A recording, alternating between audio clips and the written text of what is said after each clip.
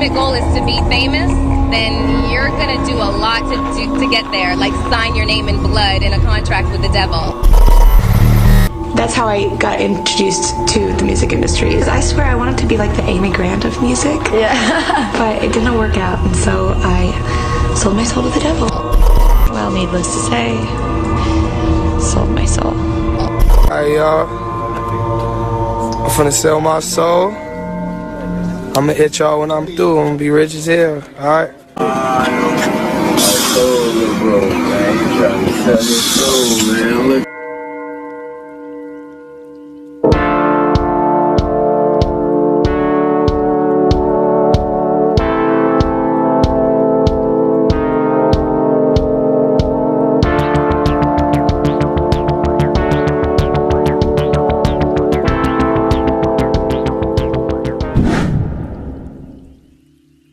So what exactly is selling your soul?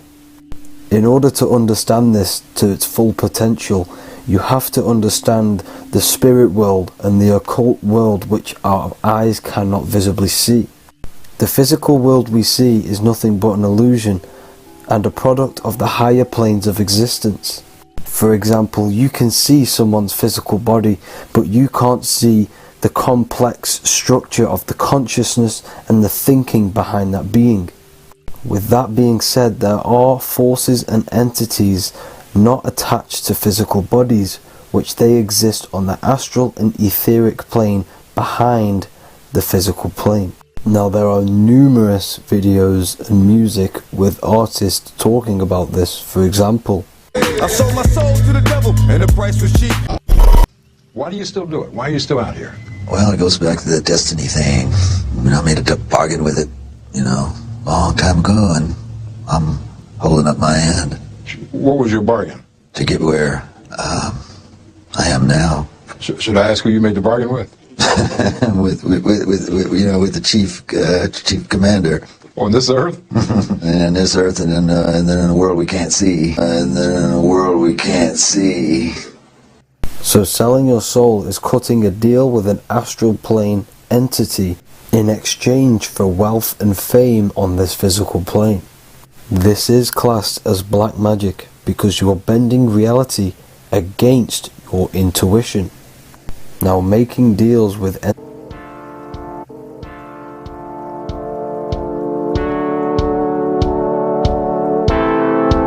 because it gives your invisible intelligence, your mind.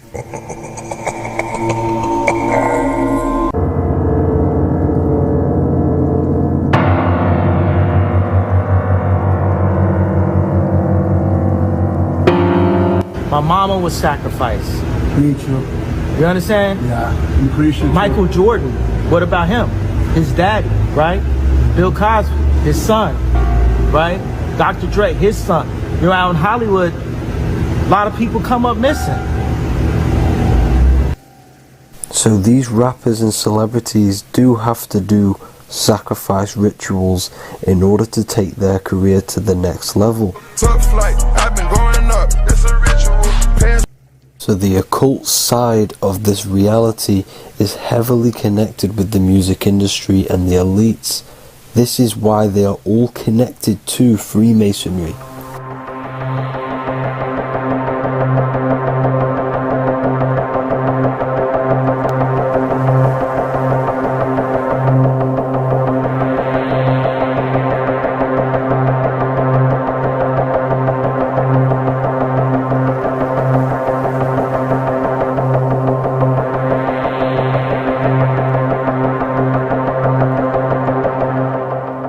Now this is why the music industry is one of the most important industries for the elites to stay in control and keeping the masses on low states of consciousness. Frequency is one of the most powerful things in reality because it's the only thing which can enter your soul and body without consent.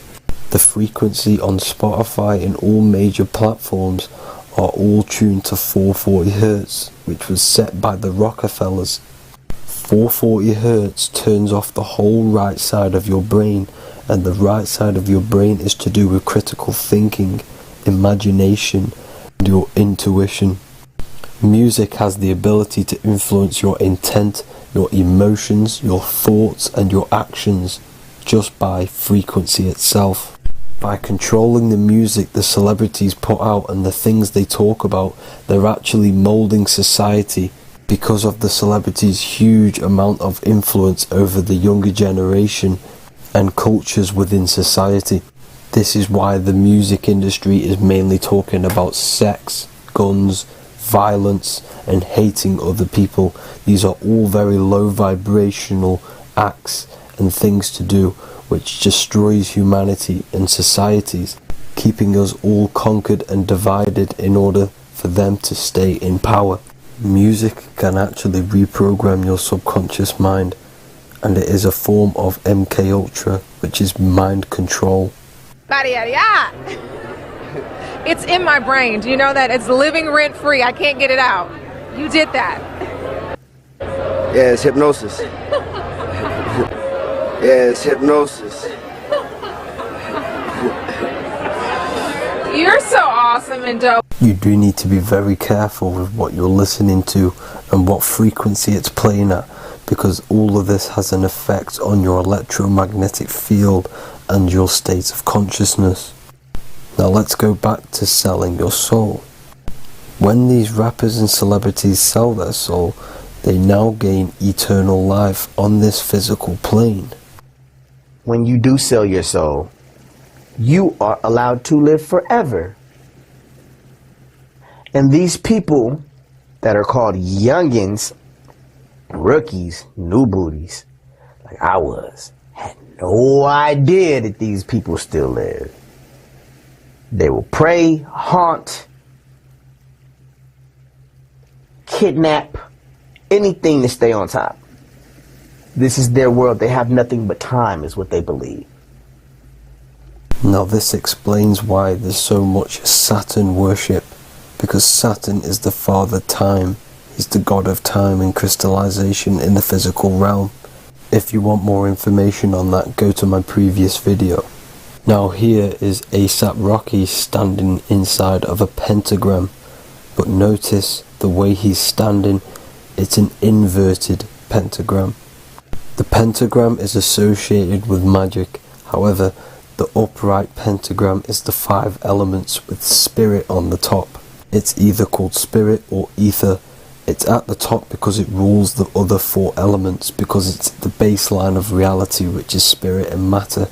Spirit is behind the physical reality. However, when it comes to black magic, they invert the pentagram, so spirit is at the bottom because they worship the physical world. This is why the Baphomet is the inverted pentagram. These people are operating off their animal instincts. They do not want anything to do with spirit. These are antichrist. All of these celebrities know full well the effect that what they're doing on the rest of the world. They have sold themselves out, and the elites use them as puppets to push this new world order and mold society in the way they want it. This is why all the celebrities are linked to Freemasonry, because in Freemasonry you have to take the oath of silence, where you can't speak on anything that they learn inside of Freemasonry. This is the symbol of silence.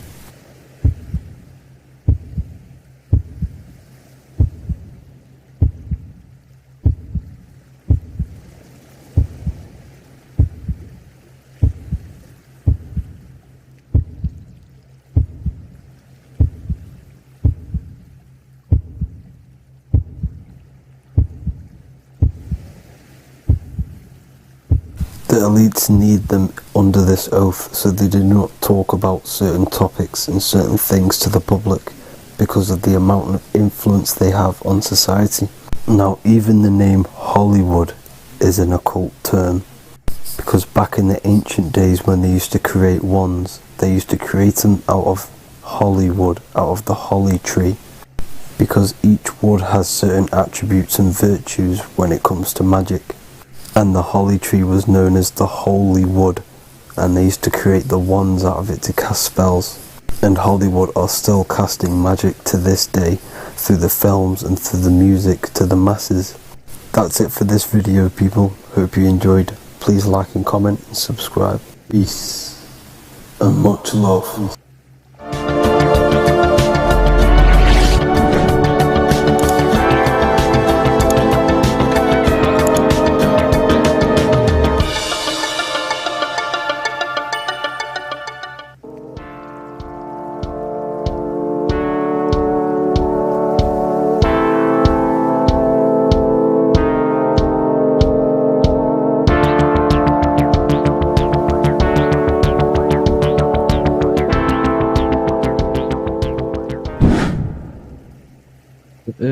has become a realm in order to trap souls within so that they can harness our electricity, our energy.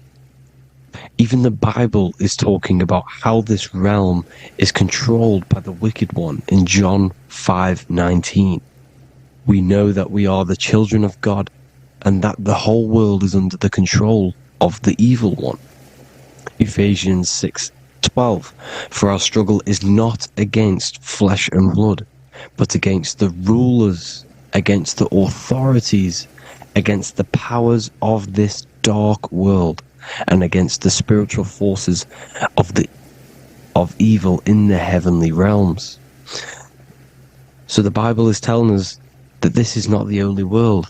There are other worlds, there are other realms that we can go to, considered as heaven. Heaven being a higher realm where there is no evil, no darkness.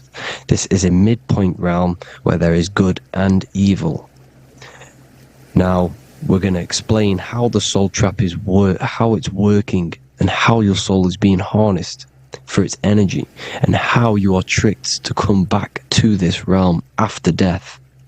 What you need to understand is first is that you are the invisible intelligence behind the physical body. You are the mind and soul. The soul is the true you, the good you. It is pure love, pure bliss, eternal, never dies. The mind can be corrupted though. The mind is the intelligence of the soul. It is invisible. It has no true form. The intelligence inhabits the brain. The brain is the computer to control the electrical machine called the nervous system, which is choice, program, and action. You are the invisible intelligence behind the body, and this will prove it even more. You do not even see into the external world. You are seeing an image produced by the brain, because the light is being sucked through the retinas of the eyes. The image is produced in the visual cortex at the back of the brain. What does this mean? This means that we are the consciousness in the center of the brain, in the pineal gland, that is experiencing the program being ran by the central nervous system in the brain. This is the sigil of Lucifer. Lucifer in Latin is Lucy. Lucy is light in Latin. Lucifer is known as the light bearer. This is how the eyes work, people. It's not a demon or a devil.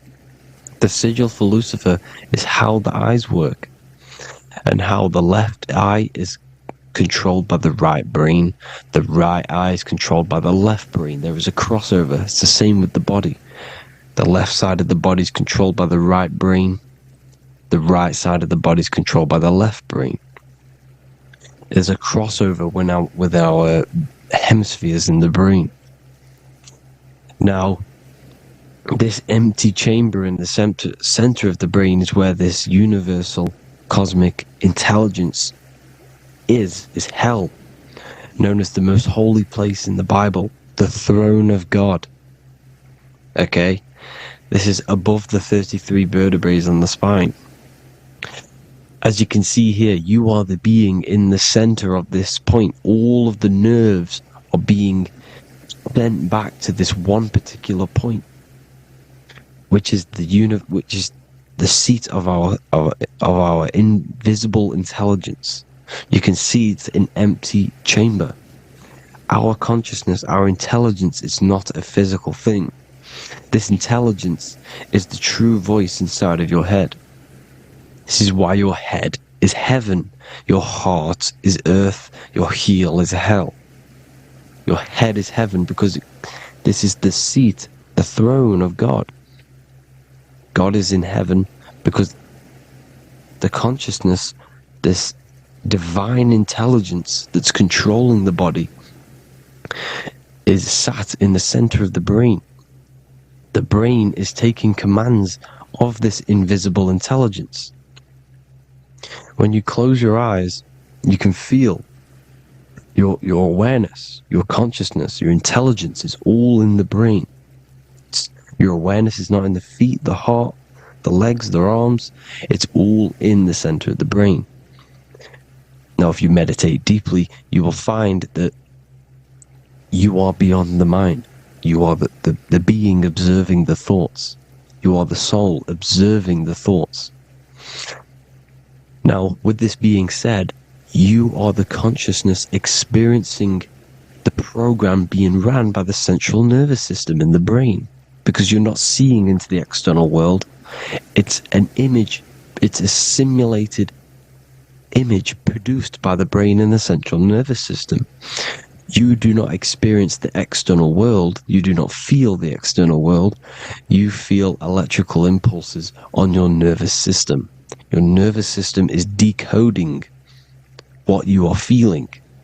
So the only thing that you truly feel is the electrical impulses on your nervous system. This is why the nervous system is the tree of knowledge of good and evil, because it gives your invisible intelligence, your mind, the knowledge of good and evil. It can detect good things, it can detect bad things. If it's hot, if it's warm, if I need to go, the nervous system is doing this. It is the tree of knowledge of good and evil. Okay? Now this universal intelligence is symbolized as the single eye. Okay? Matthew 18:9. It is better for you to enter life with one eye than to have two eyes and to be thrown into the fire of hell. What does this mean? It's symbolic, it's metaphorical, people. It is metaphoric. Your universal intelligence is the single eye, the one eye. It's the balance between the two poles, between the left and the right, the good and the evil. It knows the right thing to do all the time. This is our inner guide. The inner self is the inner guide. And when you are operating your life off duality, using your two eyes, you'll be thrown into the fire of hell, lower states of consciousness. Because you're split. You need to live in oneness, even, balance. Matthew 6:22, the light of the body is the eye. The light of the whole body is the eye. You are a light being. Human. Hue means an attribute of a color. Man is the word manifested. We are light manifested into physical form. Depending on your vibration is depending on what color that you are vibrating on, which is a hue, a human. If therefore thine eye be single, thy whole body should be full of light. Again, it's talking about the single eye, oneness, completeness. When you balance the hemispheres of the brain, we'll go over that later. But anyways, the body is the earth. This is what we need to understand, people. The body is running the simulation, the program that our consciousness is experiencing. So when we leave the body during death and astral projection, we leave the earth. This is how it works. The body is the vehicle for the earth, for this realm. Everything exists within our mind. You have the soul, mind, and body. The soul is the observer, the watcher, the true being. This is why she has many different heads, because the soul inhabits different bodies. This is the serpent, which means knowledge, which is the mind, wisdom. And this is the body. Soul, mind, and body. Brahma, Vishnu, Shiva. The mind is the bridge between the soul and the body. So what do I mean? When you astral project, you are using your mind to project your awareness, your observing consciousness outside of the physical body. The mind is the projector, projecting consciousness. By using your mind, you can project your consciousness outside of the body, which is known as the astral realms, which is known as walking on water. Jesus was never walking on physical water, people. It's metaphorical. Leaving the physical body. The water is the ether, which is the veil between the physical and the astral realm. It's a fluid substance. It's on either side. It's physical and astral. The ether is the fifth element that they hide from us. Why? Because they're trapping you in the physical. They are hiding all of these realms. Etheric, astral, and mental.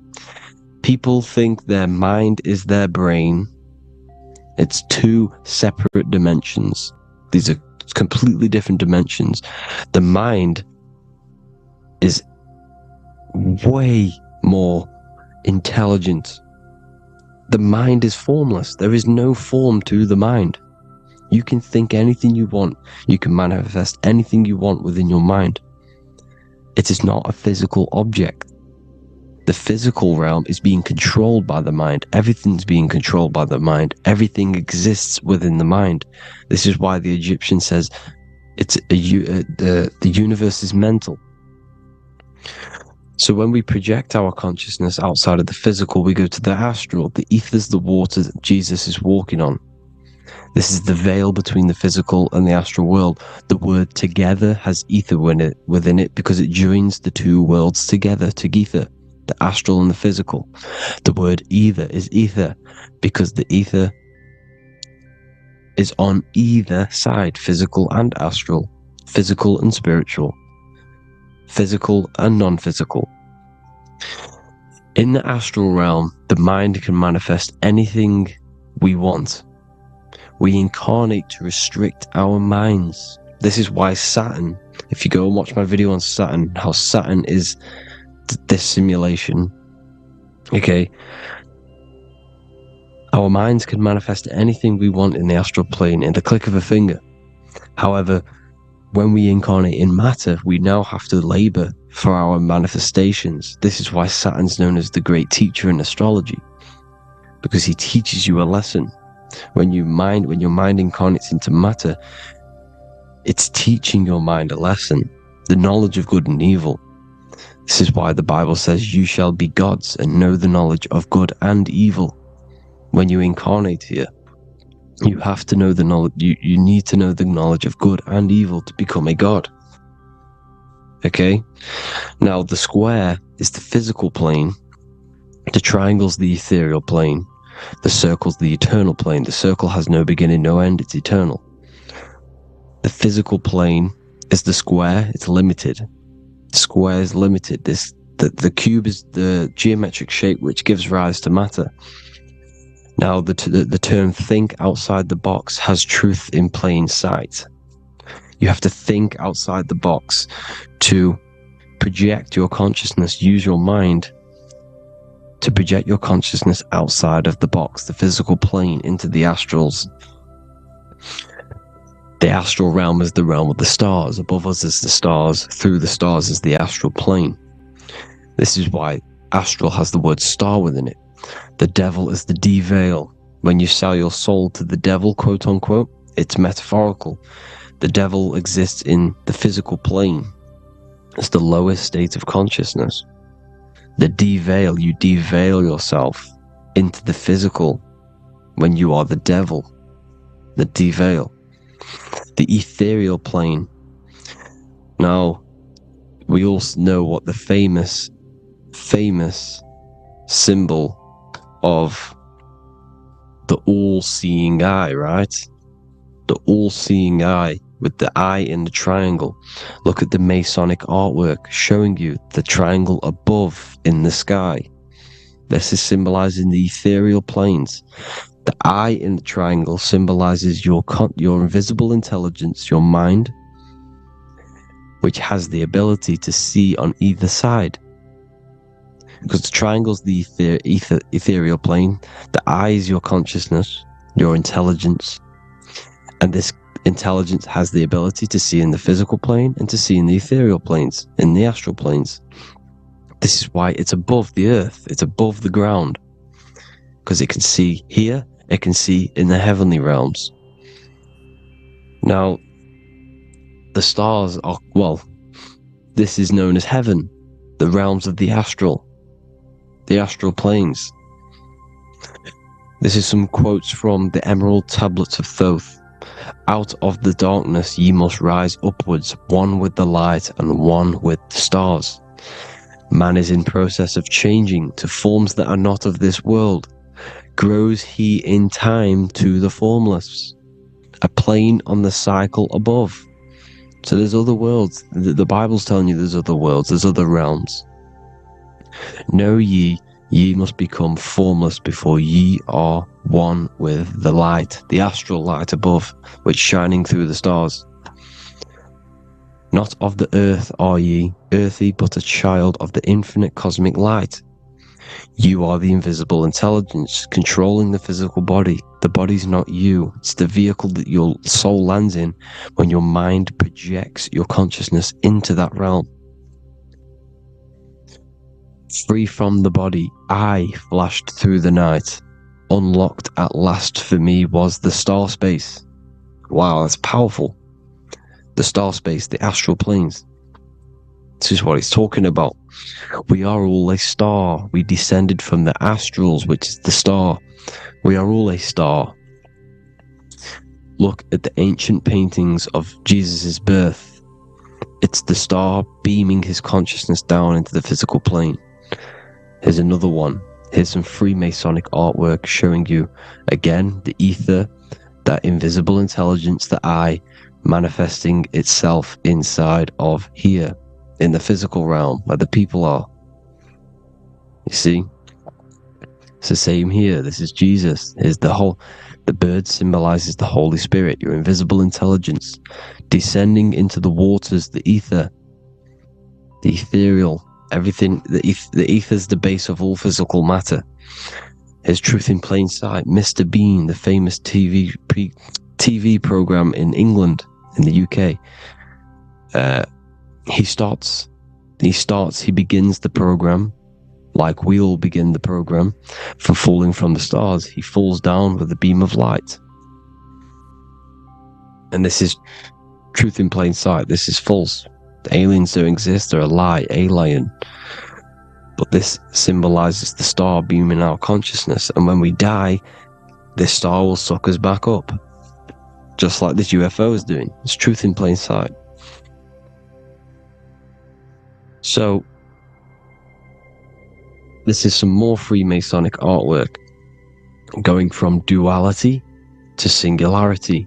Sun, moon, masculine, feminine. Right hemisphere, feminine, left hemisphere, masculine. The consciousness in the center, the balance point. Here's another more Freemasonic artwork. The two pillars, left and right hemispheres, and the invisible intelligence between the left and right hemispheres, the light of the body. This is why light's coming off it. Because it's light, it's pure light. The blazing star.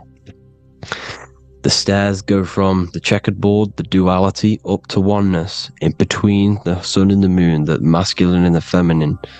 This is symbolizing going into oneness.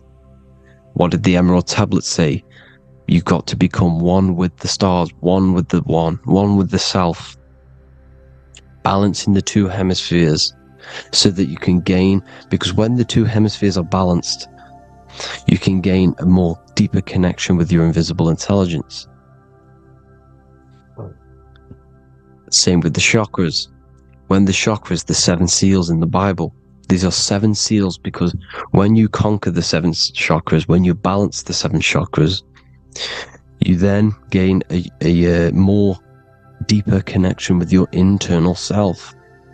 Because your mind is not filled, it's not being ran, it's not being dominated by these 7 deadly sins, the 7 seals, the 7 chakras. These are 7 energy centers which are concealing our true form. Balance makes us have a stronger connection with our true cosmic intelligence. Heaven is even. This is why Jesus is pointing at the heart. The even point is the heart. You got to balance the chakras and live from the heart, because the heart is the earth. You're in good and evil. The body manifests the lower and the higher self. The higher self is in the higher parts of the body. Wisdom, intuition, expression. The lower self is in the lower parts of the body. Sex, food, and power. This is how they are trapping your soul, people. Like I said, The mind is the bridge between the soul and the body. So by tricking the mind, not giving it the right knowledge, and keeping the mind stuck in the lower three senses, thinking about power, food, and sex, this is low vibrating energy. It's going to keep your mind addicted to the physical realms. Okay? This is why you need to go even, balance, heaven. Okay? I will explain the soul trap in a second, how it fully works. But I'm telling you all the science behind it so you can understand. When you are doomed, you are domed. This is the dome, the firmament, the firmament, the mind. Ment is mind, firm is firm. A firmament is doomed under the firmament. You must have a loose mind, an open mind to expand your consciousness beyond the stars, beyond the ethereal barrier. You have to vibrate higher than this world.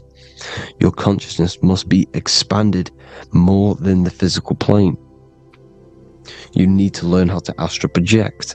You need to learn how to leave the body, how to operate outside of the body, so that when you do leave the body, you will have recognition. You will have knowledge. You will have practice. But this is as above, so below. The woman's belly is the earth. It's as above, so below. It's a microcosm of the macrocosm.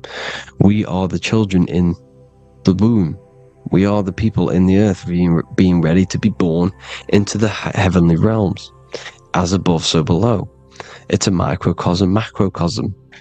Everything is in everything on a bigger and a smaller and a larger scale. Now, when the baby figures out that there is a world beyond its mother, what happens? The baby starts to move around and tries to get out of the mother. Because once it starts to hear the external world, starts to hear people, it's going to wonder, what's outside of why am I in here? What's outside? So the baby will force its way out of the mother. It's the same with our minds, as above, so below. When our minds figure out that there are other realms beyond this world, we will seek a way out. This is the womb, the Mother Earth, Mother Nature. It's the mother. We're in the womb. We can be born out of this world, which is being born again in the Bible. When you are doomed, you are domed under the dome, under the firmament, the firm mind. The firm mind will keep you under the firmament. Due to the law of polarity, there has to be other realms. There has to be. Because the law of polarity works in this world, and it will work on every scale possible. It's universal laws. These are universal laws. The law of polarity means that there are other realms polarizing this realm. There is a hell, there is a heaven. There is a midpoint, which is Midgard, which is the one we are in now. Earth, heart. Earth is the heart.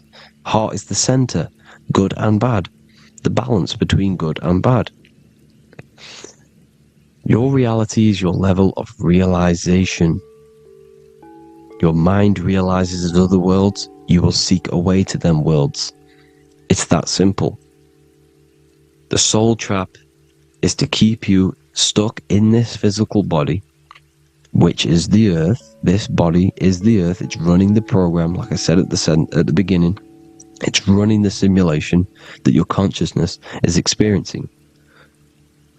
You are an electromagnetic being, and you're hidden in a cage, your rib cage, and you're stuck in cells, a prison cells. Look, you're in cells. We produce electromagnetic energy. Your soul produces this energy. And by trapping your consciousness inside of this physical realm, they harness this energy within the astral realms. They're using you to manifest demons, because your mind creates demons, through emotions and mental thought energy, which is a whole nother video. I can make a video on that. You're manifesting everything for them because they're trying to create a hive mind. This is why they want everyone to believe in one belief system, one government, one belief system, one religion, because they're creating a hive mind. This hive mind will manifest and be summoned within the astral planes, because the mind manifests the astral plane. The astral plane is the realm of imagination. The mental plane is the realm of just thought alone. The etheric plane is the energy. The physical plane is the matter. So all of our minds together are manifesting these demons within these subconscious realms, the astral. Now, how are they keeping you stuck to this realm? Well, when you die and you're stuck in your lower 3 chakras, okay, when your mind and soul detaches from the body, which is the earth, when you leave the earth, you're still going to have these mental addictions to the food, the sex, the materialism, the phone, the cigarettes, everything. This is why they get you addicted to everything possible. The TikTok, the YouTube, they get you addicted to as many things possible. Because when your mind is addicted to these things, and when this mind leaves the physical body, you're still going to have these addictions. Okay? You're still going to have these thoughts. And you will be manifested into the lower astral realms because you're thinking materialistic, you're thinking negative. Because your level of realization was your reality. You were manifesting hell on the earth. When you leave the body, you're going to manifest hell in the astral planes, which means you'll be vibrating on the very low, which will put you in the lower astral realms. So guess what? You're going to come back. You're going to come back into materialism. You're going to reincarnate. Because you haven't prepared for life after death. You must detach from the external world. Okay? Moon is mind. The sun is the soul, the earth is the body, the moon is the mind. This is why we say lunatic. In your mind you have a specific mood. Moon. Money, M-O-N, is the moon. Money exists in the mind. They get you addicted to the money. The Bible's telling you this. Do not conform to the pattern of this world, but be transformed by the renewing of your mind. It's telling you. Of this world, but be transformed by the renewing of your mind. Who knew that the Bible was this deep? Matthew 16:26, what good will it be for someone to gain the whole world yet forfeit their soul? James 4:4, don't you know that friendship with this world means enmity against God? Therefore, anyone who chooses to be a friend of this world, of the world, becomes an enemy of God. John 4:4, dear children are from God and have overcome them, because the one who is in you is greater than the one who is in the world. It's talking about the invisible intelligence. It's greater than the physical world. John 2:15, do not love this world, nor the things it offers you. Because this world will create you to, if your mind has attachments to what this world offers, sex, money, and power, pretty much, you will reincarnate here. You will come back here. Because when you leave the body, your mind will still have these addictions. Do not love the world, nor the things it has to offer you. All of this is in my newly published book. The paperback versions are now available. Finally, for all the people who have been waiting, the Book of Wisdom. All of this knowledge is inside of the Book of Wisdom. The paperbacks are available. There's worldwide shipping. You can get it anywhere, pretty much, any country. My new website, it's amazing. There's going to be some amazing products coming on the new website. But I thank you all for the support. Before I leave, I need to explain what is going on with the soul trap? Like I said at the beginning, the mind's the bridge between the soul and the body. The body's the realm. By tricking your mind with false knowledge, they are keeping your soul stuck to this realm. They get you addicted to all the physical things, and that is it. As soon as you're addicted and you die, you're going to come back.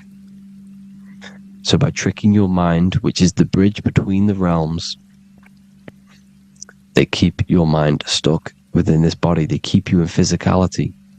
They deveil you. The devil, the deveil. Thank you all for the support, people. If you do want to join the Academy, all the links will be posted below this video for the book, The Academy. Thank you all for the support, and have an amazing day.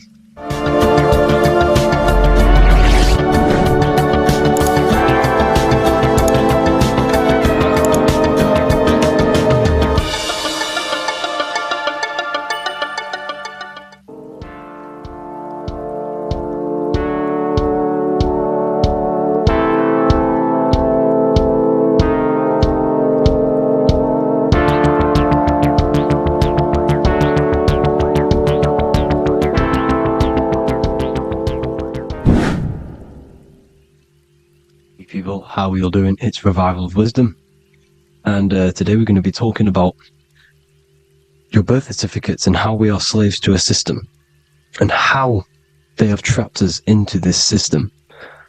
Okay, so the first thing you need to understand about this system is there are two types of laws. You have the law of water, which is admiralty law, and the law of the land. So the admiralty law is the law of water, and this is what money is. Money is water. This is why we say liquidity, currency, the current. A current is water, something moving through something. Cash flow. And this is why banks are called banks, because a river bank is on either side of the water, and it directs the currency. You see? So money is water. And as you can see here, Ripple, the cryptocurrency, Ripple, water Ripple, and they're building a bridge over water, overseas, international banking with cryptocurrency. So money is water, and this has specific laws about water, but water is the same everywhere, you see. What the difference is with the law of the land is that you can have different laws in different lands. I can't do certain things in the UK that people can do in America, for example. You see, that's the law of the land. But the law of water is the same, because water is everywhere. Now, this is very important to understand when it comes to, you know, these birth certificates. So, Pope Gregory, this is where we're going to start off. Pope Gregory in 1582 took the Orthodox Eastern sunrise calendar and changed it to his own Gregorian timeline, not a calendar, a timeline. This timeline was copyrighted by Pope Gregory under the name of the Vatican. So the Vatican owns the timeline that we are using today, 2023. They own it. They own the title of this Gregorian calendar. Okay? Therefore, anyone who is born under this copyrighted timeline, not calendar, they are subjected to Rome, because Rome owns the timeline. They have a patent, a copyright for that timeline. What is on our birth certificates? That timeline. We are born underneath, we are subjected to the Vatican. This is why all birth certificates go to the Vatican. They own every single birth certificate. Okay?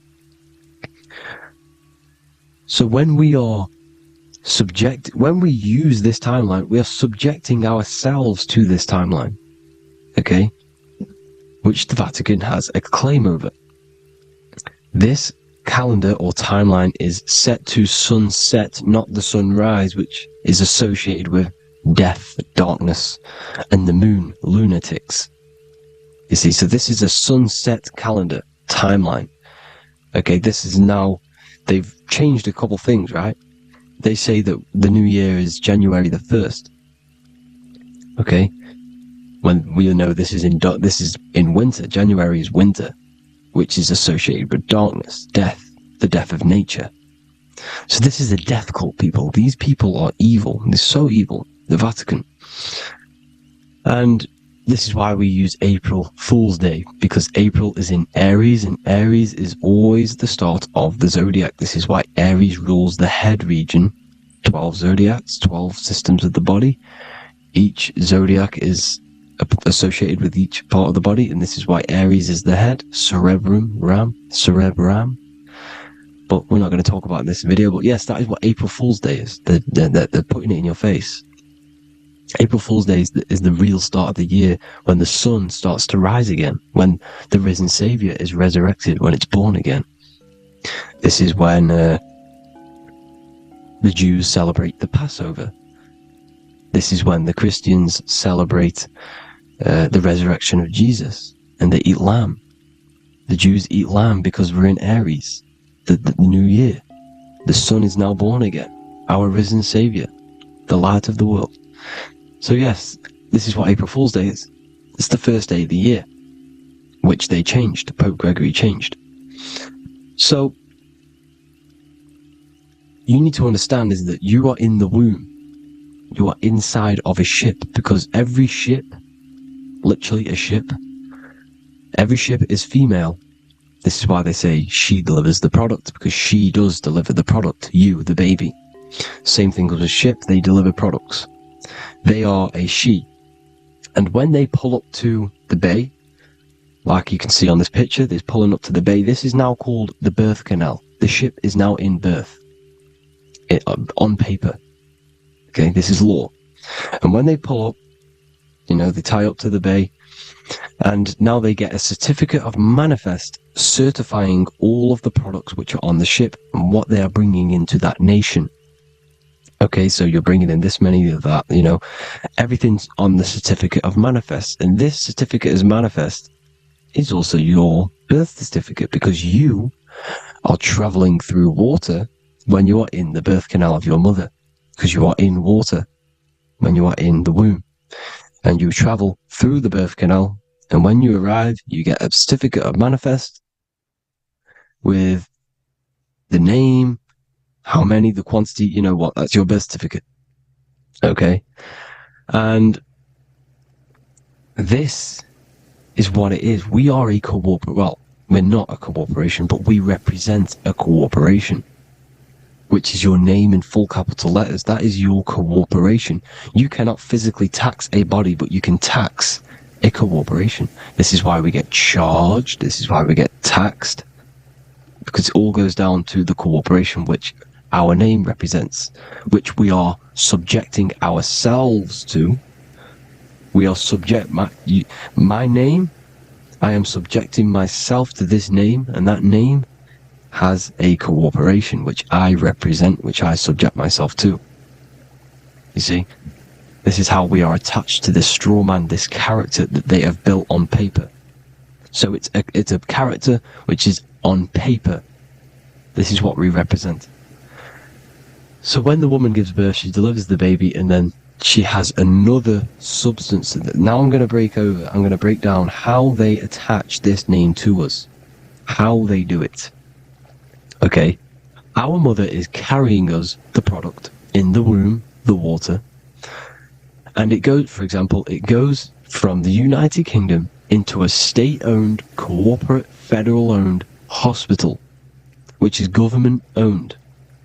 She does not declare the package when she enters the building. So keep that in mind. When she delivers the package in the federal territory, she does not declare the package either when she leaves. Therefore, there is no evidence that we exist when we arrive. On paper. On paper, there is no evidence that we came into the building or left the building. We have not been declared. So we do not exist on paper at this point. When the woman gives birth, she delivers the baby, and then she has another substance which is called the afterbirth material. Okay? This afterbirth material has the same DNA as our physical body, with the body, mind, and spirit. Okay? This is how they get this cooperation. Hold on. The afterbirth material does not get claimed by the mother nor anyone. Therefore, they salvage that substance because we are under the Vatican. Every state is all Catholic. Your birth certificate is Catholic. No matter what religion you think you are, every single birth certificate is Catholic because we are subjected to Rome. All roads lead to Rome. Rome runs all of this. Okay? We're still under the Roman Empire. Okay, so Rome are Catholic and they believe in salvation. This is how religion comes into this. This is how they use religion to get this. So they salvage the afterbirth material and they claim it and they salvage it and give it and charge it to Rome. And they give it a name. Here's the legal term, born alive. Here's what it says. Each product of such birth is considered live born and fully recognized as a human person. So each product of such birth, so that could be anything, the afterbirth, the person who actually comes out, the baby. So your afterbirth, which we do not take with us, we take the baby with us, they keep that in the hospital, they collect the afterbirth, and they salvage it, and they give it the name, which, it is us. We are a representative to that afterbirth material, which they put the name on, they claimed, which is subject to Rome. So, we are walking around our whole lives as a representative to that claimed, salvaged afterbirth material, which the federal state have. Okay? We are under the Catholic Church, Vatican, therefore the afterbirth material is a child of God. See? On paper, therefore they believe in salvation and salvage the afterbirth material. This material has no mother or father. The state pick it up, it becomes a war to the courts and gets charged to the state. So we are a representative to that character they salvaged because it is the exact same DNA as you. Subject is the name or the title, and the matter is the physical aspect left behind in the hospital, which represents us. You see? So, now we're moving on to Unum Sanctum. Unum Sanctum was in 1302, a very, very important year. Very important year. Unum Sanctum says, this is basically how they claim everyone in the world. So the Vatican had all this power, all this gold, all these people under them. They need to get a claim for them so then they can rule over them and make them slaves. So what they did, they created Unum Sanctum. Pope Boniface VIII did this. And it says, the spiritual man judges of all things and he himself is judged by no man. The spiritual man, keep that in mind, unless he invent like Manichaeus, two beginnings which is false and judged by heretical, since according to the testimony of Moses, it is not in the beginnings, but in the beginning that God created heaven and earth. Furthermore, we declare, we proclaim, we define that it is absolutely necessary for salvation that every human creature to be subjected to the Roman pontiff. So they are claiming us in Unum Sanctum, and it's in the vaults in the Vatican. They will put a spell on it because they are sorcerers, they are magicians. They put a spell on it, they lock it up, and whatever goes on that piece of paper goes. And this Unum Sanctum is claiming all of us. So what does it say in the beginning? The spiritual man judges of all things, and he himself is judged by no man. The spiritual man, the man with the body, mind, and soul, the first baby that comes out the birth canal. That's you, your body, body, mind, and soul. You have the Christ, which is I am, which is grace. Grace means here now, in the present. You have the Christ, which means I am. Therefore, you have a soul. If you can say I am, you have the Christ. You have a soul. But a creature can be anything with no soul. You see? So, no man can judge the man with the soul. However, as it says in the second part, we proclaim, we define that it's absolutely necessary for salvation that every human creature to be subject to the Roman pontiff. So they are subjecting the afterbirth, not the man with the body, mind and soul, but the afterbirth to the Roman pontiff, to the Roman Catholic Church. We are the ones who are claiming to be the afterbirth material, which is our birth certificate, which is our representative. We represent that because it is our DNA. This is how we are stuck. We are stuck because we represent this DNA which is on paper, recorded. You see? So we, being untaught, uneducated in these subjects, we are subjecting ourselves to this system, to this slavery. Because we just want to live. We just want to live happily. Just peaceful.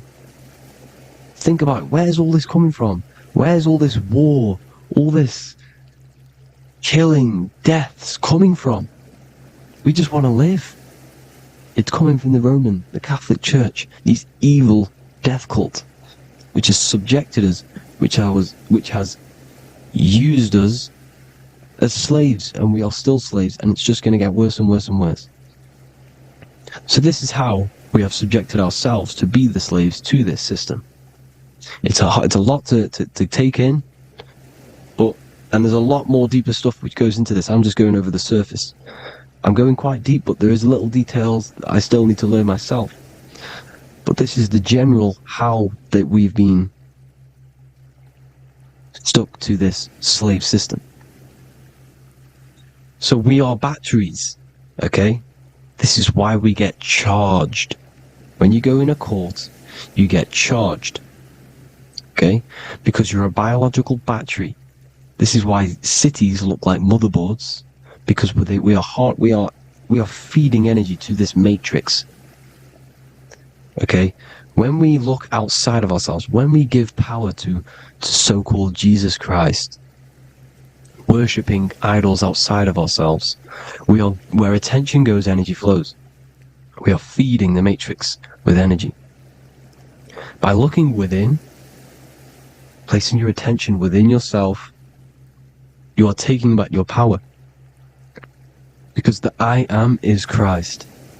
The you, the soul, is Christ. It's God.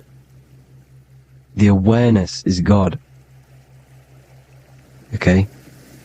However, we are subjecting ourselves to this system. We're subjecting ourselves to this system, and the feeding of our energy. So what we need to look for the future is that, think about it, with the end goal is to change our DNA, is to literally make us robots, transhumanism, slaves. This is why we have smart cars, smartphones, smart watches, smart meters, smart cities, and all of this is going to be connected by the smart grid, which is 5G. This is why 5G is rolling out. 5G is going to connect all of these technologies to one. It's like a big net system. And you know why they're doing this? It's because all of this is going to be connected through this 5G, and that 5G is going to be controlled by the elites. So you say anything wrong, you do something wrong, you say the wrong thing online, they'll turn off your car, they'll turn off your phone, they'll turn off your smartwatch, they'll turn off your TV, because it's all going to be connected and controlled by the smart grid. And this is what the Great Reset is, people. But they're going to trap us inside of these 15-minute smart cities, so we can't leave the area, because they're going to use climate change as a tool to enslave us, to not travel because of so-called climate change and the fumes that we are putting into the air, which is all BS. They're doing this to push these new cities, to push all of it. But listen, they're trying to get inside of your body. The only way they can do that is to get you addicted and using this technology. First, they got on the body with the smartphone. Well, first of all, we use the technology. We get used to it with it in our hand. The next step for them was to get on the body, which is the Apple Watch, as you see down here. They have now successfully got onto the body. The next thing is to get inside of the body. This is the brain chip. You see how they've slowly lured their way in, slowly got you addicted to this technology, got you dependent on this technology. And what they're going to do is that they're going to mold society to be dependent on the brain chip. So in order, for example, if you want to go and pay for food, you're going to have to get a chip to pay for the food, because it's all going to be digital money. And that digital money will be connected to the chip, and you'll need the chip to pay for things. You see? So this is how they're slowly transhumanizing us. These phones, these apps, these things which are all we are all using, was created by Freemasons. Mason means traveler, because they travel the depths of the mind. They understand human consciousness. They understand the brain. They understand the mind. By the deepest root cause, they understand it. This is what Masonry is. It's the occult. So these technologies is designed by these people. This is why they're so addictive, because they understand how it works. They understand how to get people addicted, because they understand human consciousness, the brain, the body, and the mind. So this is the advantage Freemasons have over us. And these secret societies, which have gone through the orders of Freemasonry and progressed onto these secret societies, which are the evil side, because I'm not saying Freemasonry is evil, okay? But the societies which they go beyond Freemasonry, because you can go beyond the 33rd degree into these secret societies, and they use this knowledge for the bad, to enslave people. And this is what's going to happen. Transhumanism. So I hope you all learned some insight for today. Please do a bit more research on, the birth certificate and stuff like that, the straw man. And have an amazing day, people. Please like, comment, and subscribe. Peace.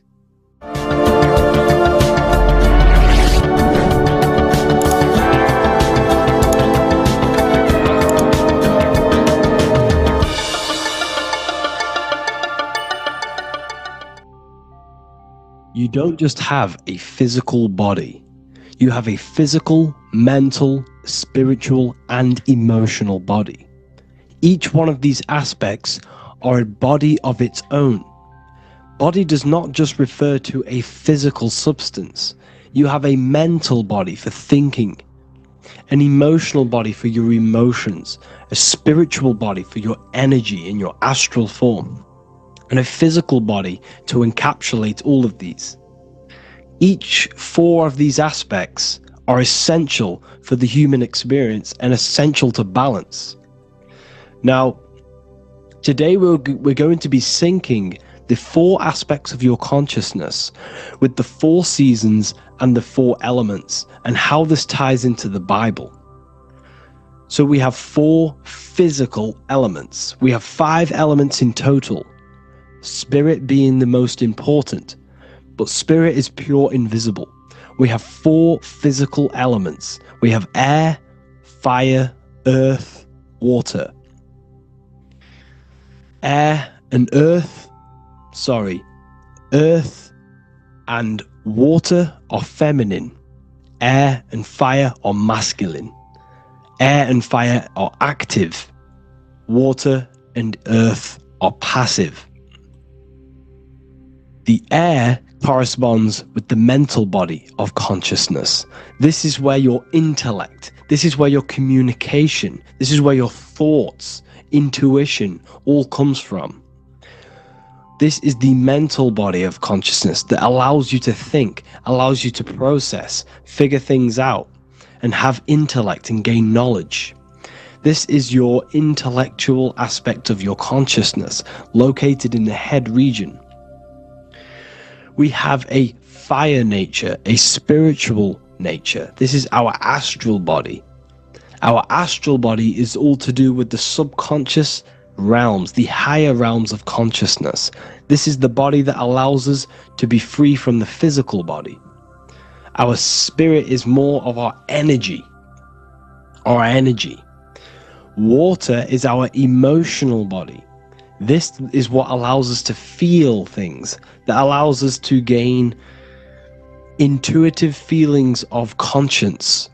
So emotion allows us to understand what is right and what is wrong. When we feel something bad, we know that this is wrong. When we feel something good, we know that we are doing good. Emotions are a creational force that allows us to feel certain things to bring them into existence. Our emotional body is a creational force and should not be reactive, and it should be controlled. Most actions are stemmed from emotions. Actions bring thought into physical existence. Emotions are the driving power. They are what drives your actions. The thought, then the emotion, then the action. Earth is your physical body. This is your physical state that allows you to take mind and emotion into action, into fruition, into physical matter. This is what your physical body allows your consciousness, your soul, to interact with the physical world and bring things into physical existence. The physical body, the physical world, is an outcome and an effect of the thinking mind. All physical substance comes from the thinking mind. The pen, the phone you're holding, the microphone I'm speaking into, all began as a thought in the thinking mind, then it was brought into physical reality. Earth is the most dense. So it goes in this order: body, emotions, spirit, mind. The higher you go up, the more lucid and fluidic it becomes. The lower you go down, the more dense and dull it becomes. Air is the mind, fire is the spirit, water is the emotion, earth is the physical body. So this is why you are a microcosm. You have these four things within you. You contain of these four elements, which correspond to the four bodies of your consciousness, the four bodies of the soul. You are the soul. You are the spirit. So this is why in Theologians 4:17 it says, caught up together with them in the clouds to meet the Lord in the air. You don't meet God or the Lord in the physical air, in the clouds. This is clearly a parable. A human being cannot go up to the clouds and meet a mystical man in the clouds. This is obviously a parable, a metaphor. The air is your mind. You must raise your consciousness beyond the body, beyond the emotions, beyond the spirit, and enter in the mind during meditation, turning the mind inward to connect with the Lord. The Lord is the highest aspect of your consciousness, the one that exists beyond the physical body, beyond your emotions, beyond the thought. So you meet the Lord in the air, in the mind. The mind represents the air. This is why in America there's a saying called an airhead. You're an airhead. This means that you are stupid, or you don't think, or you have nothing in your mind. You have nothing in your head. When someone's very stupid, you call them an airhead, because air represents the mind. The air is elevated. The air is invisible. The mind is totally invisible to the human eyes. It is a metaphysical substance. In fact, it's not a substance at all.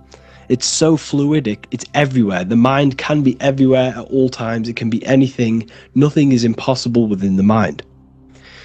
Now, this is synced with the 4 seasons. The 4 seasons represent the 4 aspects of human consciousness, the 4 bodies of your consciousness, the 4 bodies of your soul. The sun is your soul, okay? And the sun travels around 4 seasons. Summer, when the sun is the most hottest point. Autumn, when the sun starts to move away from the hottest point. Things start to die. Then it goes to winter. This is when everything dies. This is when things enter in within itself. This is when darkness occurs. Then spring. This is the reignition of the sun. This is when the sun starts to bring back the warmth back to the summer. You have 4 seasons which correspond to the 4 bodies of consciousness. Fire is the spirit. This is when you are passionate. This is when you are taking action. This is when you are fiery. The sun is blazing. You're taking action. You're very passionate. You're very spirit. You're in the spirit. Autumn is water, emotion. This is when you start to become very reflecting. This is when you start to feel emotional. Because in autumn, there's lots of water. This represents the emotional body of consciousness. Winter is the mind. This is air. Winter, what happens in winter? Everything enters within itself. The leaves die. The trees die. Everything dies and goes within. This is the mind. The mind is the darkness, remember. You close your eyes to enter within the mind. The winter represents meditation. In the winter, what do people do? They stay inside of their house. They research more. They read more books. They become more intellectual. They think more in the winter because we are so we're stuck inside. So we're more reflective. We're thinking more. We're more communicative. We're more intellectual. In the spring, this represents the earth, the body. This is when we start to come out of the mind and we awaken to the body. And things start to grow again. The plants start to grow. The earth is growing again and reborn again.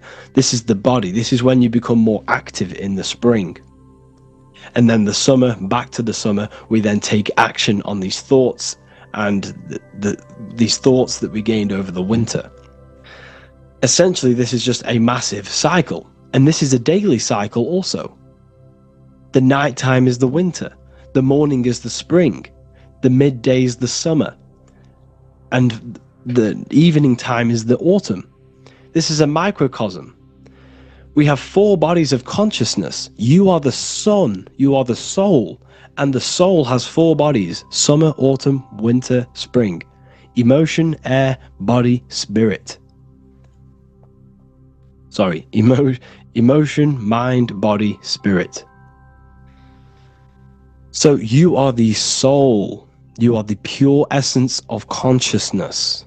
The sun is your soul in the heart. And the seasons are inside of you because you are a microcosm. Okay? You are a microcosm. The word sun is son. The Latin word for sun is sol, which is soul or solo, because the sun is solo. It's on its own. You are the soul, and the soul has the 4 different bodies of consciousness. So, before we move on any further, if I've blown your mind, please, if you can, leave a like, a comment, a share, and a subscribe. Let me know what videos you want me to make in the future. Please drop a like, it definitely will help me. You are a microcosm of the macrocosm. Man is a miniature universe that goes through its own cycles. The seasons of the summer, winter, spring, and autumn do not occur merely outside of him, but within him as well. The summer is within you. You feel different in the summer. You feel different in the winter. You feel, depending on the body of consciousness, it's your soul's interacting with. So the sun in the sky is your soul inside, and the sun goes through these cycles which is affecting your bodies of consciousness, because the cycles represent your bodies of consciousness. Now this ties in with the Bible. This is why we have 4 Gospels. This is why Matthew, Mark, Luke, and John are always seen with the 4 different zodiac sign animals or symbols.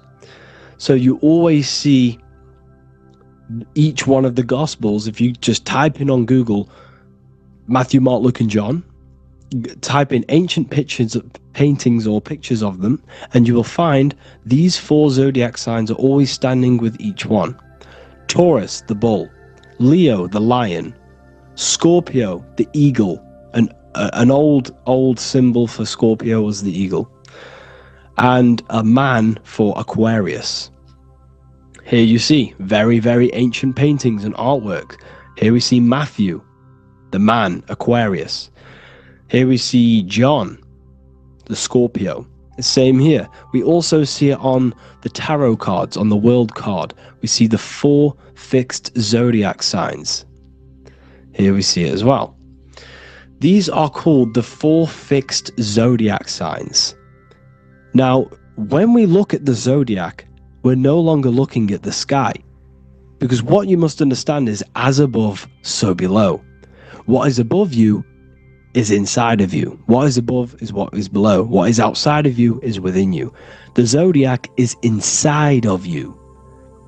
The zodiac revolves around the sun. The sun is your soul. These are different energies of your soul. Like I said earlier, the 4 seasons are the 4 bodies of your consciousness. And in each body of consciousness, you have these different energetic energies that you can work with. Okay, so this is the true astrology. This is the true astrology, the internal esoteric astrology. You can't find much information on this at all.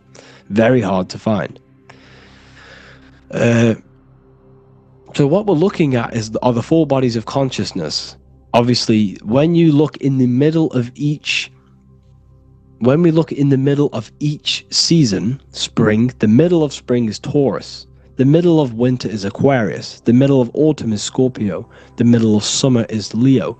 These 4 signs are known as the 4 fixed signs.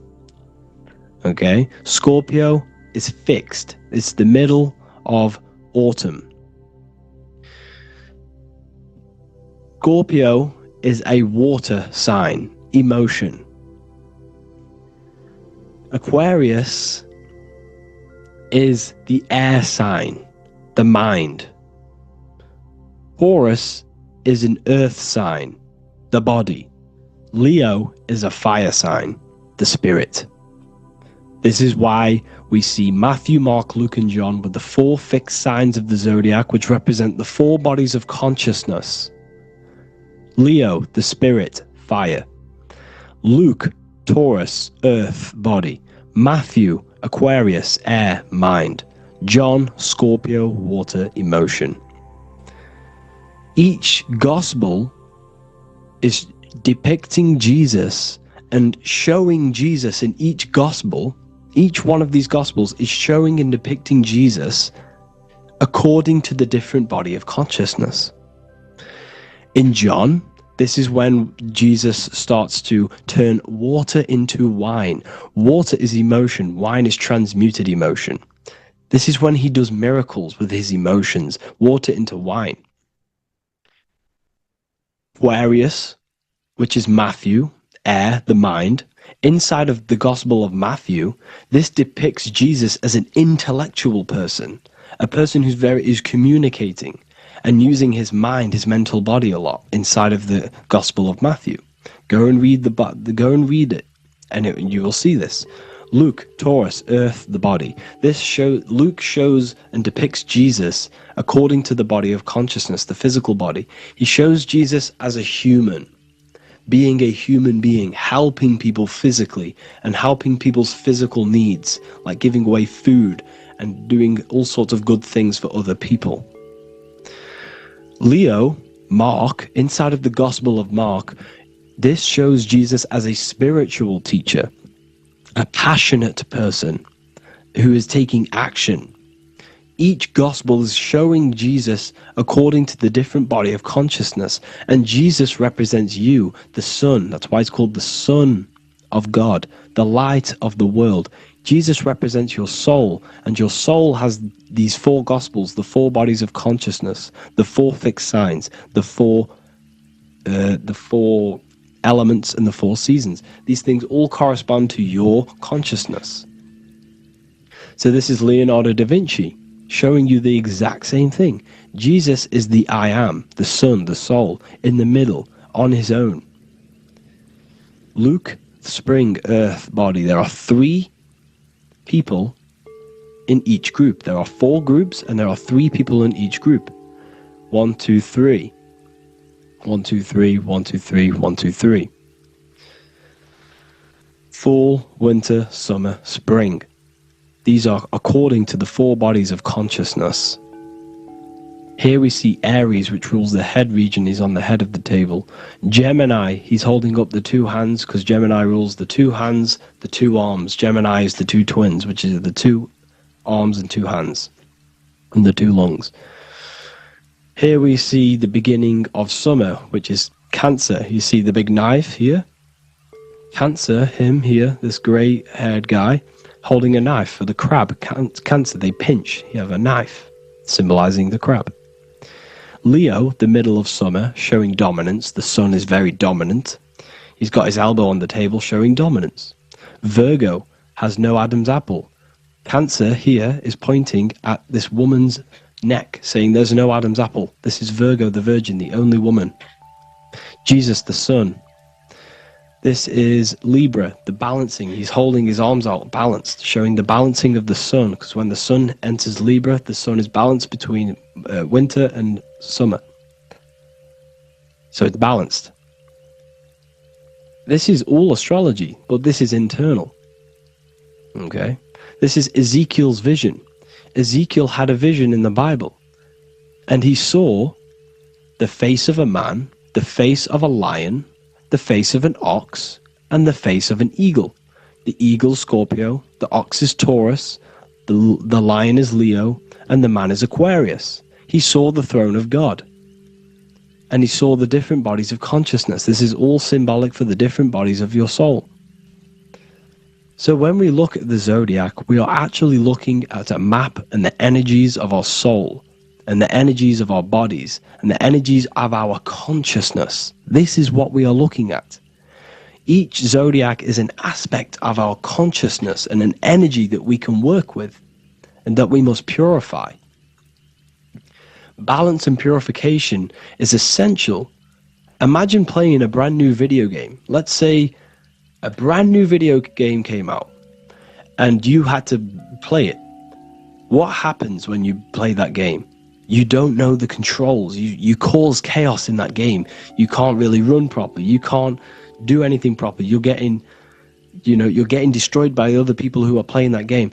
It's the same with your physical body. When you are born, you must learn how to play the game. You must learn how to balance the mind, learn how to balance the spirit, the emotions, and the physical body. We must balance and purify each body of our consciousness. We must look after our physical body with our physical health by eating physical, electrical food like fruits and veg. We must look after our minds by being conscious of what enters our eyes, enters our ears, enters everything. Whatever enters our 5 senses is affecting our mind, our mental health, our environment, mental. We need to look after our thoughts. Control our thoughts by purifying our thoughts, only positive thoughts. Then we must purify our emotions, feeling only gratitude and love and not feeling these negative, dull emotions. Then we must look after our spiritual body through meditation and looking after our spirit. But remember, when we look after our mind, it all begins in the mind. Each body of consciousness is interlocked with the other. If you have an unhealthy body, you have an unhealthy mind, spirit, and emotions. If you have an unhealthy mind, you have an unhealthy body, spirit, and emotions. If you have an unhealthy emotions, you have an unhealthy spirit, mind, and physical body. They're all interlocked. You must balance each one of them. Look after your physical body. Look after your thoughts. Look after your emotions. Look after your spirit. But remember, the mind is the most powerful one. It's mind over matter. Once we look after the mind, because once we start to control our minds and control every thought we think, This will then turn into discipline in our physical body, because once we learn how to discipline the mind, we learn how to discipline what we eat, we learn how to discipline what we feel, we learn how to discipline our spirit. This is all interlocked, but work on the mind first. Work on the mind first. All of this knowledge is inside of the brand new Book of Wisdom, Volume 2. This is a revolution of human consciousness. If you've read it, please leave a review down below. If you've read Volume 1, leave a review down below. This is the next revolution. I don't see this information anywhere. This is the next revolution of human consciousness. And of course, if you are serious about this and you truly want to gain enlightenment and join an amazing community where you can connect with me on live calls, lectures, the Manifestation Mastery course, you can gain access to my library of over 45 PDFs plus my books.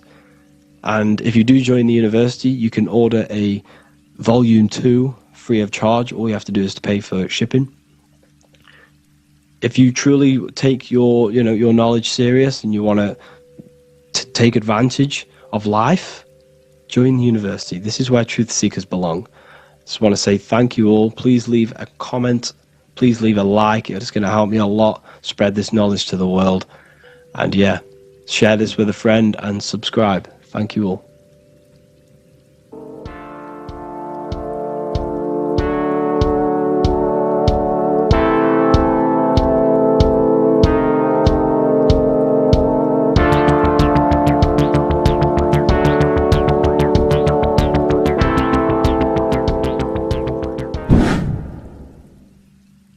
What is good, people? It's Revival of Wisdom. Today we're going to be talking about Saturn.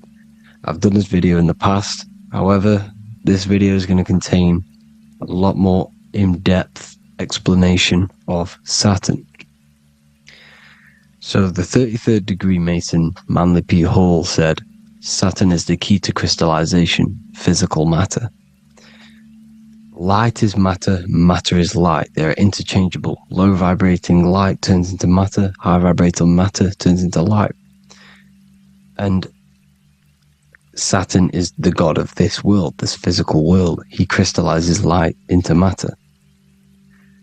This is symbolized as the Masonic checkerboard, matter and spirit, matter and light, light and matter. He's also the god of time, destruction, justice. He creates and destroys, because all things in time die. He creates and destroys you. So, because we live in this physical world, which is the electric world, this is why we say electricity, because it comes from the root word of El, Saturn. They used to call Saturn El, E-L. This is why we used to say Elohim is God. The real God of this world is Saturn, but it's being hid. This is being hid. Jesus is Saturn. All of this is Saturn. It's all Saturn worship. It's the real God of this world, So, physical matter is a result of two opposing forces equalized on the plane of inertia, because everything is created out of electromagnetic toroidal fields. And these two poles equalize on the plane of inertia, which gives you planet Earth, plane of inertia. The plane of inertia is what Saturn is. It's the ring around the center of the plane of inertia. Thank you to Walter Russell saying, physical matter is a result of two opposing forces on the plane of inertia. This is what Walter Russell says, so please check out his work. He's got many books, many books on light and electromagnetism and stuff like that, so I advise you to check him out.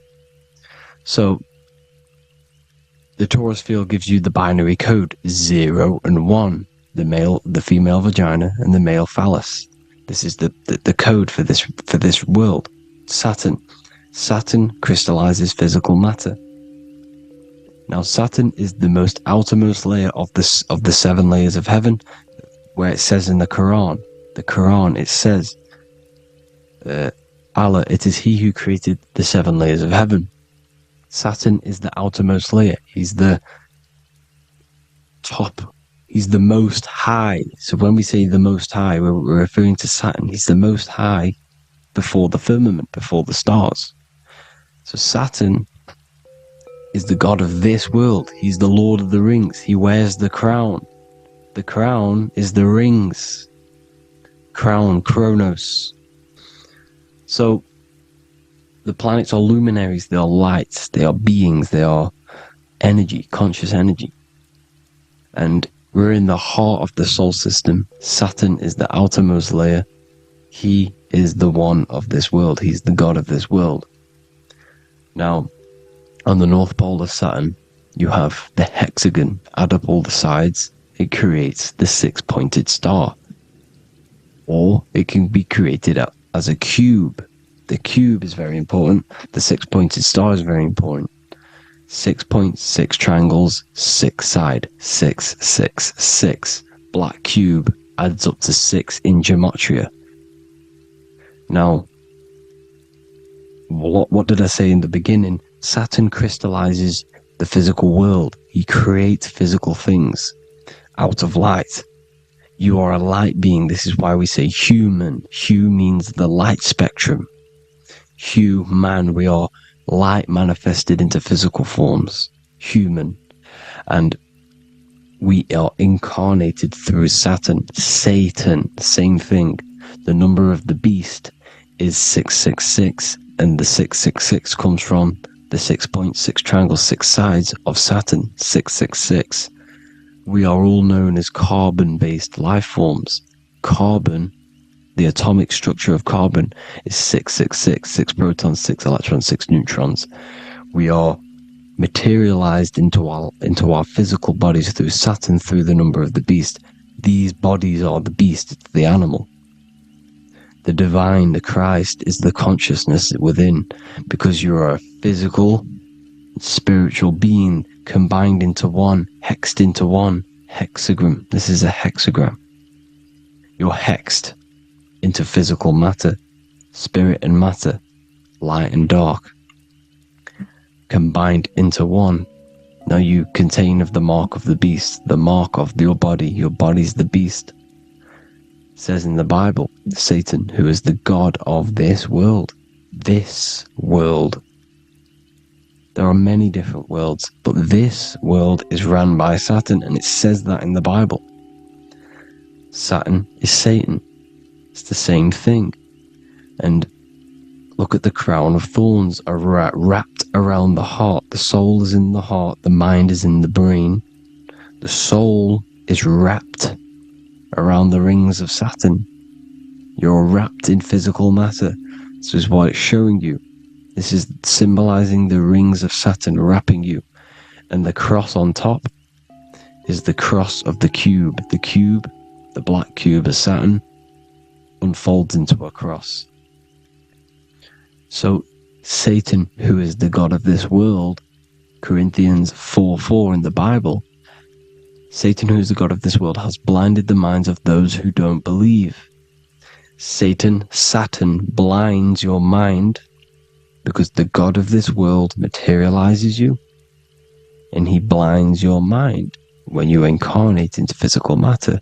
When you enter this soul system, not the solar system, you hit Saturn first. He materializes you. And look at the symbol for Saturn. This is the symbol for Saturn. All of the planet symbols are created out of the Holy Trinity. The Earth, Moon, and Sun. Body, mind, and soul. The sun is your soul, the moon is your mind, the earth is your body. Your body's made out of the 5 elements. The sun is your soul, because the sun is life force. Gives life to everything. Your sun is a soul.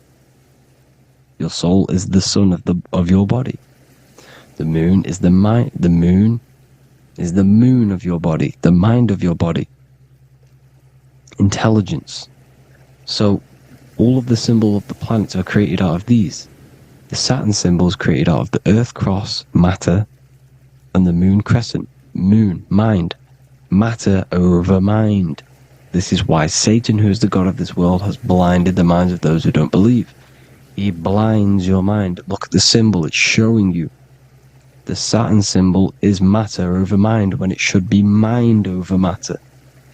So we descend into a soul system, into our 666 Saturn carbon suit bodies, and we are matter over mind. Then we have to move up the spine to go back up to spirit, to mind over matter, where you manipulate your own reality.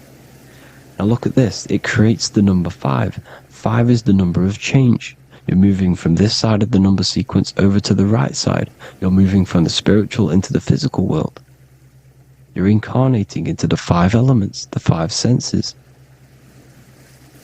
So the cube, the black cube of Saturn, is another major symbol. Very important symbol. Here you see the cube, and the color black is associated with Saturn because Saturn's associated with death. He creates and destroys. Light and dark. Death is associated with black, spirit, because you can't see spirit, which is blackness. So the black cube is black because Saturn rules the nighttime, which is dark, blackness, and he rules the winter, which is death, blackness. So Saturn is the black cube. Cubes have 6 sides: up, down, right, left, back, and forward. Cubes are 6-sided. Everything is 6-sided inside of this creation because you're incarnating, you're materializing, crystallizing into the cube, the world of the cube. Everything's a cube. Everything's got 6 sides.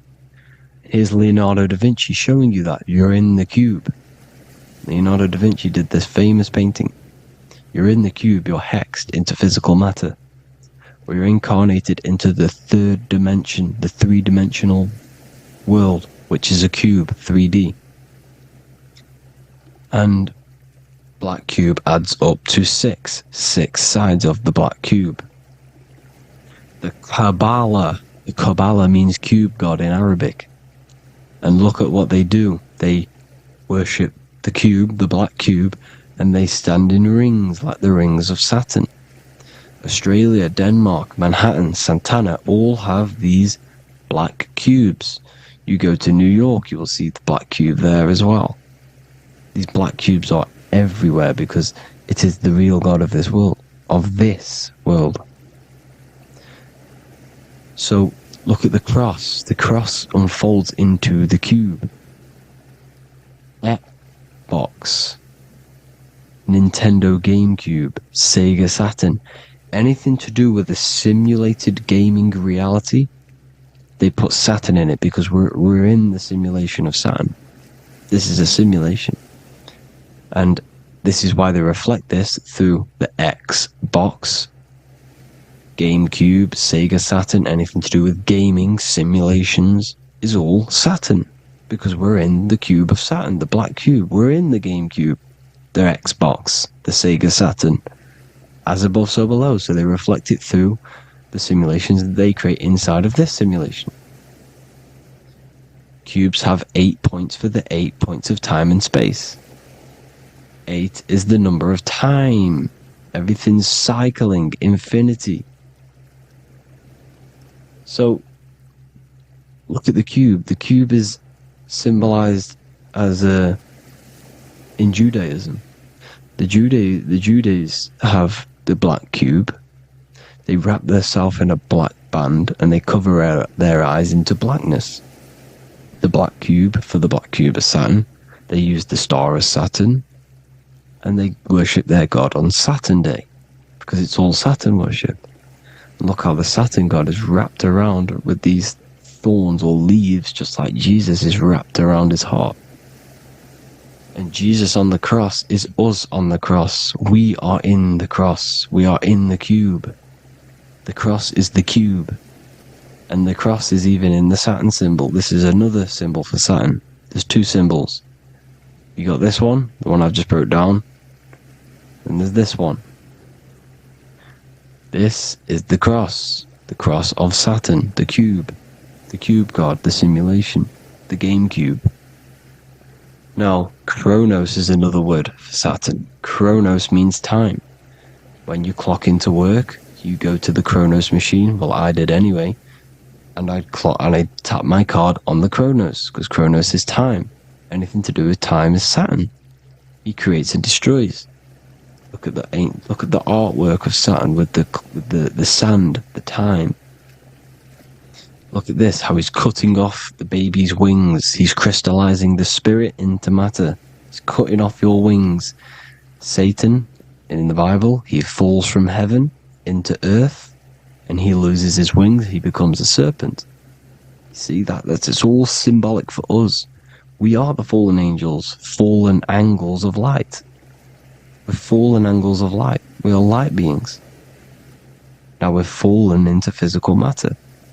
Saturn's chopped off our wings. He's chopped off our spirit wings, because when you astral project, you can fly. You will fly around. He's got the Reaper staff here, always depicted with the Reaper staff. Now look at the clock. Saturn day is the 6th day, the number of the beast 666. Look at the clock. 6 take away 12. 12 take away 6 equals 6. 7 take away 1 equals 6. 8 take away 2 equals 6. 60 seconds in a minute, 60 minutes in an hour, 24 hours in a day, 2 plus 4 equals 6. That's 666. Everything's 666 because it's time. Saturn. All goes to Saturn. He's the god of time. We're in time now. We're in time. We're in the time, which is God. The god of this world. The god of time. Now look at this. The Reaper is also depicted as the Reaper. With the staff. The black cloak. Black symbolizing death. Spirit. Judges wear black. Because Saturn is the law. He's the god of this world. He's the law. This is why they wear black cloaks. When you graduate from university, you wear a black cloak and a black cube on your head. You've been hexed. Funerals, you wear black because it's all to do with Saturn, Father Time, Father Crystallization. Now Saturn, here's another one of him cutting off the wings of a child. Because he cuts off the wings. He creates and destroys your body. We're in the electrical world. Everything that is electrical vibrates. All vibrations have to come back to a standstill point, which is death. This is why your body dies. Your atoms stop vibrating. Corona. Look at the crown. The crown is the corona. Corona means crown. And look at this is an alcohol brand for beer. You can see the staff of Saturn in the symbol with the moon crescent. Corona, which is the crown. Saturn, the crown on Saturn, the rings. And then you've got the staff. It's all Saturn worship.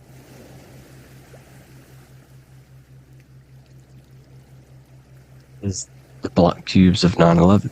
2 black cubes. This was a ritual for Saturn. It's all ritualistic. And look at the Star of David, the Star of Saturn. It's not the Star of David. Creates IXXI, the sigil of Saturn. IXXI means 9/11 in Roman numerals. 9/11.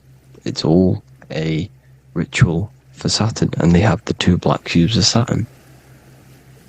Now look, XX, there's more symbolism of Saturn now. We're going deeper. XX is more symbolism for Saturn. The sigil of Saturn is XX. As above, so below. Same with the Star of David. You split it in the middle, as above, so below. As above, so below. XX, this is a Knights Templar Cross of Lorraine. XX, Knights Templar, High Order of Masonry. They all worship Saturn. Well, Saturn's the real god of this world. X Eon with the XX. XXL magazines, which is all to do with famous rappers and stuff like that. When you die, you put XX on the eyes because it's Saturn. He's the Reaper. Is Jesus with the XX crown with the thorns around his heart, around his soul, with the cube on the top, the cross cube. Lil Uzi Vert with the XX Cross of Lorraine. Jay-Z with his alcohol brand, XX Cross of Lorraine. The X Factor with the rings of Saturn. All Saturn worship. The seal of Melchizedek is also Saturn. This is the cube. This symbolizes the cube with the 8 points for the 8 points of space and time. And this is the cube. It's another ancient symbol for Saturn. Here you see the star of Saturn with the Melchizedek symbol around it, which is all to do with Saturn. Here you see an altar, the Holy Grail, the Melchizedek symbol on it, and they're worshipping it. This is why we wear rings, wedding rings for the rings of Saturn. It all goes back to Saturn. Earrings. The 8-pointed star of the ancient Sumerians is all Saturn. It's all Saturn. So, the ancients, the symbols of Saturn goes on forever. It's in all of the major corporations. You can see it everywhere, the rings of Saturn. Toyota is an obvious one. Internet, Nike, Target, Sega Saturn. It's all Saturn worship. All Saturn worship. Because he is the real god of this world. Here's Kanye West's album with a Saturn here. Here's Michael Jackson's album saying escape. There's the X again. The X, escape. You have to escape this reality. Maybe that's what he's pointing at. Here you see it on the dollar bill. The star of Saturn. Here you see it again on the dollar bill. So that is it for today's people. I hope you all gain some insight on Saturn. Please like, comment, and share if you can. Subscribe if you like the channel. Please have an amazing day. God bless.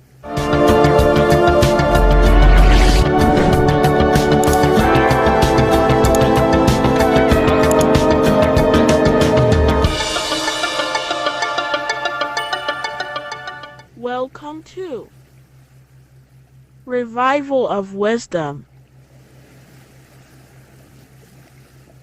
What is good, people? Is Revival of Wisdom. We're back with another video. Today we're going to be talking about the importance of Saturn and the occult. Let's jump straight into this. So Saturn is the god of the earth, right? It's the time of God, change, destruction, physical matter. He creates and destroys, because the energy of Saturn is the key to crystallization. It wraps things in physical matter, right? He creates everything, all life forms, and he takes things back, because the day that you're born, that's the day that your expiry date is coming. The time is ticking until Saturn takes your life. This is why he's known as the Reaper. Okay?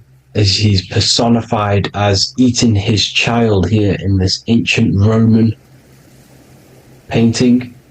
As you can see, he's eating the child. We are all children of Saturn, right?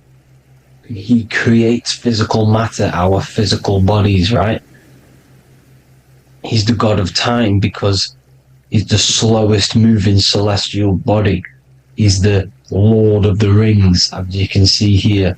He's the last one on the ring. He's the slowest one moving, okay?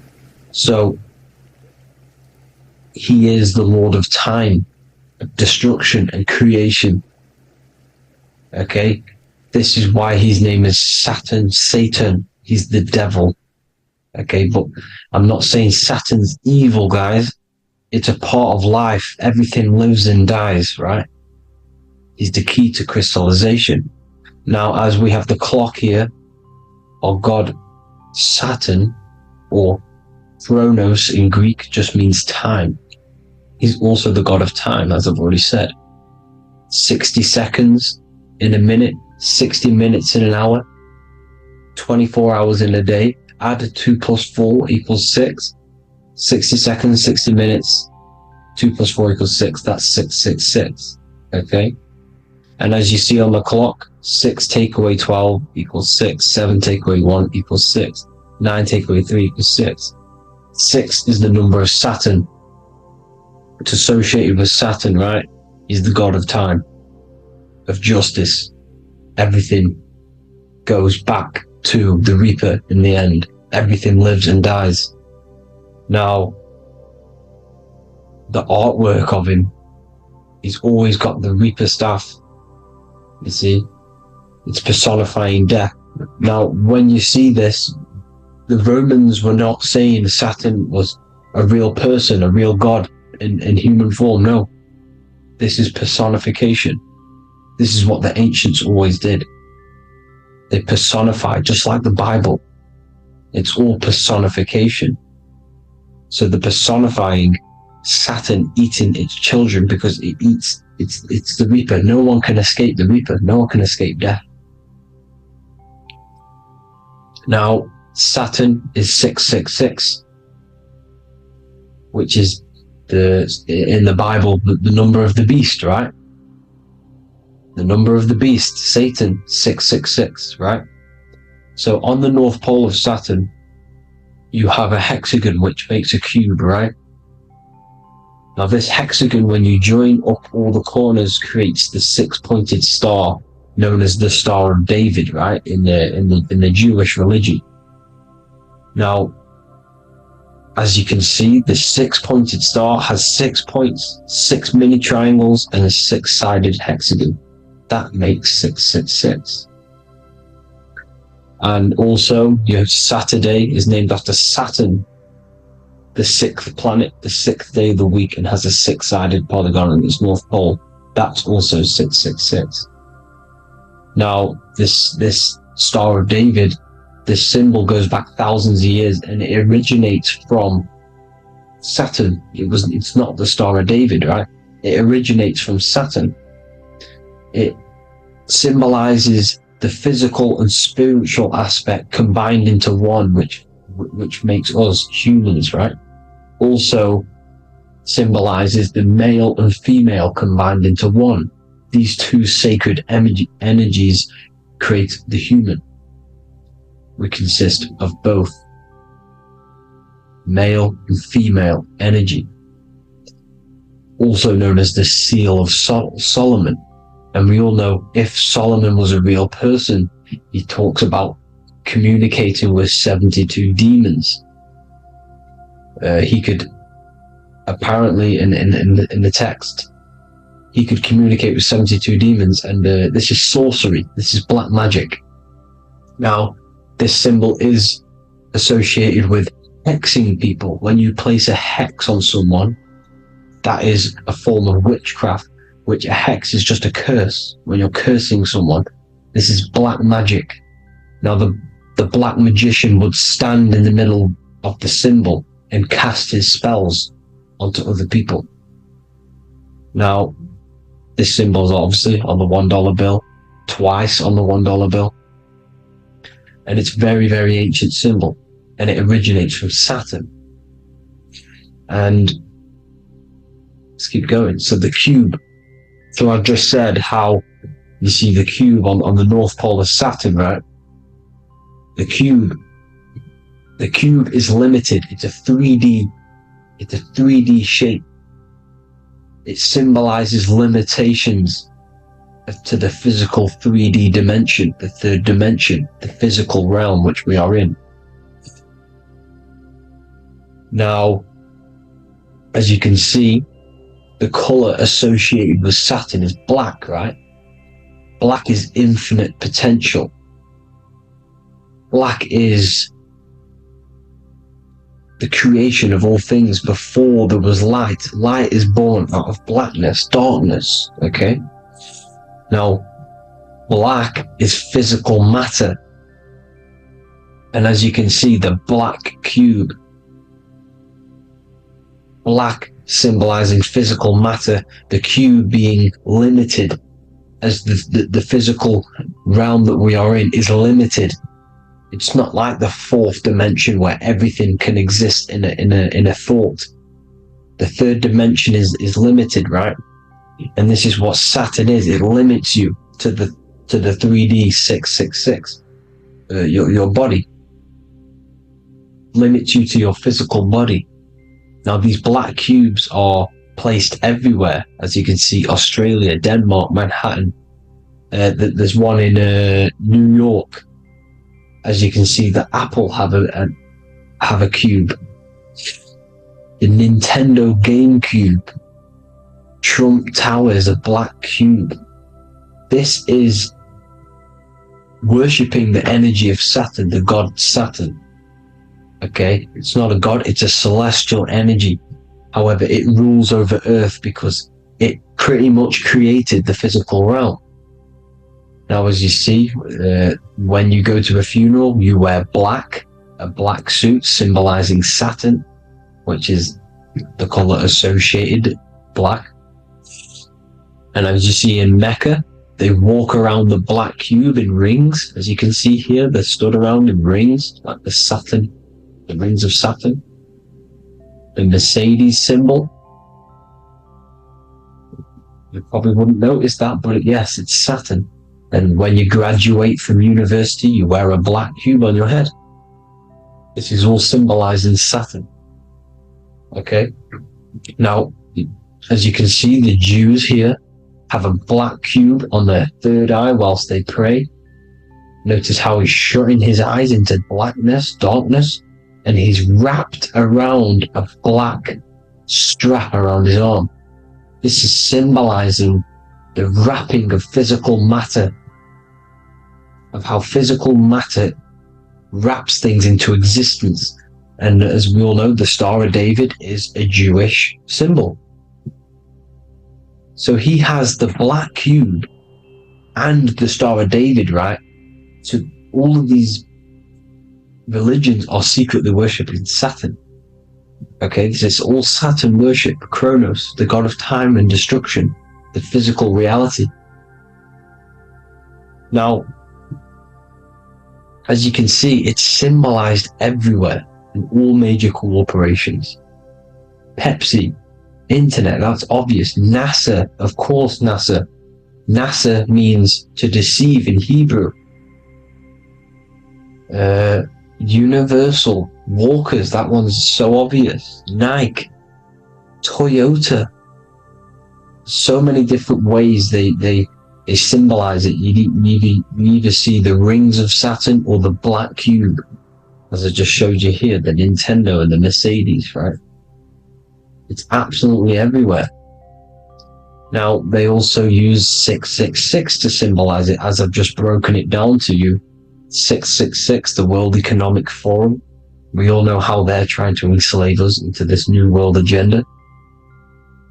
Google Chrome, CERN, Disney, Coca-Cola, Cadbury's, all of these have 666.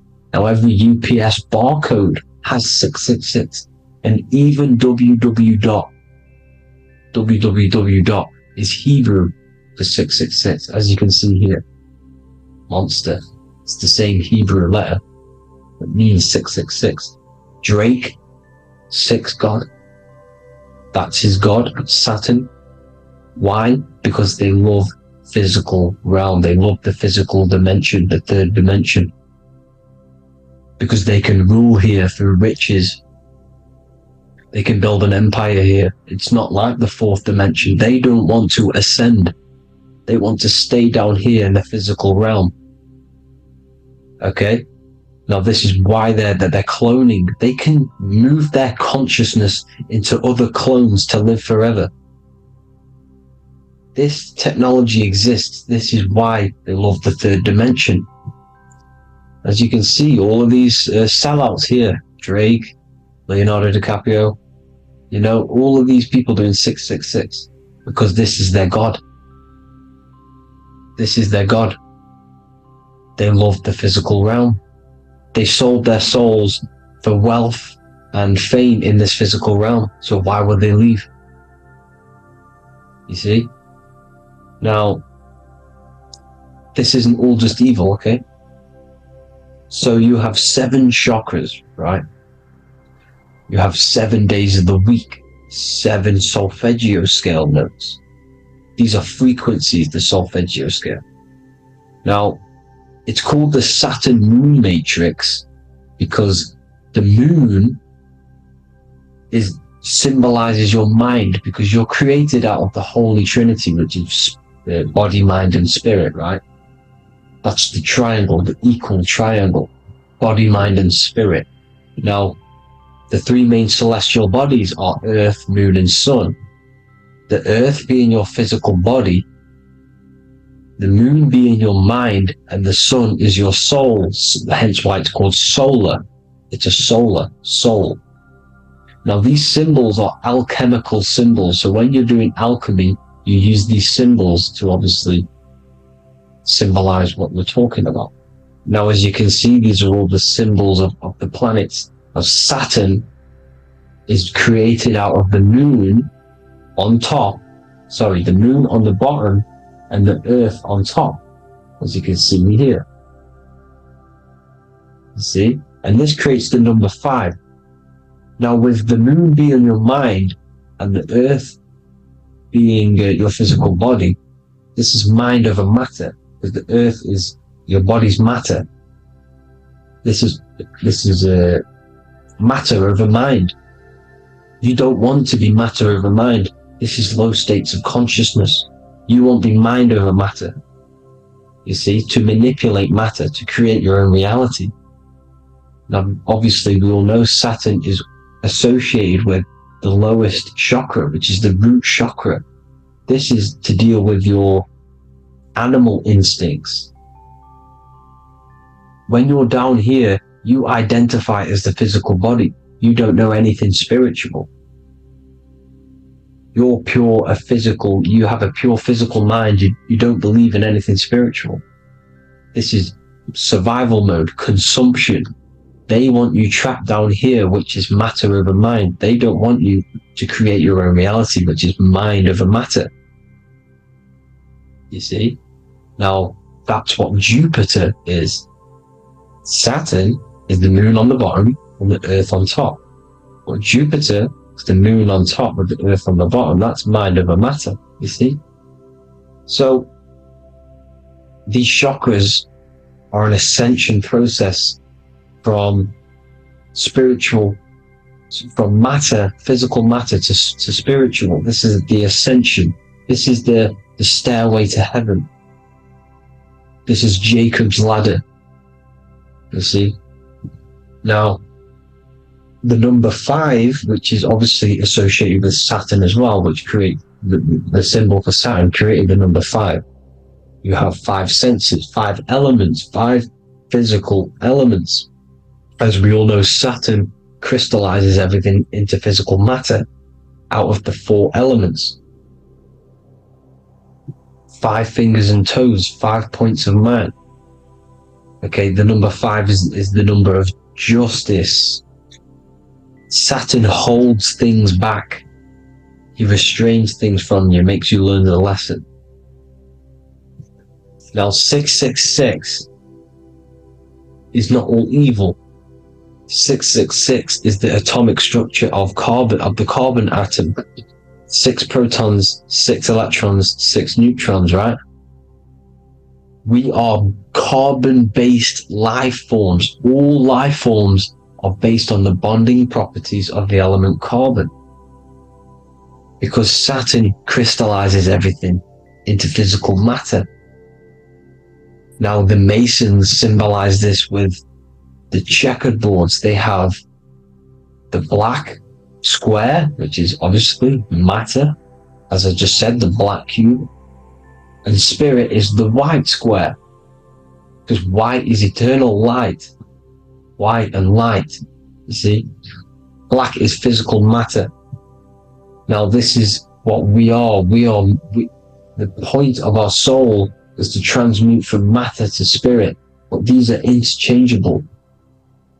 This is the constant cycle between spirit and matter, spirit and matter.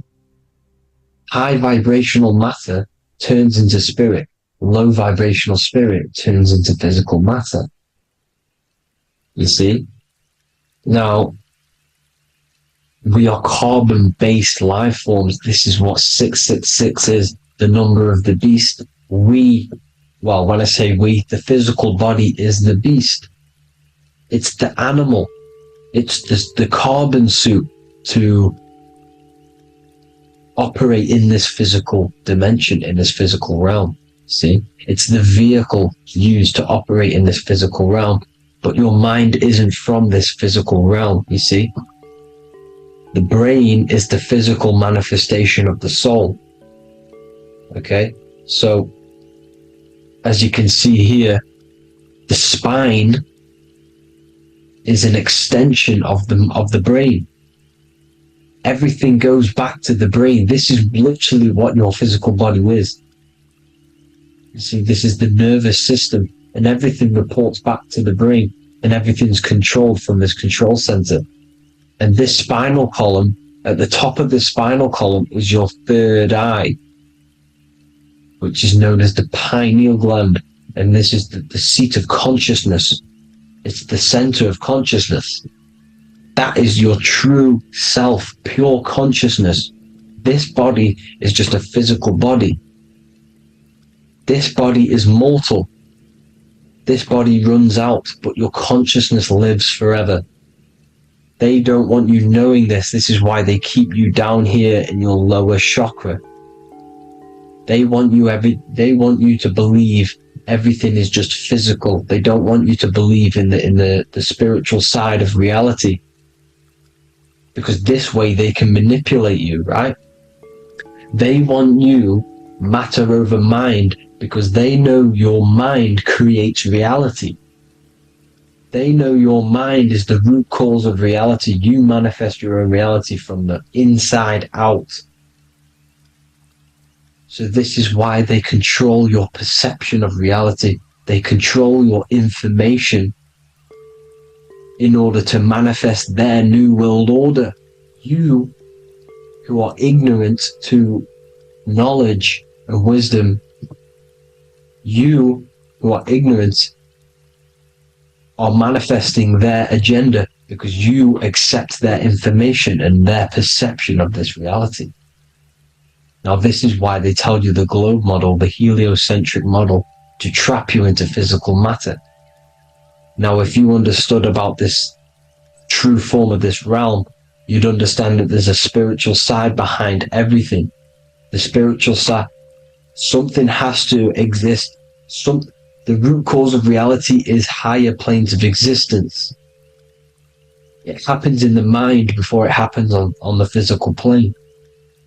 You see? They don't want you knowing this. They want you matter over mind, which is the symbol for Saturn. Moon over Earth. The Holy Trinity.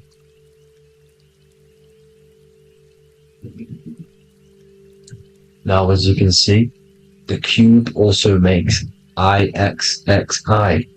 This is Roman numerals. This is Roman numerals, and when it's translated from 9/11. Yes, 9/11. This is the secret code of the One World Order. The two twin towers, when the two become one. Okay, when the two become one, this is how you reach the higher states of consciousness, the physical and spiritual. Now, as you can see, the 9/11 memorial are two black cubes. It's two black cubes. This is all Saturn worship. Now, I'm not saying that Saturn is an evil celestial body, right? No, everything has a good side and a bad side, right? It's duality. The spirits of Saturn on the dark side are the most evil demonic spirits. Now, these are the spirits that these are invoking through these rituals, right? Yes, 9/11 was a massive ritual. It's a satanic ritual, okay? Now, we all know Elon Musk. Elon Musk is coming with the mark of the beast. an English gematria, this equals 666, right? 666, as I said, is the number of the beast. You are the beast, your physical body. You see how the Bible twisted things up to make things more confusing, right? But it's there. You just have to have the knowledge to be able to read the Bible properly. As we all know, we had this virus. I'm not going to say the name because I'll get flagged. This virus adds up to 666 because this is all part of the New World Order. It's all part of keeping you in this physical dimension. Okay? Now, as you can see here, Novus Ordo Seclorum on the back of his shirt, on Elon Musk's shirt. This is also on the $1 bill. Novus Ordo Seclorum. This means New World Order. Yes, New World Order. This is on the back of Elon Musk's shirt. And as you can see here, he owns Neuralink, which is the brain chip which they're going to be putting into implanting this onto your brain. This is the New World Order, to connect you and merge your consciousness with AI. Neuralink and Meta, he owns Meta as well, which is the metaverse. These are going to be linked in, hence why they have the same symbol, but just in a different format. It's the infinity symbol. And the infinity symbol comes from the torus field, as you can see here, your electromagnetic field from around your body. Now, the end goal is for this New World Order is to trap your consciousness inside of an alternative reality being projected from the metaverse. Because the metaverse will be the reality, Neuralink will be the brain chip inside of your brain, projecting your consciousness into an alternative reality while they harness your energy of your physical 666 body. Now this stuff gets real deep, people. Now this is the end goal of the New World Order, is to connect you with AI. This is why they're trapping you and keeping you in these lower states of consciousness in the Saturn associated root chakra, so you don't find out about the spiritual side of reality. Because if you knew the truth of this reality, you wouldn't connect to AI. You see, you have the power within you to travel to other worlds, the astral plane, for example. You travel to different worlds when you are sleeping. Okay? They want you to know it's just a dream. However, their end goal is to trap your consciousness and feed off your energy, spiritually and physically. Okay? I don't know why these people are just pure evil. As I said, evil love bondage. They love the physical dimension. They don't want to ascend to other realms. These evil love the third dimension. This is why evil spirits will inhabit bodies, exorcisms, because they miss being in the physical realm. They miss it. Evil love bondage. So this is why they're cloning and putting their consciousness in clones to stay in this third dimension, to stay as further away from the source as possible. Okay? This is why they're doing it, and this is how it's all linked in. So I hope you all enjoyed this video. Hope you gained some wisdom. Please feel free to join the Telegram, and please leave a like and a subscribe. Thank you all, people. God bless.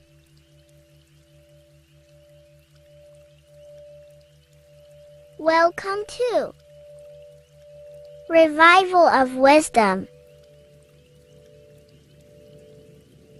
Today we're going to be breaking down Saturn worship and how the occult are linked in with Saturn. Okay, so first of all, let's start with the celebrities. All these celebrities are doing 666. Okay, covering the one eye, which also symbolizes the all-seeing eye, which is another occult symbol. But we're focusing on the 666, the 6 with the 3 fingers. Also, we have CERN with the 666 within their logo. Also Disney, okay, as you can see here, 666 within their logo. Pepsi, Coca-Cola, and even Cadbury's. Monster Energy with the 666 in Hebrew numerals. Unleash the beast. So what is 666 to do with Saturn? Because on Saturn, on their north pole of Saturn, there is a 6-sided hexagon, okay? So Saturday is named after Saturn Day, the 6th planet. It is also the 6th day of the week, and has a 6-sided polygon on its north pole, 666. Not only that, when you create a star out of the hexagon, you will create a 6-pointed star, okay, with 6 triangles within the star, and a 6-sided hexagon, which all adds up to 666. Okay, so this is why all these symbols contain 666. So why do they worship 666? Saturn. Because Saturn is the god of time and death, okay, and order and lessons. Okay, Saturn is a very cold and dry being. That is the 6th planet from the sun. Okay, Saturn represents the winter, which symbolizes death. Okay, because all nature dies within winter because the sun's not there. So it represents darkness and death. It rules the zodiac sign of Capricorn. Okay, so in the celestial cycle, Saturn is always opposite the sun. So it's the opposite of the sun. So they're worshipping this energy which is death-like. Okay, this god which is death and does not bring life. Okay, also is the god of time.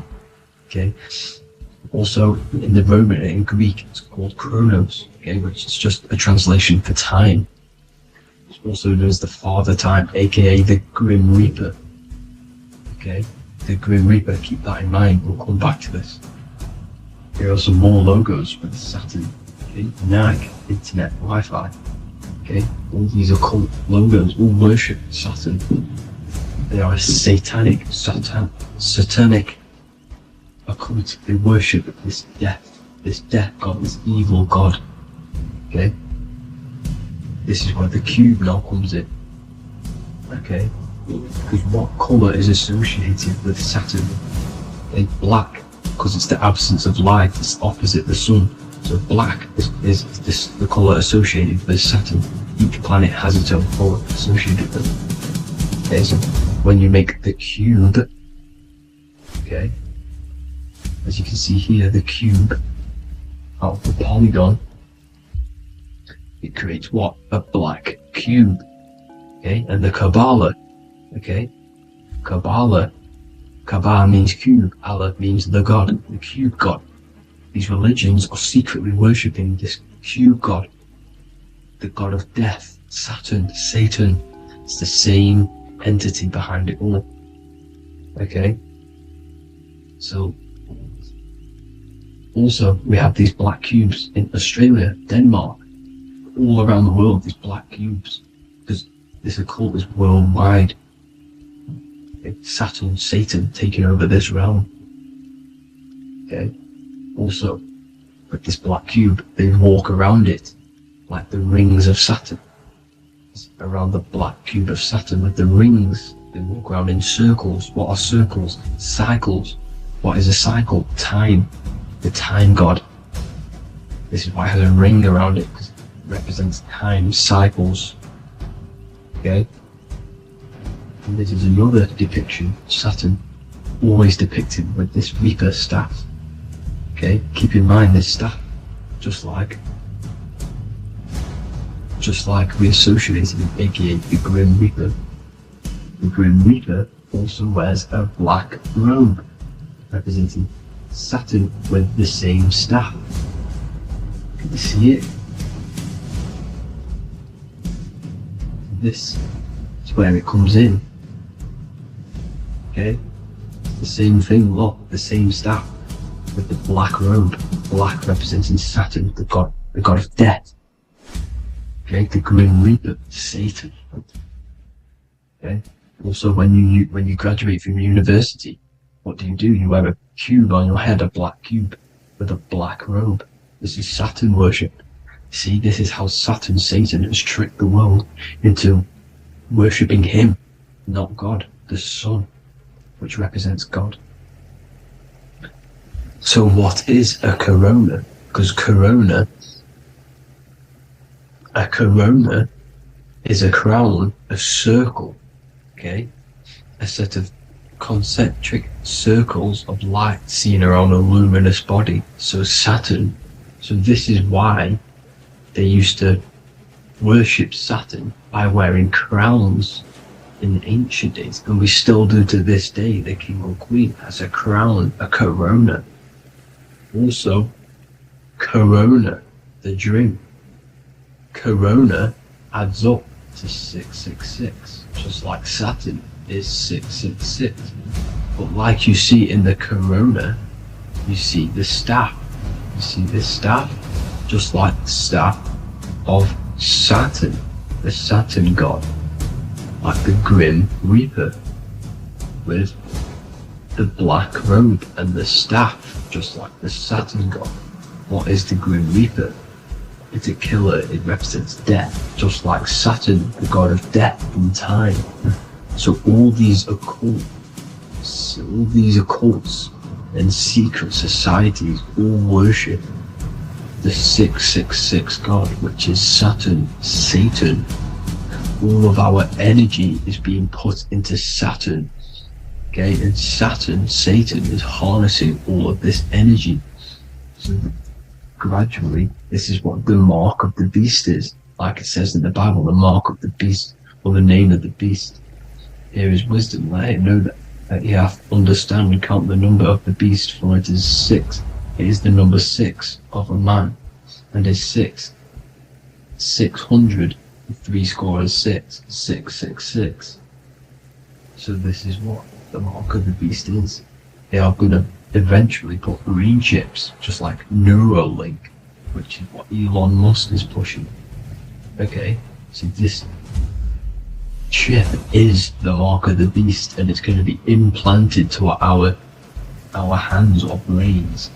Okay, and they will manipulate our consciousness, and it will manipulate our DNA, and it will directly connect us to AI, and AI is linked in with Saturn, Satan, as the demons and the people who rule this world are in love with AI. They want to connect humans to AI, and this will control our consciousness completely and give all of our energy back to Saturn, Satan, this deity that they worship. Just like when you get married, you wear a wedding ring, the rings of Saturn, over the finger, which represents the sun. So you're basically seeing Saturn over the sun. The sun is the son of God. It represents the sun, represents God. So you're putting Saturn over the sun. So thank you guys all for tuning in. I'm going to leave you guys here. Please leave a like, comment some topics that you want me to talk about, and please subscribe for more amazing content. God bless.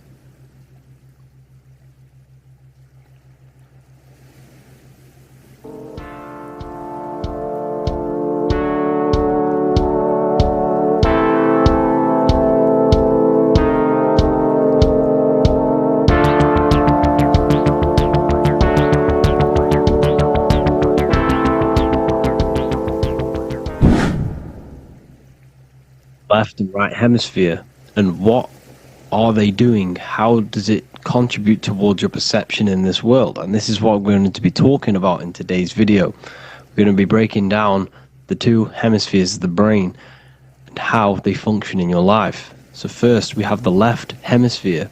This is the logical hemisphere. This is the analytical, divided, scientific or verbal hemisphere. The right hemisphere is creative, wholeness, artistic, symbolic, and metaphorical. The right hemisphere does with non-verbal things. It produces a holistic perception. It is more to do with creativity. Because what you must understand is that we are not in the external world. The world is produced by our brain. We see with our brain. Our eyes are a part of the brain. What we touch is the brain's interpretation of electrical signals on the nervous system. What we smell is the brain's interpretation of smell through the nose.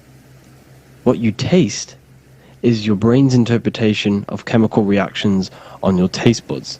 So what you are experiencing is the brain. The brain is a computer creating a simulation. And you have two hemispheres which breaks down this reality. So essentially the brain is the perception creator. It creates perception.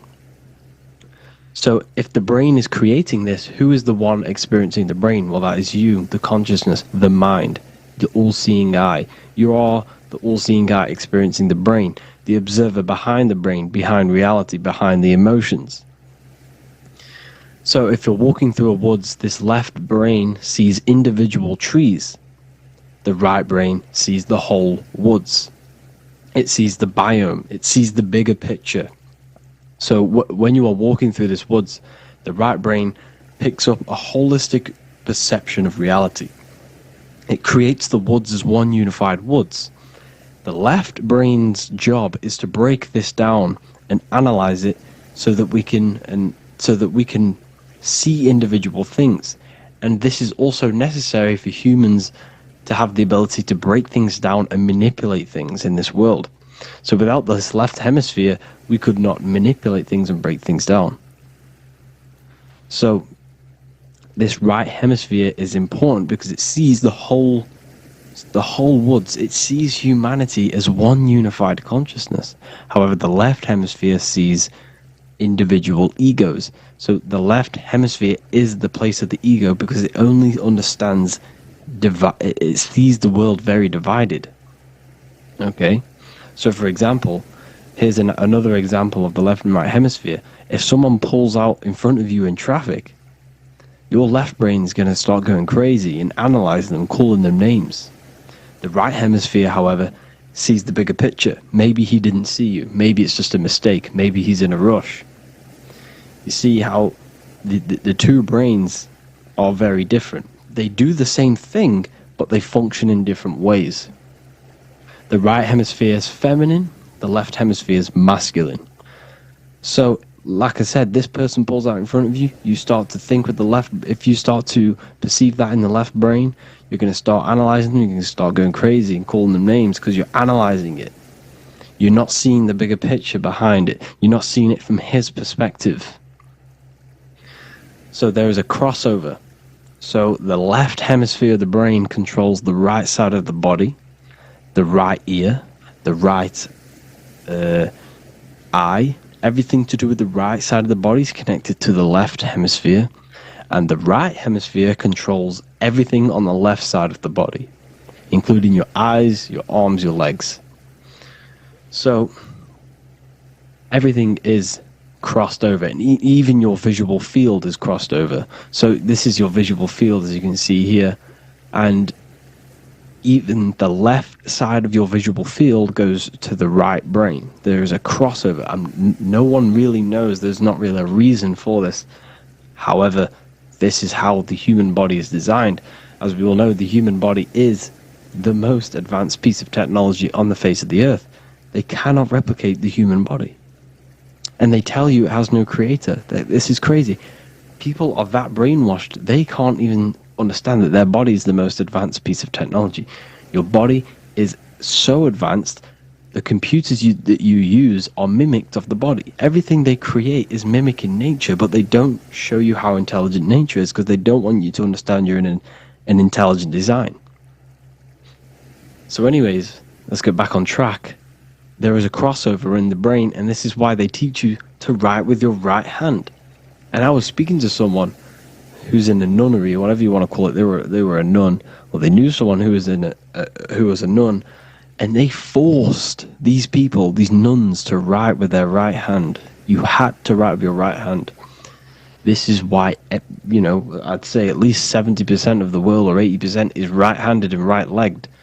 Because they taught us this to activate the left hemisphere more, because of this crossover that happens in the body.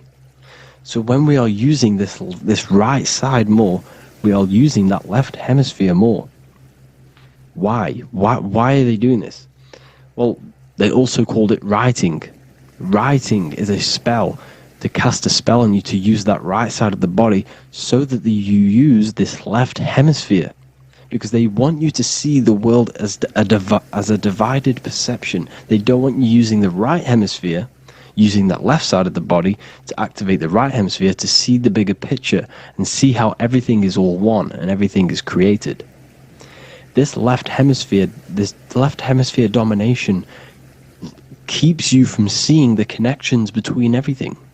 Because that left hemisphere analyzes, it breaks things down. So when we are left hemisphere dominated by using the right side of the body, we are essentially seeing everything as divided. And this is why so many people will not understand my work, because my work connects dots and connects fields of knowledge, and makes you see the bigger picture.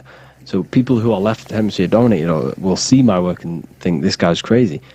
But it's all about activating that right hemisphere. So they called it writing because every word you say is molding your mind in some sort of way.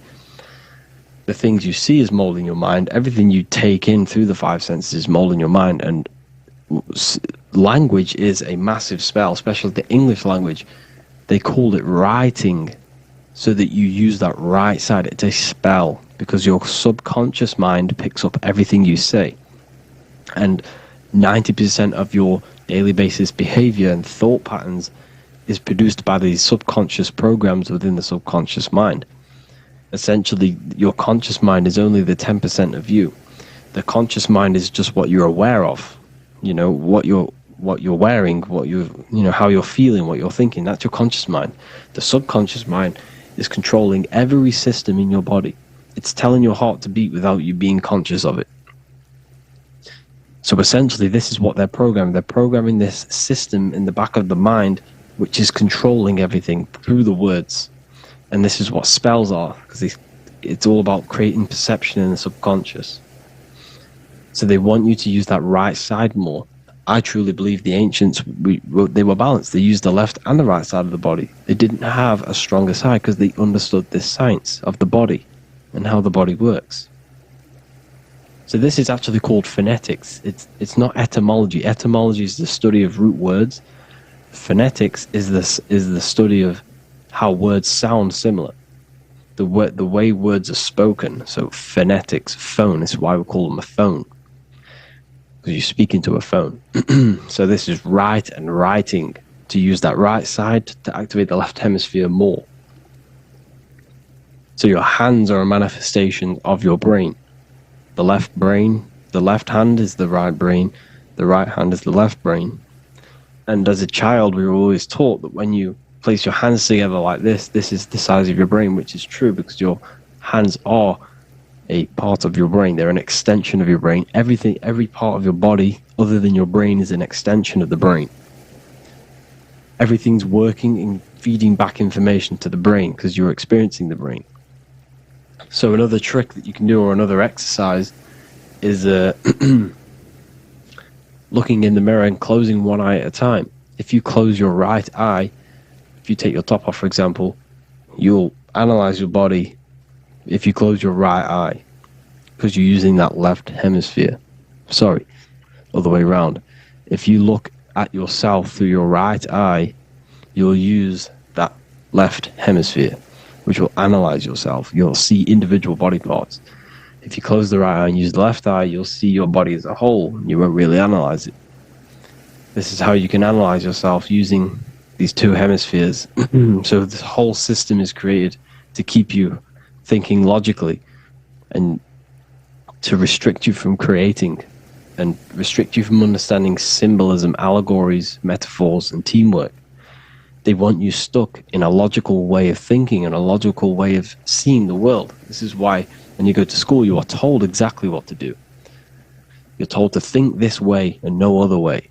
You're told to do orders, do this. It's a very left-brained system. Because if we all started to open up this right hemisphere, we'd all see, wow, everything is all one, everything is all connected. And this is what my work is doing. I'm showing you everything is one. The physical world is an illusion of duality, but everything comes from the one source, the one mind. The universe is a giant mind. I am mind, you express mind. We all possess mind. Behind the physical body is the same mind consciousness. And we are all expressions and fractals of this infinite consciousness called mind. And this is what they don't want us to figure out, is that we are all just one consciousness expressed. It's an infinite consciousness. It's even in the squirrel, it's in the dog. All of these different animals, they're just different bodies, but behind the bodies is the same consciousness, which is mind. That's what the pineal gland is. The pineal gland is not the mind, and it's not the third eye. The third eye is your mind. If you have a closed third eye, it just means you have a closed mind. If you have an open third eye, it just means your mind has expanded from beyond physical things through astral projection and mystical experiences. This is how you gain an open third eye. It's just an open mind. A mind that has astral travel, that has explored the realities within the mind. So everything they do is to keep us in a divided state. Divide and conquer, right? That's their motto. All to keep you thinking how everything is divided. Everything they've done is division. Postcodes, countries, everything is divided. Like football teams and all this stuff. It's also a natural process when you grow up, because as you grow up, your brain is constantly analyzing the world. So this is sort of a natural process of how you become more left hemisphere dominated, because your brain is always analyzing. And unless something awakens you, you can awaken that right hemisphere where you can start to see the bigger picture. Even the music is all tuned to 440 hertz, shuts down the right hemisphere of the brain. 440 hertz, Spotify, Apple Music, the radio, every time you turn on the radio, it's tuned to 440 hertz. This was specifically tuned. It never used to be tuned to this. It was in the 1950s. It was changed. The standard music tuning was changed to 440 hertz because it shuts down that right hemisphere of the brain. They don't want you thinking, seeing the world in this way and perceiving things as one. And I'm going to show you. It tells you this in the Bible. Cast the net onto the right hand side of the boat and you will find the fish. What was Jesus saying? This is, you see, people read the Bible and they don't understand it. If the Bible is not talking about you, then it has no meaning. The Bible, everything you read in the Bible is about you and how it can better your life. It occurs to you. So if Jesus says, cast the net onto the right hand side of the boat, this is an allegory. The boat is your body. Cast the net. It's the awareness, the perception, onto the right hemisphere of the brain, and you will find the fish. What's fish? What do fish do? They swim deep in the ocean. It represents the knowledge. Deep knowledge. Cast the net onto the right hand side of the boat and you will find fish. You will find the wisdom. You'll gain understanding when you cast that your awareness into that right hemisphere. You will see that I am you and you are me. We are all one consciousness. You will see everything. You'll see that the trees are the same patterns as the nerves in your body. You'll see everything is connected. Everything is a fractal of the one infinite consciousness. And how many fish did they catch? 153. That adds up to 9. This is now numerology. The Bible's filled with numerology. Adds up to 9. What's 9? Human consciousness. It represents consciousness. You're in the womb for 9 months. Feminine. It's all about consciousness. And in Revelation 14, and I looked and behold, the Lamb standing on Mount Zion. That's the spines, the mountain. With him, 144,000. 144 adds up to 9. It represents consciousness on top of the spine. You see? and he had his name the name of his father written on the forehead. What's the father? The higher mind, the higher consciousness within you. Where is that? In the forehead, the pineal gland. The pineal gland is the radio receiver for the higher consciousness. Because every body part of the body has consciousness. Your heart has consciousness. Your gut has consciousness. You are thinking with these different consciousnesses. You think with the gut. You think with your penis. You are thinking with all these consciousness. And it's about raising your consciousness to the higher consciousness, which is the father, the mind, in the head. Don't think with the lower parts of the body, because that is your animal nature. Think with the higher parts of the body. It's all representing consciousness. How to activate the right hemisphere of the brain? Well, it's all to do with non-verbal things. So music will activate the right hemisphere. Make sure it's tuned to the right frequency though. 432 hertz, 528 hertz. Any frequency that adds up to 3, 6, or 9 is good for you. Meditation, turning off the thoughts, and you raise yourself to the higher brain. Symbolism. Symbolism is all right hemisphere. Reading between lines, metaphors, determining the Bible, it's all right hemisphere. Seeing the bigger picture, it's reading between the lines. So tithing in the Bible. These people in the churches are giving 10% of their money to the church. It's nothing but a scam. What these people have done is they have externalized the Bible. They have taken the Bible and literalized it so that they can make a business out of it. So what they're doing is 1/10 of the produce of what it says in the Bible, 1/10 of the produce of the land, whether grain or fruit, is the Lord's and is holy. So what's that saying? The 10th of, it's basically saying give the 10% to the Lord, to God. What does that mean? Well, what's the land and the fruit? This represents physical things, the physical things that you have. The 10th of the physical things that you have, what's that? That's your ego. All the physical things that you have is all to do with your ego. That's the lower self. The ego, what is the ego? It's the mind's perception of the physical self. You had no ego when you were a child. Okay, when you were a child, you had no ego. As you grew older, you created the ego. But the ego is the full self. It's the echo. Ego, echo. It's the echo of the full self. So it's saying give the ego over. Take away the animal self. In that left hemisphere, that's all to do with the left hemisphere. That left hemisphere sees the ego. It sees individuality.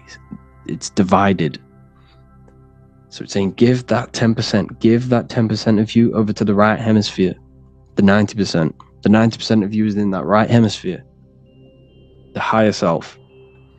Now, I'm not saying the left hemisphere is bad. Okay, I'm not saying that at all. But it sees things divided. It's like I said, the left, the hands are manifestations of the brain. So when these Christians are praying, they're putting their hands together. What are they doing? They're syncing the brain hemispheres. What you're doing, because everything's an extension of your brain. So if you put your hands together, you're putting the two hemispheres together. And what's happening when you place the hands together? All the electricity in the body is now running in a circuit. So once you connect these two hands, the electrical energy is now running in a circuit. And energy can move around the body quicker and more efficiently.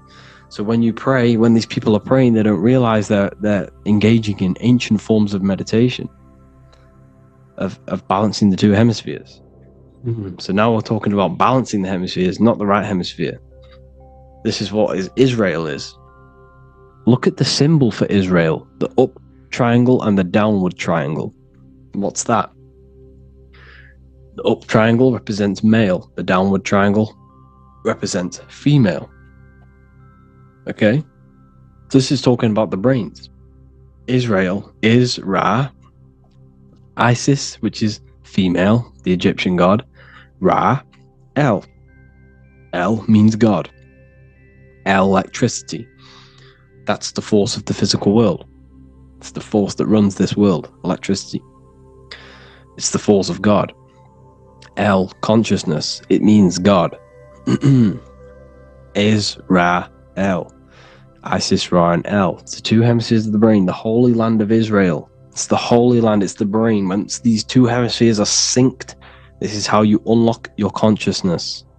This is the easiest way of astral projecting. Hemisphering, I forgot the word for it. Hemisphere syncretization, something like that. It's about syncing the hemispheres. This is how you unlock your consciousness. Once the brain is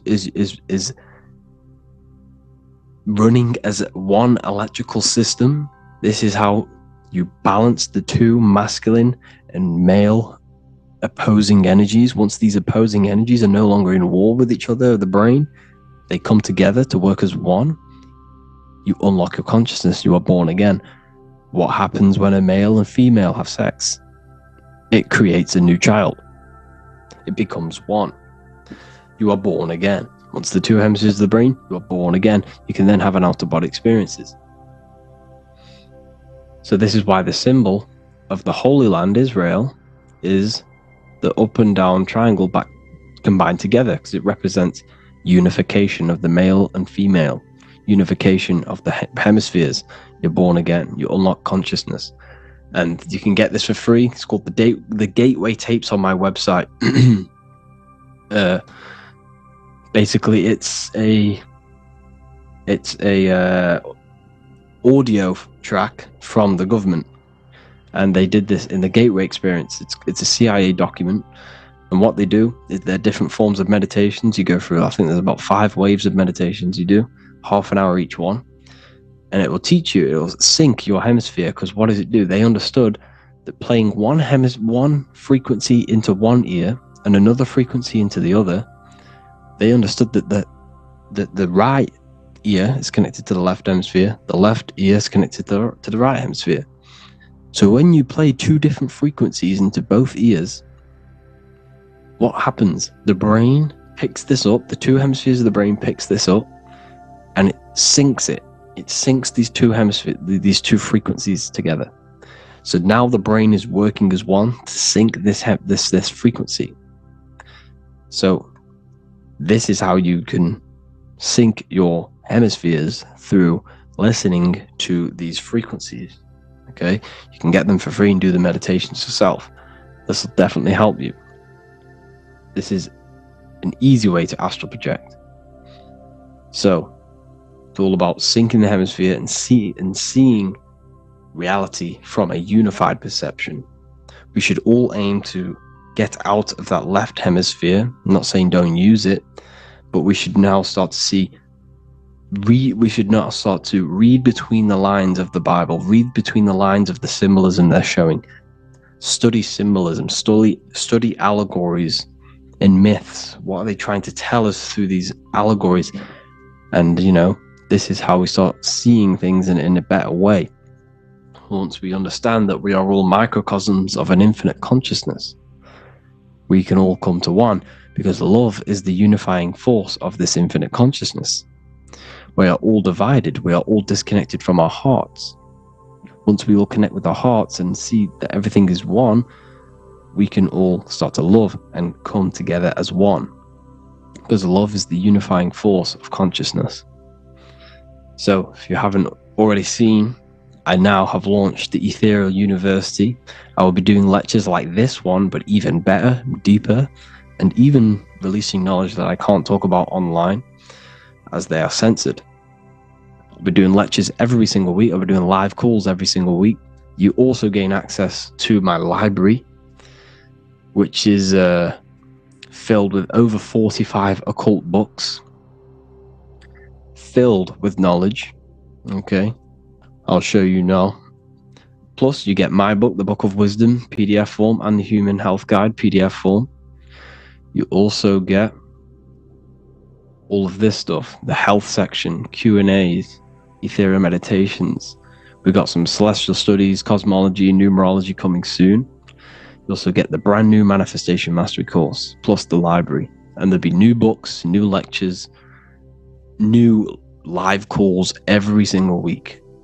Or you can get the Book of Wisdom, use the code WISDOM in all capital letters to gain 40% off.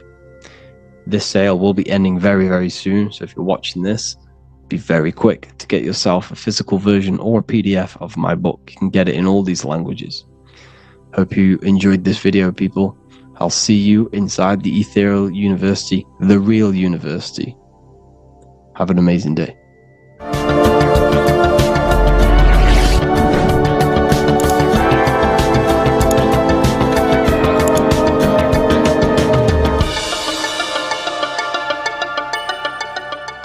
Neo is plugged in on the back of the neck, which is the reptilian brainstem.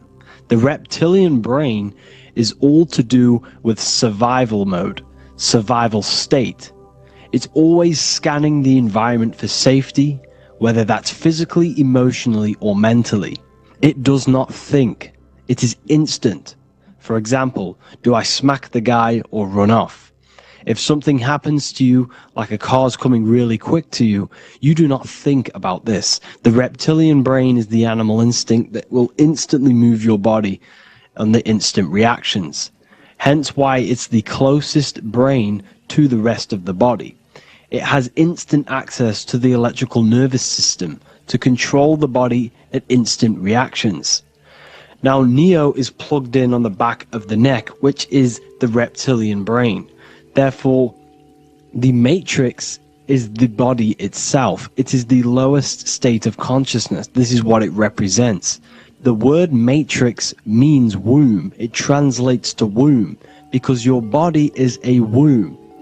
Your body is a vessel for universal consciousness, for God consciousness. And the body is also a womb where you can be born again outside of this body by raising your consciousness, by awakening the neocortex. This is why Neo is called Neo, because it represents the neocortex. This is the higher aspect of our brain. This is all to do with new things, higher reasoning, higher thinking, new learning. You see, the brain is a receiver for universal consciousness. Now, what do I mean? It is a radio receiver. Think of it like this. You have a radio tower which emits frequencies. And each little frequency, 00.1, 00.2, 00.3, each 00 point is a different person.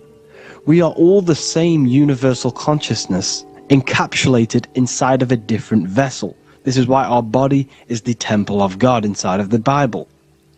Your body is a sacred temple of the divine essence of the universe.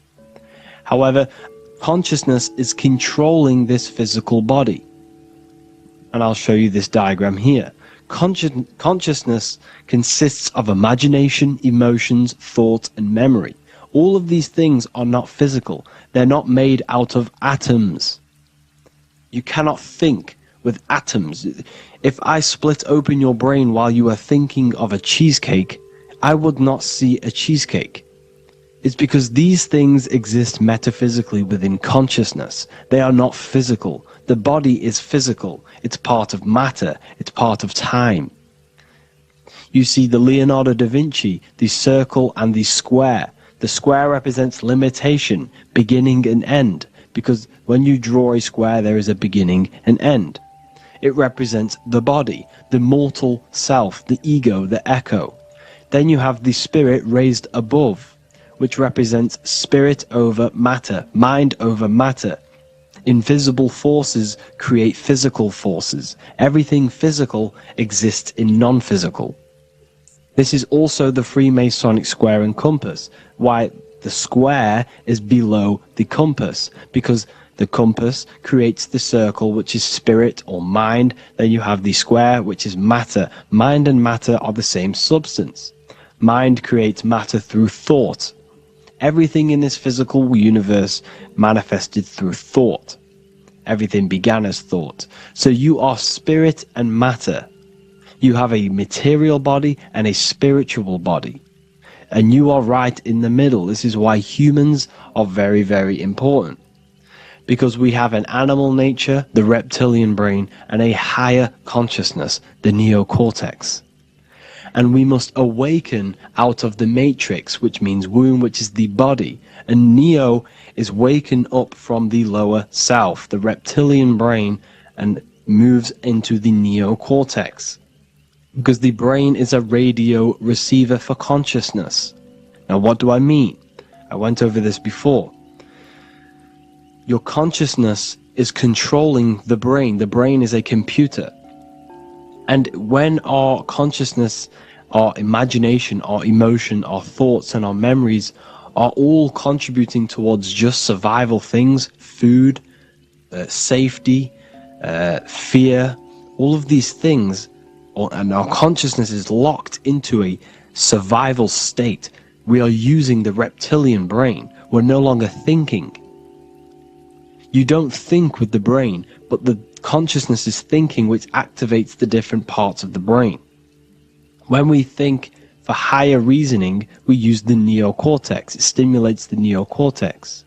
When we think about survival, we're using the reptilian brain. So therefore, when Neo wakes up, he wakes up to the higher aspects of consciousness, which is only utilized by the neocortex, by learning new things and expansion of the mind and expansions of consciousness. Okay? So the whole matrix is to keep you designed, well, the whole matrix is designed to keep you in a survival state, in the three-dimensional awareness.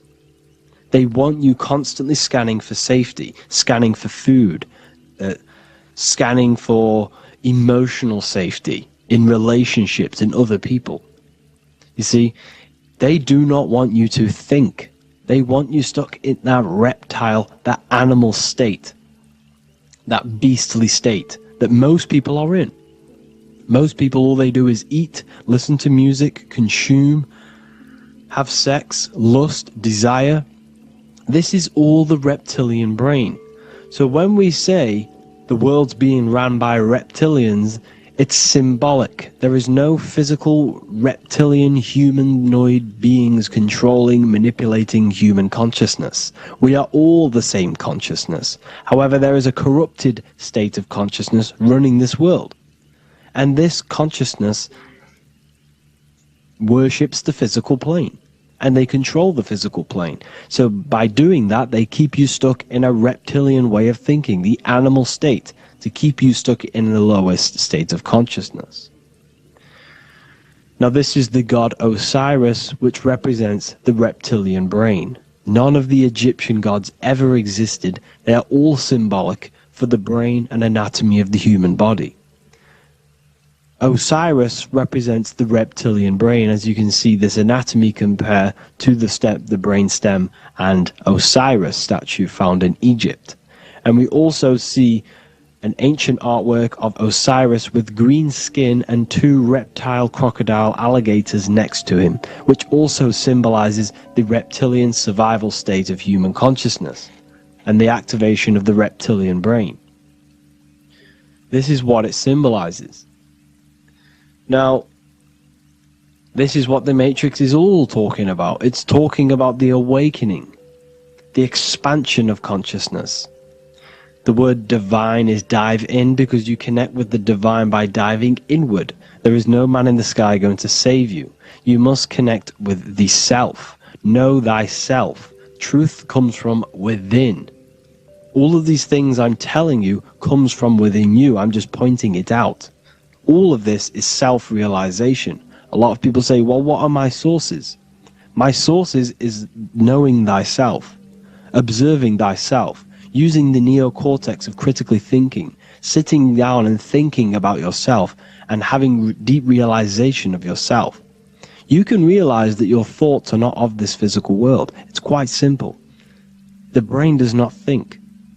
The brain does not imagine. The brain does not hold memory. All of these things exist in consciousness, the one consciousness, but we are all fractal, infinite parts of. This is the eye on the triangle, consciousness being given down to the rest. This is separate. Consciousness is separate from the rest of the pyramid. The pyramid is your body. Neo is the one consciousness. This is the Egyptians symbolizing the one consciousness giving Ankh, which is life. to all the different life forms. However, you can see that the central sphere is giving a big onk to the humans, because humans, like I said, possess the advanced consciousness, an advanced brain that allows us to turn above our reptilian animal self. For example, we can go against our reptilian lower animal nature and turn to our godly nature. Animals cannot do that. They are stuck in instinct. They are stuck in a reptilian animal way of thinking and operating. Everything they create is to survive. We can turn against our lower nature and create for amazing things like buildings, architecture, technology. We can use our creative consciousness for anything we wish, not just survival needs. And it's the same with your spiritual journey. You can raise your consciousness beyond this animal state that they try to keep you in through fear, consumption, food, and the reptilian brain. We must awaken, start to think critically, and awaken to our divinity, because the mind, the consciousness within you has infinite potential to expand. There are infinite fields of knowledge that you can explore. The mind can never be filled. It can never ever be full of knowledge. It always expands, and that's why you are alive. That's why you are part of this universe. That's why the science always says the universe is always expanding, because the universe exists in your mind, and the mind is always expanding into new fields of thought, new fields of knowledge and information. And that is your whole sole purpose, of expansion of mind and expansion of consciousness, and the exploration of the mind of God. We are living in the mind of God. You are a thought in the mind of God. You must awaken out of this body. This is why Jesus says you must be born again to see the kingdom of God. You must be born again. You must raise your consciousness beyond physical limitation and awaken to your divinity. And this is pretty much it for this video. I hope you all understand this, that this is all symbolic for consciousness.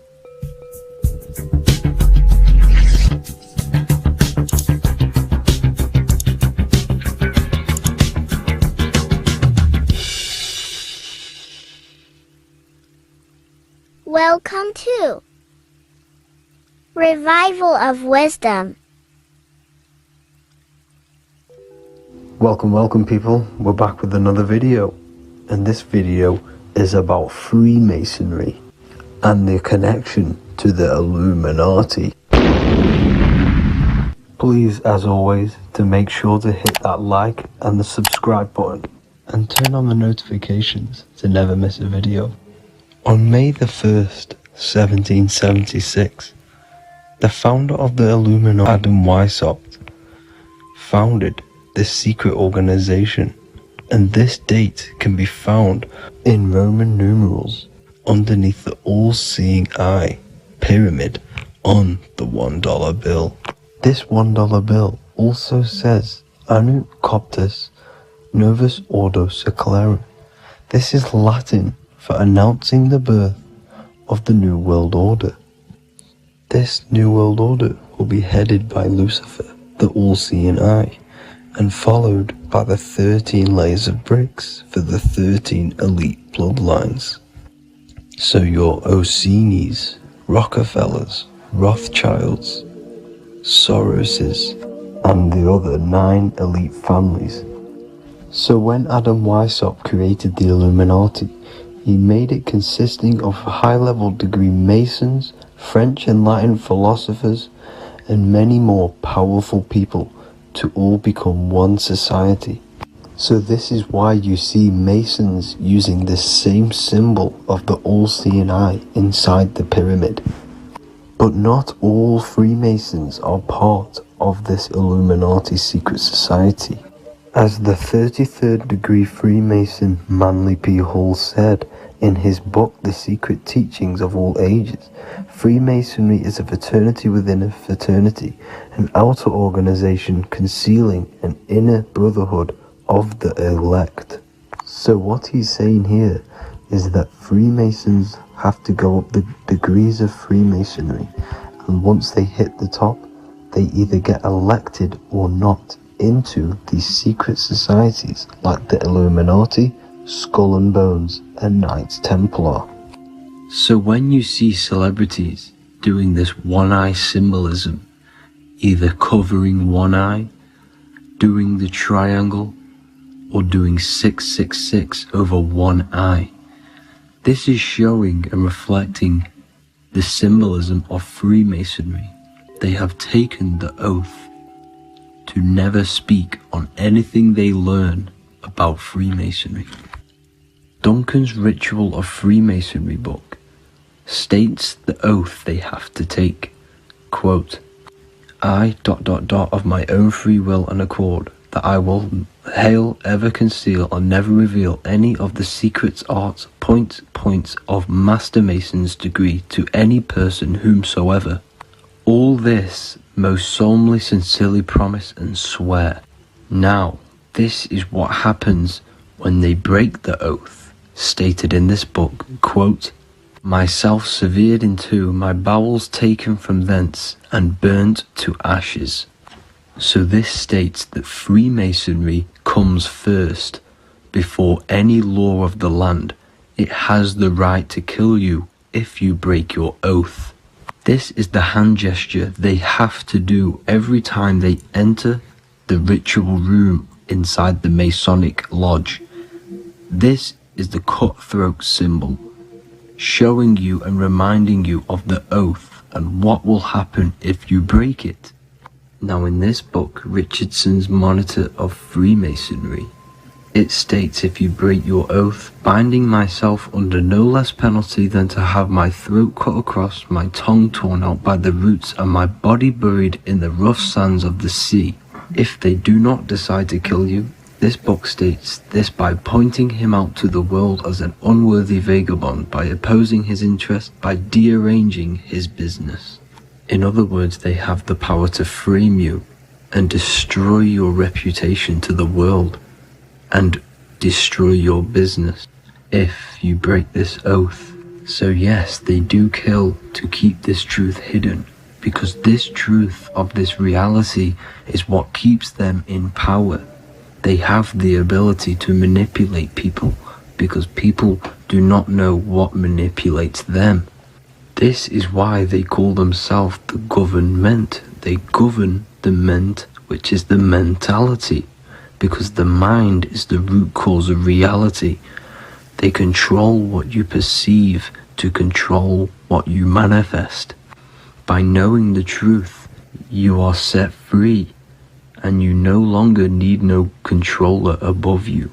So this is why they are willing to kill and do whatever it takes to keep the truth concealed within these high-level degrees of masonry and these secret societies. However, going back to Manly P. Hall's book, it states, part of the symbols are displayed here to the initiate, but he is intentionally misled by false interpretations. So this is saying even Freemasons are intentionally misled and told lies to conceal the truth, to make sure the truth is hidden in the high degrees of masonry. So that's it for this video, guys. Thank you all for tapping in. Please leave a like and a subscribe. God bless.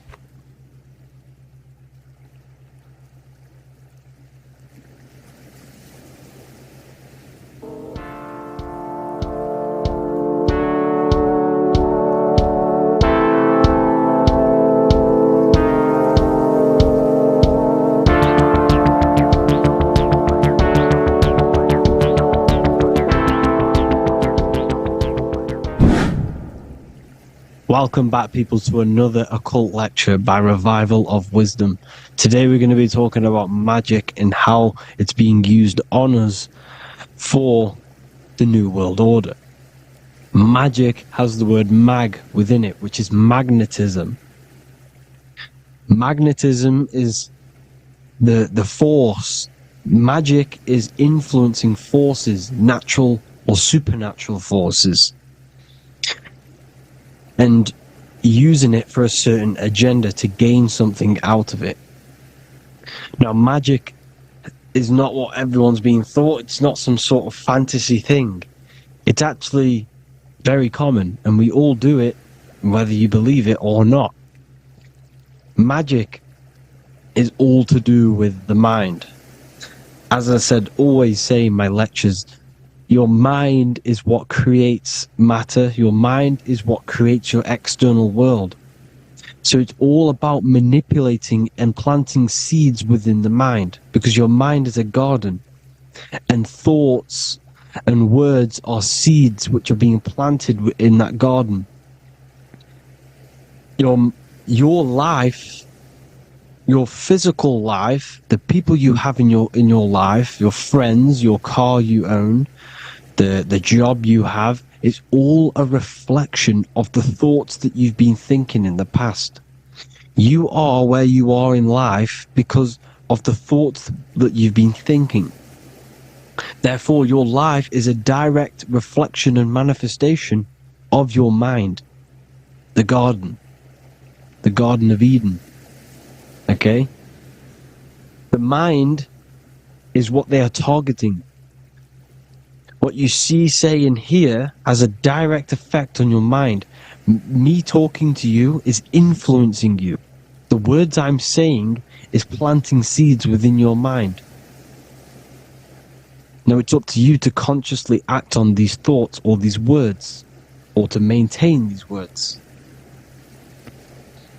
As above, so below. As within, so without. What's inside of me is outside of me. What comes into the storehouse comes out of the storehouse. You have the left, you have the right, you have the up and you have the down. As above, so below. Whatever is in your mind will be expressed in some sort of way, consciously or subconsciously, spiritually or physically. The mind is what manifests everything. And this is what we need to understand. We need to understand is that the mind is not physical. All things spiritual manifest physical. All things seen come from the unseen. The words you're thinking, that everything you have is coming from the unseen. The actions that you do come from the unseen mind. Another expression for as above, so below is you are the universe itself. You are a universe, a mini universe. But just because you are mini does not mean you are the whole thing. If I take a little piece of infinite, let's say there's an infinite light source. Let's say I take a little chunk of that infinite light source. That little chunk I took is still infinite, because it's been taken from infinite. You are the universe. Your awareness, your mind is the universe. It's information. You are the universe experiencing itself. This is why we say we are all God. As above, so below. What is in me is outside of me. The sun, the physical manifestation of the sun, is your soul. The 12 constellations are manifested in the physical body. The 5 elements are manifested in the physical body. They're manifested in the 5 fingers you have. As above, so below. This is manifested, well, this is a symbolized in Freemasonry and secret societies as the 2 pillars. The mirroring reflection, the reflection of reality, the mirror. As above, so below. What happens in the mind, what happens in the astral, happens in the physical. This is Aleister Crowley. This is all symbolism. This is the 2 pillars with the all-seeing eye and the triangle at the top. Aleister Crowley was a master magician. Very powerful dark magician. Black magician. There's 2 types of magic. You have white and black. Just like the checkered board. The Masonic checkerboard, you have white and black, you have good and evil.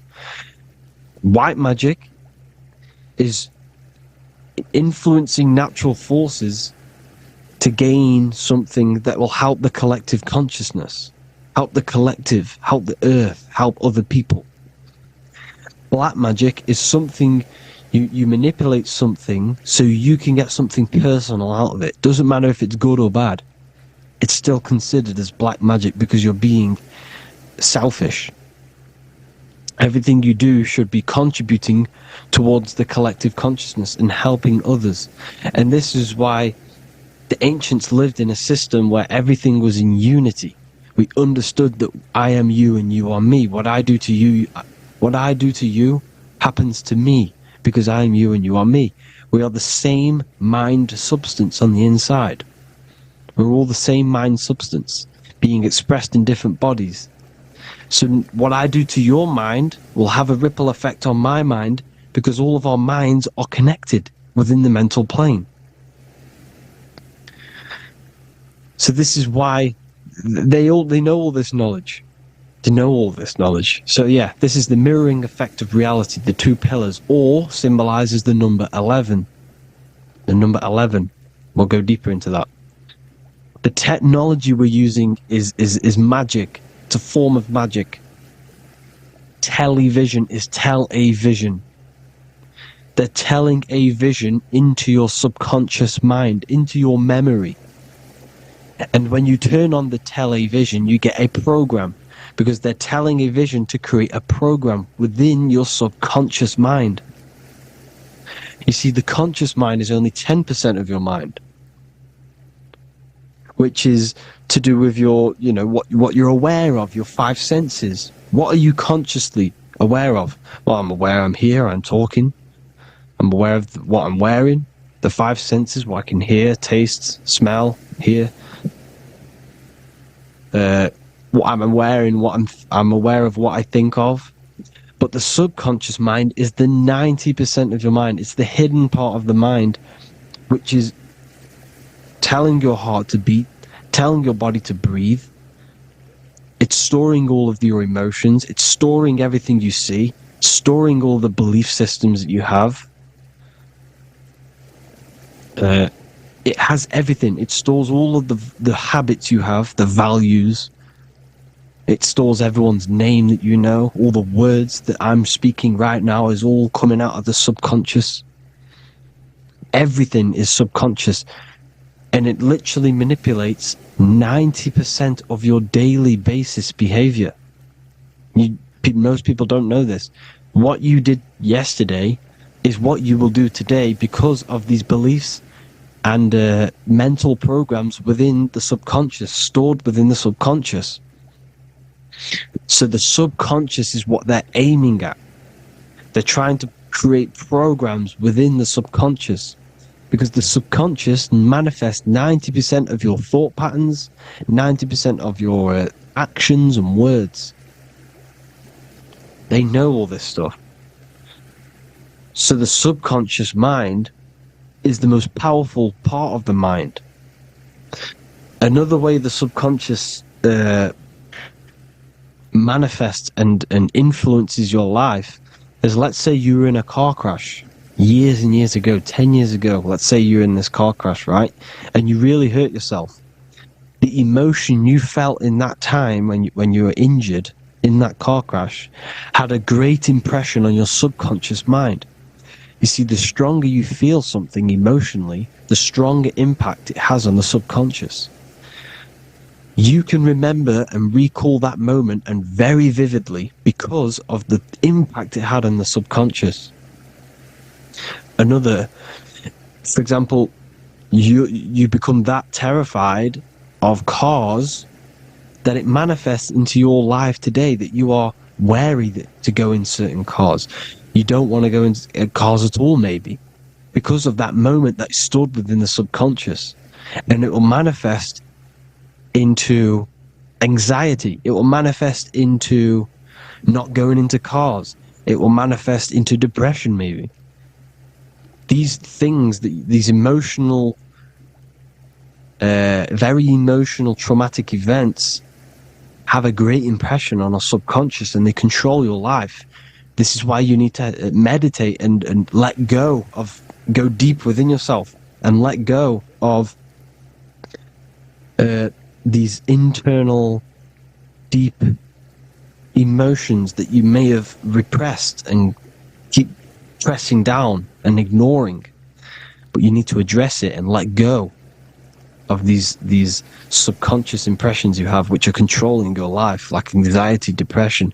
All of these things are stemming from things that are stored within your subconscious years and years ago, more than likely.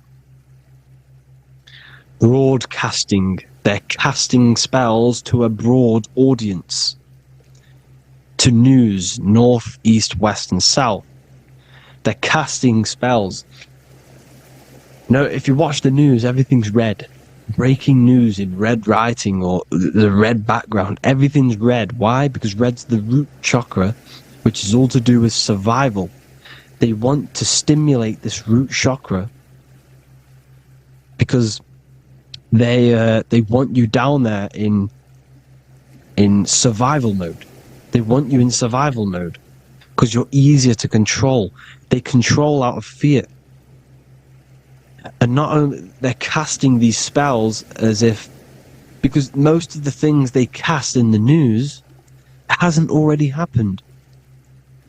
They're constantly bombarding you with, there might be a war breaking out, war this, war that, kill here, kill there, murders. It's impressing, it's casting spells on your subconscious mind. So when the event does turn up in real reality, in physical reality, you're less emotional, you're less surprised. You're not as surprised because you've already heard it before. Your subconscious has already heard it all before. If you never heard of a war and then a war broke out, you'd be going crazy. So they subtly program your subconscious mind through the words, because the words they say is impressing your mind. It has an effect on your mind, which will have an effect on your behavior, your words, your conversations you have with people. They're casting spells to north, east, west, and south on the television. They're telling a vision by broadcasting, by saying spells. This is why we call it spelling. Even the word, listen, the words we say cast spells. Bless. Oh, bless you. That's be less. The subconscious mind only picks up literal things. You see, when I say bless you, your conscious mind picks that up as, oh, thank you, you're blessing me. But your subconscious picks up as be less. You see? Because the subconscious it has no filter.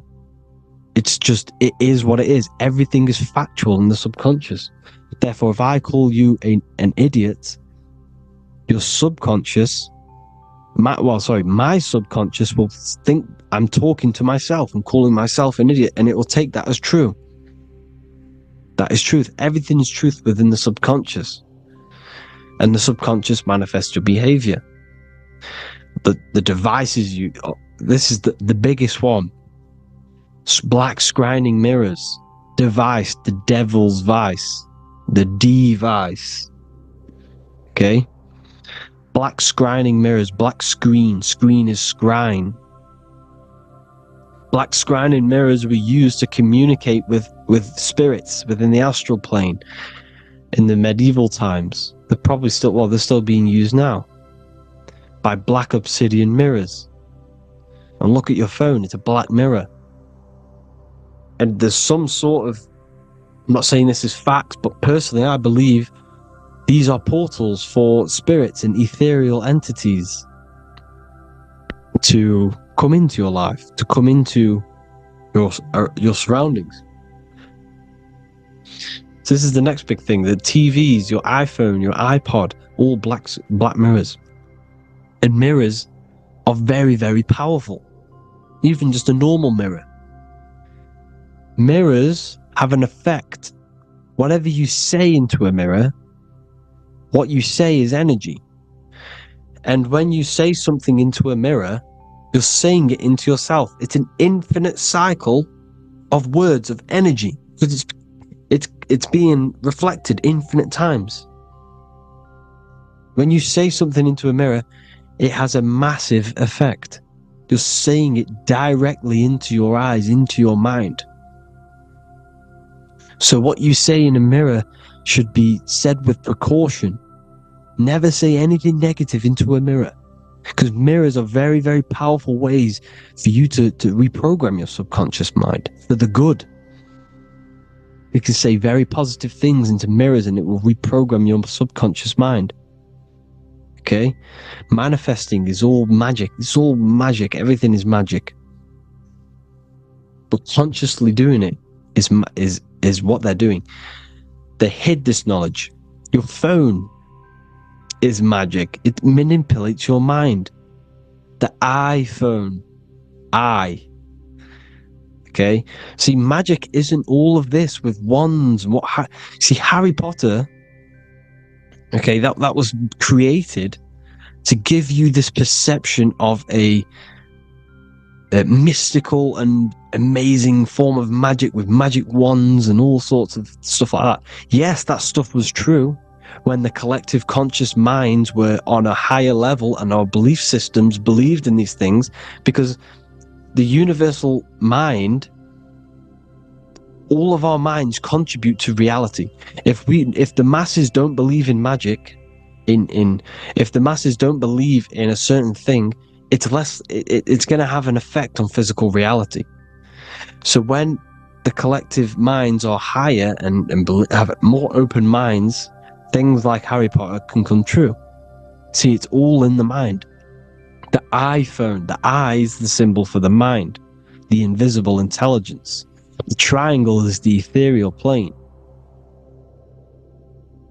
Okay? So the eye in the triangle is the eye that sees into beyond the ethereal planes. The square is the physical plane. So the iPhone, your phone, is a black box, just like the Saturn black cube. It's a black mirror. It's taking photos of you every 2 seconds. And it's your mind. Your mind is in that phone. Everything you like, everything you text, everything you type in Google, everything you say to someone, every conversation is all recorded on the phone. Therefore, it is a direct reflection of your mind. Your mind is imprinted into your phone, because your mind, everything you think in your mind, you're manifesting into typing, saying, taking pictures into the phone, and it's collecting it and storing it. And what they're doing, and this is for all forms of magic, it's manipulating the mind. It's all manipulating the mind. Reels, Instagram, TikTok, this is all dopamine. It's all controlling the mind. Every like you get, every follow you get, every share that you get is dopamine within your brain. They're literally targeting your brain and mind. It's all manipulating, because what they're pushing through the phones, through the media, through the news, through the televisions, is visions and programs. You are the one manifesting the New World Order. They're not manifesting the New World Order. They're giving you the information so you can manifest the New World Order. Everything they say is contributing to your mind. For example, digital money and all the information they put out for you to see is contributing to your enslavement. Your mind is manifesting the New World Order. They know this. They don't manifest it. There's billions of us. We could easily run over them physically. But on a mental level, these people have the knowledge and they hide it from us, and they let us manifest reality, because we are the collective. They give us the information which manifests their agenda. It's all magic. Through the phones, the media, the television. So your phone is a manifestation of your mind. It's a record of your mind.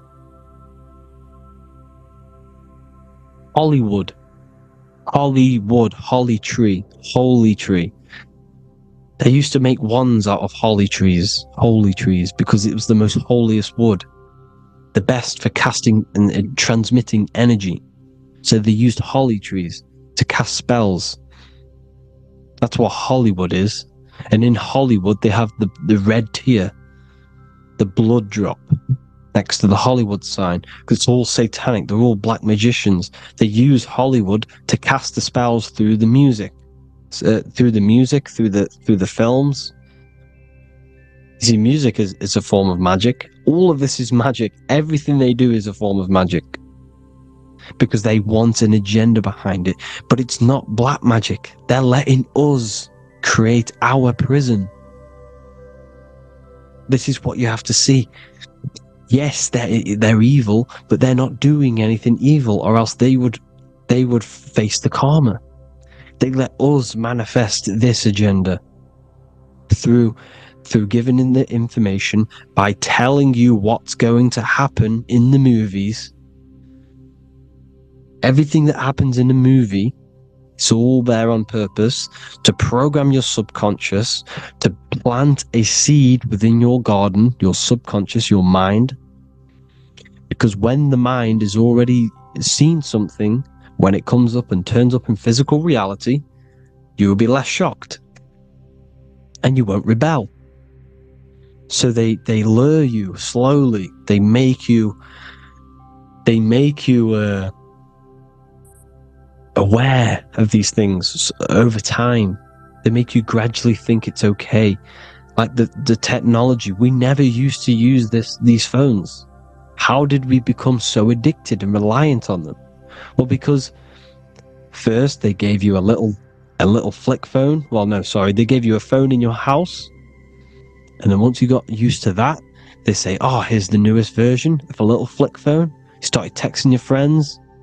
Everyone was loving it in high school. They could now meet up without saying, "Let's meet on the weekend at this point at this time," like your parents probably did.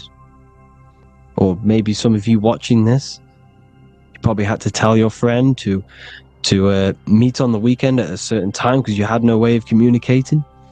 So everyone got these phones and got addicted to them. Then they slowly got addicted to the new iPod with the touch screen. Now they invented touch screen. Then everyone got addicted to touch screens. Then because all of this is producing dopamine in the brain, which creates you to become mentally addicted to things, and physically addicted, chemically addicted, because dopamine's a chemical. Your subconscious becomes a program within your subconscious, and your body becomes chemically addicted to these phones. And these phones are the enslavement of humanity, technology. Without this, we wouldn't be in this mess, without technology. Because they're creating a hive mind. We're creating a hive mind. So back on track anyways, they program you. Look at the films, 9/11, all produced by Hollywood. Here's the 11, like I said at the beginning, the two pillars which reflect reality. What happens in the mind happens in the physical. What happens in the astral happens in the physical. Okay, what happens in the physical happens in the mind. It's the two pillars, the mirrors. 9/11. 9 + 1 + 1 is 11. Flight 11 was hijacked. New York is the 11th state. New York adds up to 111. This is not a coincidence. It's all a form of magic. It's a ritual, energy harvesting ritual, because your mind produces energy. Your mental attention produces energy. And they're feeding off this energy in the astral plane, these demons. Music is the most powerful. Personally, I think the music is one of the most powerful forms of magic they're using. Okay? Music is hypnosis. It puts your brain in a hypnotic state. It influences your electromagnetic field through vibrational energy. It reprograms your subconscious mind. Why do you think you remember the lyrics? You see, your subconscious stores all of the memories. Remember, the subconscious manifests 90% of your behavior.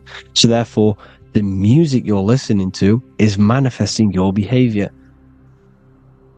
You wondered why some people wonder why they have drug addictions and they can't get out of violence and they can't get out of all this negative mind space. It's because the music they're listening to is creating a negative mind space.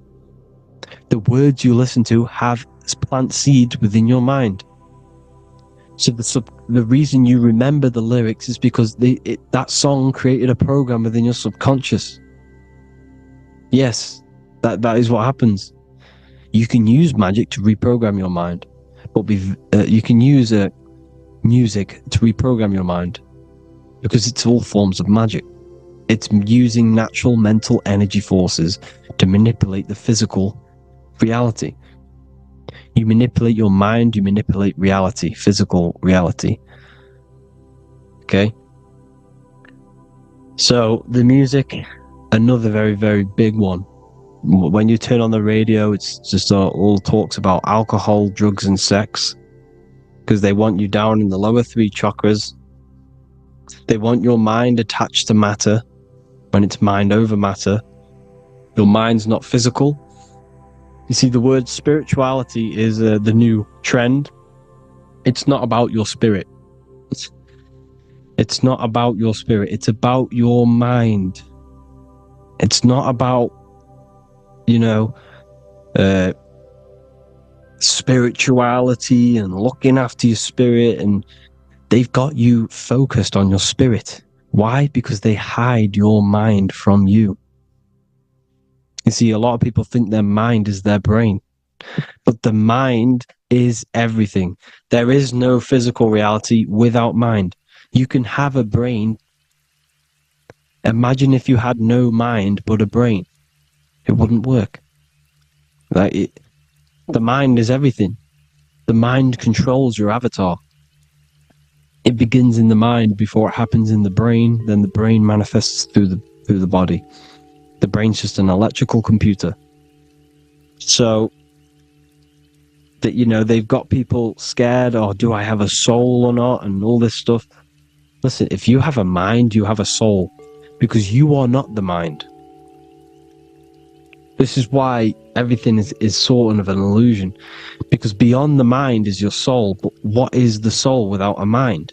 You can't have a soul without the mind. But if the mind didn't exist, the soul doesn't exist. You are the person listening to your mind. I shouldn't say person, because you're not the body. You're the entity behind the mind. But if you didn't have that mind, you couldn't understand what you even were. You would just be an observer who couldn't think. So yes, we all have a soul. If you have a mind, you have a soul. Everything is mind. Everything has mind. Mind creates everything. God is mind. And they're manipulating your mind through TV, your phone, every little thing. The school. It's all about the mind, people. Control your mind, you control your reality. Just the last thing, here you go. Aleister Crowley, the dark magician, Kanye West doing the exact same thing because they're implementing magic in the music. Here's the Beatles with Aleister Crowley in the background. Bet you never noticed that. Aleister Crowley was influencing music and placing magic within the music to influence the subconscious. This is what Baal worship was. This is why they killed children. They sacrificed these children. Why? Well, because in order to ascend, in order to raise your consciousness internally, godly, by being good, God, or being in order to be good, and raise your consciousness, and to get something in the physical world, you have to sacrifice yourself. And what do I mean by that? In order to raise your consciousness and ascend, you have to sacrifice the lower nature of yourself. You know, you've got to abstain from having sex to retain your sexual energy, to transmute it. Or staying away from negative, poisonous foods like meat. So, staying away from blood. We shouldn't be consuming other animals' blood. We should be keeping our blood pure. We are humans. We shouldn't consume chicken blood, chicken germs.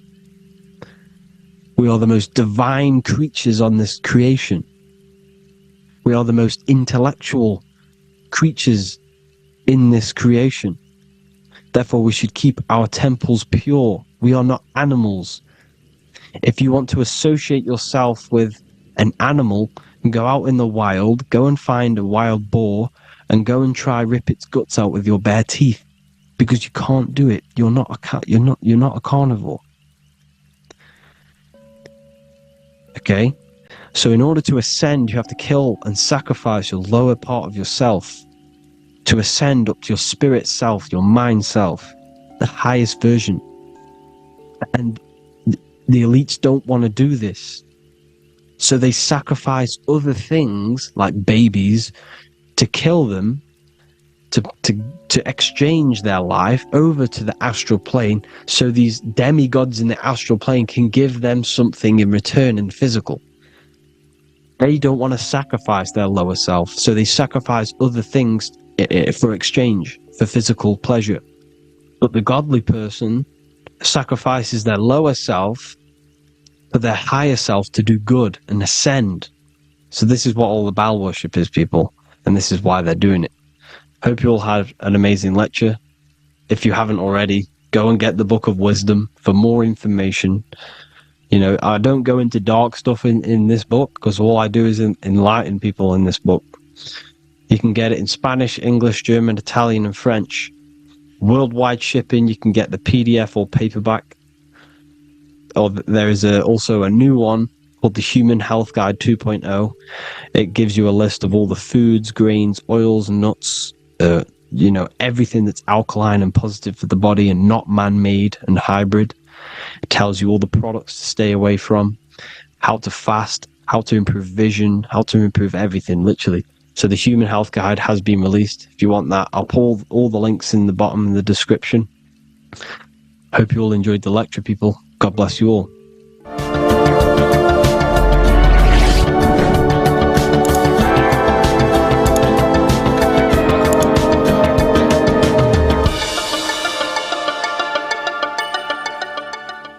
In this video, we're going to be talking about the evolution of consciousness. You are born human, however you possess consciousness, which is the awareness behind your being, the awareness behind your thoughts, the experiencer behind your five senses, the experiencer, the observer behind your thought, emotions, and senses. You are an eye, an invisible consciousness looking through a lens, which is your body. Your body produces this physical world that you experience. Your brain produces this world. Your brain and body is a technological computer. However, you are an infinite, ever-expanding consciousness behind this physical body. And there is an evolution of consciousness, a cosmic journey of expansion. And this is why we see so much pyramid symbolism in the occult and esoteric world, and especially within Freemasonry. Because the pyramid represents climbing, an evolution, a raising state of consciousness, a journey. Steps symbolize a journey upwards. This is the raising and the evolution of consciousness, our inner world. The transmutation of our inner selves, of our souls and consciousness and our minds. So when we see this pyramid, we're seeing a evolution, a way up to source consciousness. And the eye in the pyramid represents your source consciousness. It represents illumination. It represents divine guidance through this evolution of consciousness. This is why we see the ladder. Consciousness is ever expanding on an infinite journey of evolution. Each individual is a part of this cosmic process, contributing towards the ongoing expansion of both mind and awareness. As we evolve, we collectively explore deeper levels of existence, expanding the boundaries of thought and consciousness. The mind has the ability to expand infinitely into new realms of thought, into new dimensions of mind. The mind cannot be filled up. It is not a physical substance. The body can be filled up because it is a physical thing, but you cannot fill the mind. Therefore, the mind is constantly expanding, ever expanding into new fields of thought.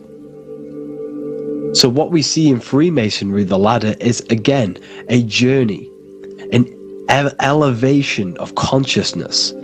When we are born with an infant consciousness, and as we gain older, we gain an adult consciousness. Our inner world, our inner mind, and our emotional intellect changes and evolves. We are significantly different from when we were very young as an infant. It's because our consciousness evolutes, it changes, it alters like water. So, just like this evolution of your own consciousness as growing up, there is consciousness of beings existing in cycles beyond our own. And their consciousness is unimaginably different from ours. They operate on a higher level of understanding and knowing, experiencing reality in ways that transcend our current comprehension. Our minds right now cannot comprehend the highest states of consciousness. There are entities, there are beings beyond our own, existing in higher dimensions of consciousness that we cannot comprehend because they have expanded. They are on a further way up the ladder of consciousness. However, we are all on the same journey. None of us can take the same journey. There is one ultimate goal, reaching source consciousness. However, this is always ever expanding.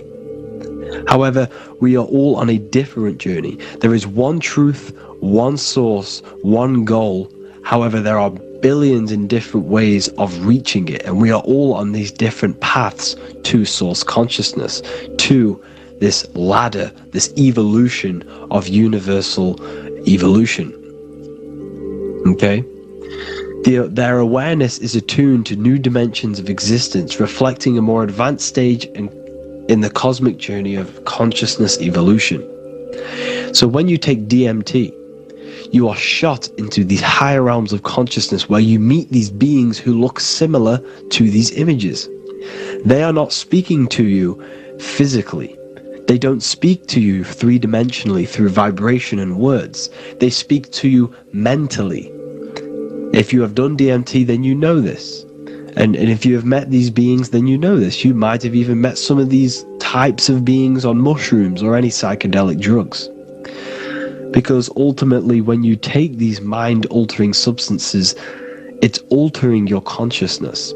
It's merging your consciousness with the spirit of that substance. And you are essentially attuning your mind to higher dimensions of consciousness. That's why we say we're getting high when we take these substances. Therefore, when you meet these beings on DMT, you are essentially meeting beings who are attuned to higher dimensions of consciousness, and they speak to you mentally. They speak to you telepathically through thought, because the universe is mental. Everything exists within the mind. The way you are now, your physical existence, is a state of mind. Mind, thought creates matter. Spirit and matter are two opposing ways of thinking.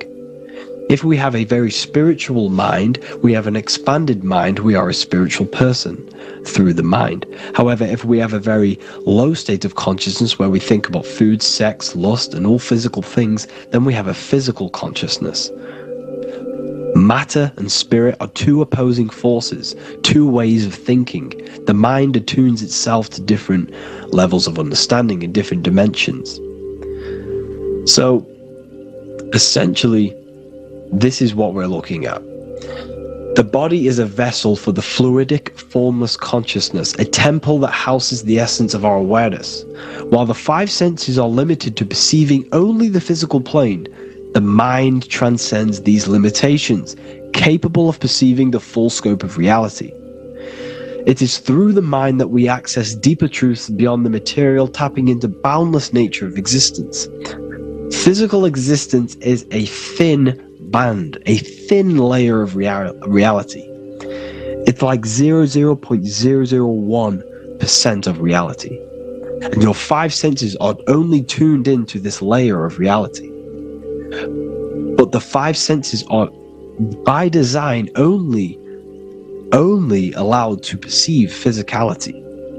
But the mind has the power to expand beyond this physical five sense state. The mind has the power to expand and evolute. It is a conscious decision whether you want to take this path or not. You can stay in a three-dimensional way of thinking, or you can expand your consciousness from within. It's not an external journey. There is no God going to save you. You must save yourself. Therefore, behind every single one of these eyes is the same source consciousness. However, we are all different cells in a different journey. The organs in your body, the cells in your body are all alive. They all possess same consciousness, universal consciousness. However, we are all on a different journey of evolution. As above, so below. As the baby is in the mother's womb, when the baby becomes conscious there is a world outside of its mother, what does it do? It presses and seeks a way out to be born in the other world outside of its mother. It is the same with your consciousness, your mind. When your mind becomes aware that there is realities beyond the immediate surroundings, it seeks a way out. And this is exactly what I'm doing to you now. I am now expanding your mind and telling you there is other ways of reality. There is other dimensions of consciousness which you can access through inner transmutation, through different ways of thinking, spiritualism and meditating and connecting with yourself and detaching from external things. We can upgrade our consciousness. Your body is a womb. Why Jesus says you must be born again to see the kingdom of God, because you are born physically and then you must be born again spiritually, awakening your inner consciousness. So like I said, as the baby is in the womb, it's the same principle. As above, so below. You were a baby, you were in your mother's womb, and you figured out there is a world outside of your mother, so you seek to way out your mother to be born in another world. It's the same now. You must do this now. This is your spiritual evolution. This is the evolution of consciousness. It's ever expanding. When you die, this is a transition. You must learn to not fear death. This is another part of your spiritual journey. You must master death. Therefore, like I said before, the mind has limitless capacity to expand into new realms of thought, continuously exploring uncharted ideas and concepts without boundaries. The mind can ever expand, it can never be filled, it can never ever know everything. There is infinite fields of knowledge, infinite fields of thought. Your current state is just one stage on an infinite pathway. You won't remain human forever. The human experience is a crucial phase where we learn to balance polarities, master the fundamental laws of the cosmos. It is a period of growth and transformation, preparing us for the next stages in our cosmic evolution. The goal is to strive for perfection, yet the true perfection is unattainable. It's like a tunnel, and there is a light at the end of the tunnel. And as you walk through this tunnel, the light is ever moving backwards. You should forever seek to meet that light, but you will never meet that light because consciousness is ever expanding. You should strive for for perfection, yet knowing that perfection is forever unattainable. The journey is endless, with each step revealing deeper layers of understanding and experience. The pursuit of growth and expansion is itself the essence of our evolution. You can find all of this knowledge in the amazing book that I have read for years. I have read this book, The Emerald Tablets of Thoth, the Atlantean, by M. Dorial, translated by M. Dorial. I'm telling you now, this book, now that I've told you this, you have some context on the book. The whole book is about evolution of consciousness. He's talking about higher dimensions beings. He's talking about how you can transcend this physical plane. It is truly the most amazing book you will probably read. One of the best spiritual texts you'll see. It's hard to understand, so you must read it over and over again. And the more your mind progresses, like for me, I read this every couple months, and the more I learn about consciousness, the more I expand my own consciousness. And every time I read this book, I pick out something new that just completely blows my mind, because you can only understand this book to your level of consciousness, to your level of understanding. So now that I told you all this information, go and read this book and it will absolutely blow your mind. And so will the Book of Wisdom Volume 2, which is now available. I released it the other day. I'm just going to read a page out now. This page is called Spirit and Matter. The Earth is not merely a dense, lifeless rock drifting through space. It possesses spirit, a living essence that animates its form. But what do we mean by spirit? Spirit in esoteric terms refers to the energy, the life force, animating the principles infused in matter. So essentially, what this page is talking about is how everything has spirit, consciousness within it. You are the middle, you are spirit and matter. You have the ability to expand your mind to the God self and raise above our animal instinct, our material self, and know the divine and expand. Animals cannot do this. Animals are not self-aware. Humans possess self-awareness. We can observe our consciousness. We can say, why do I exist? We can look in the mirror and know that we need growth. And this is what Anunnaki means. Anu means above. Anu was the supreme god of the sky, which is a metaphor. He represents spirit above, heaven. Anu came down to earth and married Ki, the goddess of the earth, which represents matter. It's a myth, it's an allegory. Anu married Ki and gave birth to the Anunnaki. Spirit came down and infused with matter and gave birth to the human, which is you. You are spirit infused in matter, Anu and Ki, Anunnaki. You are the Anunnaki. And this is just one of the teachings in my book. Honestly, this book is absolutely amazing. If you truly, truly want to expand your consciousness, give this book a read. And obviously, if you're inside the university, I give you this book for free. A paperback version. If you join the university, follow the steps inside of the general chat, you'll be able to download this book. Sorry, not download it. Order a paperback for free. All you have to do is pay for the shipping. You'll also gain amazing knowledge inside of my library, where your mind will just be overblown with the amount of esoteric books. There's over 45 rare occult books, plus you get a PDF of the Volume 1 and Human Health Guide.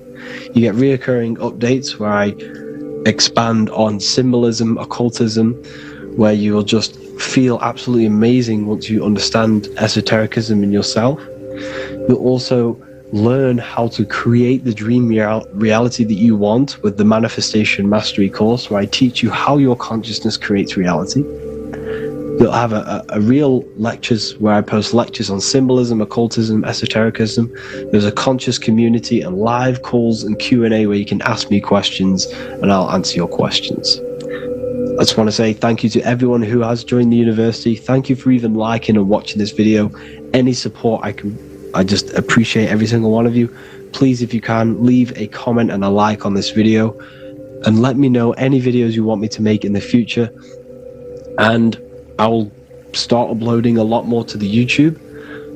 So yeah, thank you all for tuning in today. Have an amazing day.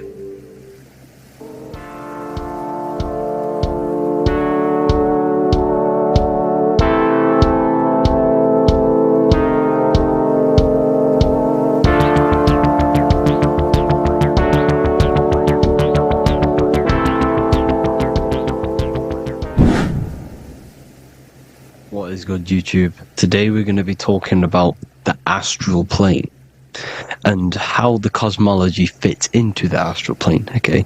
So first, let's go over the astral plane and go over the different layers of reality so that you can understand reality more. You are a multi-dimensional being.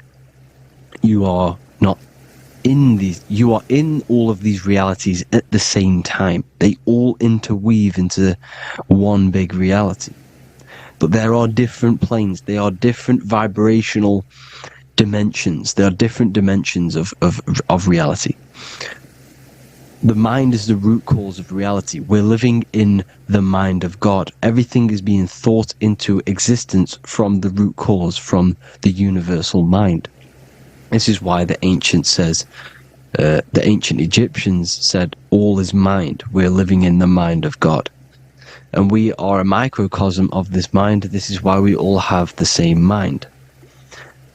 This mind is the world of thoughts. Now, this world of thoughts is just the thought alone. For example, it is the thought of a chair. But then when you start to imagine this chair and you start to mentally see the chair, you're now manifesting the thought, the singular thought, into some sort of form. So now you're imagining the chair. You're imagining the form of this chair, which is then manifesting into the astral plane. The astral plane is the world of thought forms manifesting. So when you are imagining something, you are seeing into the astral plane. Okay? Your third eye, it is an eye because it sees the astral plane. It is seeing the other side through imagination, through dreaming. Well, we'll go over dreaming later. So, the thought of a chair is a singular thought. The imagination of the chair is the manifestation of the chair.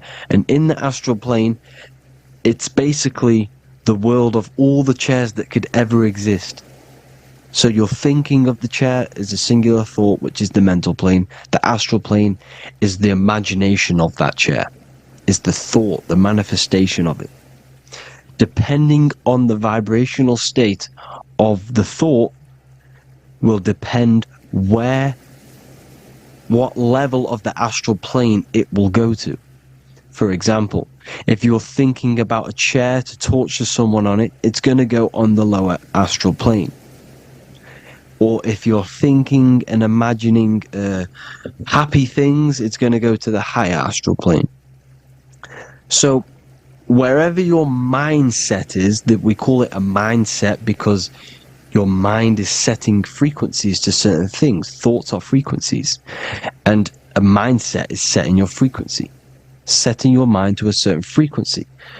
So when you set your mind to a certain frequency and you imagine something in that frequency, you're going to match everything in the astral plane that are on that similar frequency, just like you would in the physical world. Because we're all in these worlds right now as we speak, but we can't see them with the two physical eyes. We can feel it though. When you're around someone and you've just met a new person, for example, you can feel their vibration, and if you're not on a similar vibrational match, you will not get along with that person, or you just won't not get along, but you won't connect with that person because you're on two opposing frequencies, not matching. And this is something you can't see, you can only feel, because it's the astral plane. It exists within the astral plane. Everything in the astral plane is made out of vibrations. So if you do astral project, and if you already know how to astral project, you will see beings and people and things that are on the same frequency as you. This is why before you astral project, you need to sort your vibration out before you astral project, because you are projecting your consciousness into this. It's the mind. The mind is the bridge. It can move between realities. You are a observer. You are a observing soul which observes different realities. And the mind is the bridge between all of these different realities. The mind can choose. If you want to project into the astral, you set your mind to it, you can. Okay? So, let's not get off track. The lower astral plane is where demons are. The higher astral plane is where heavenly beings are. Heaven and hell are kind of a real thing.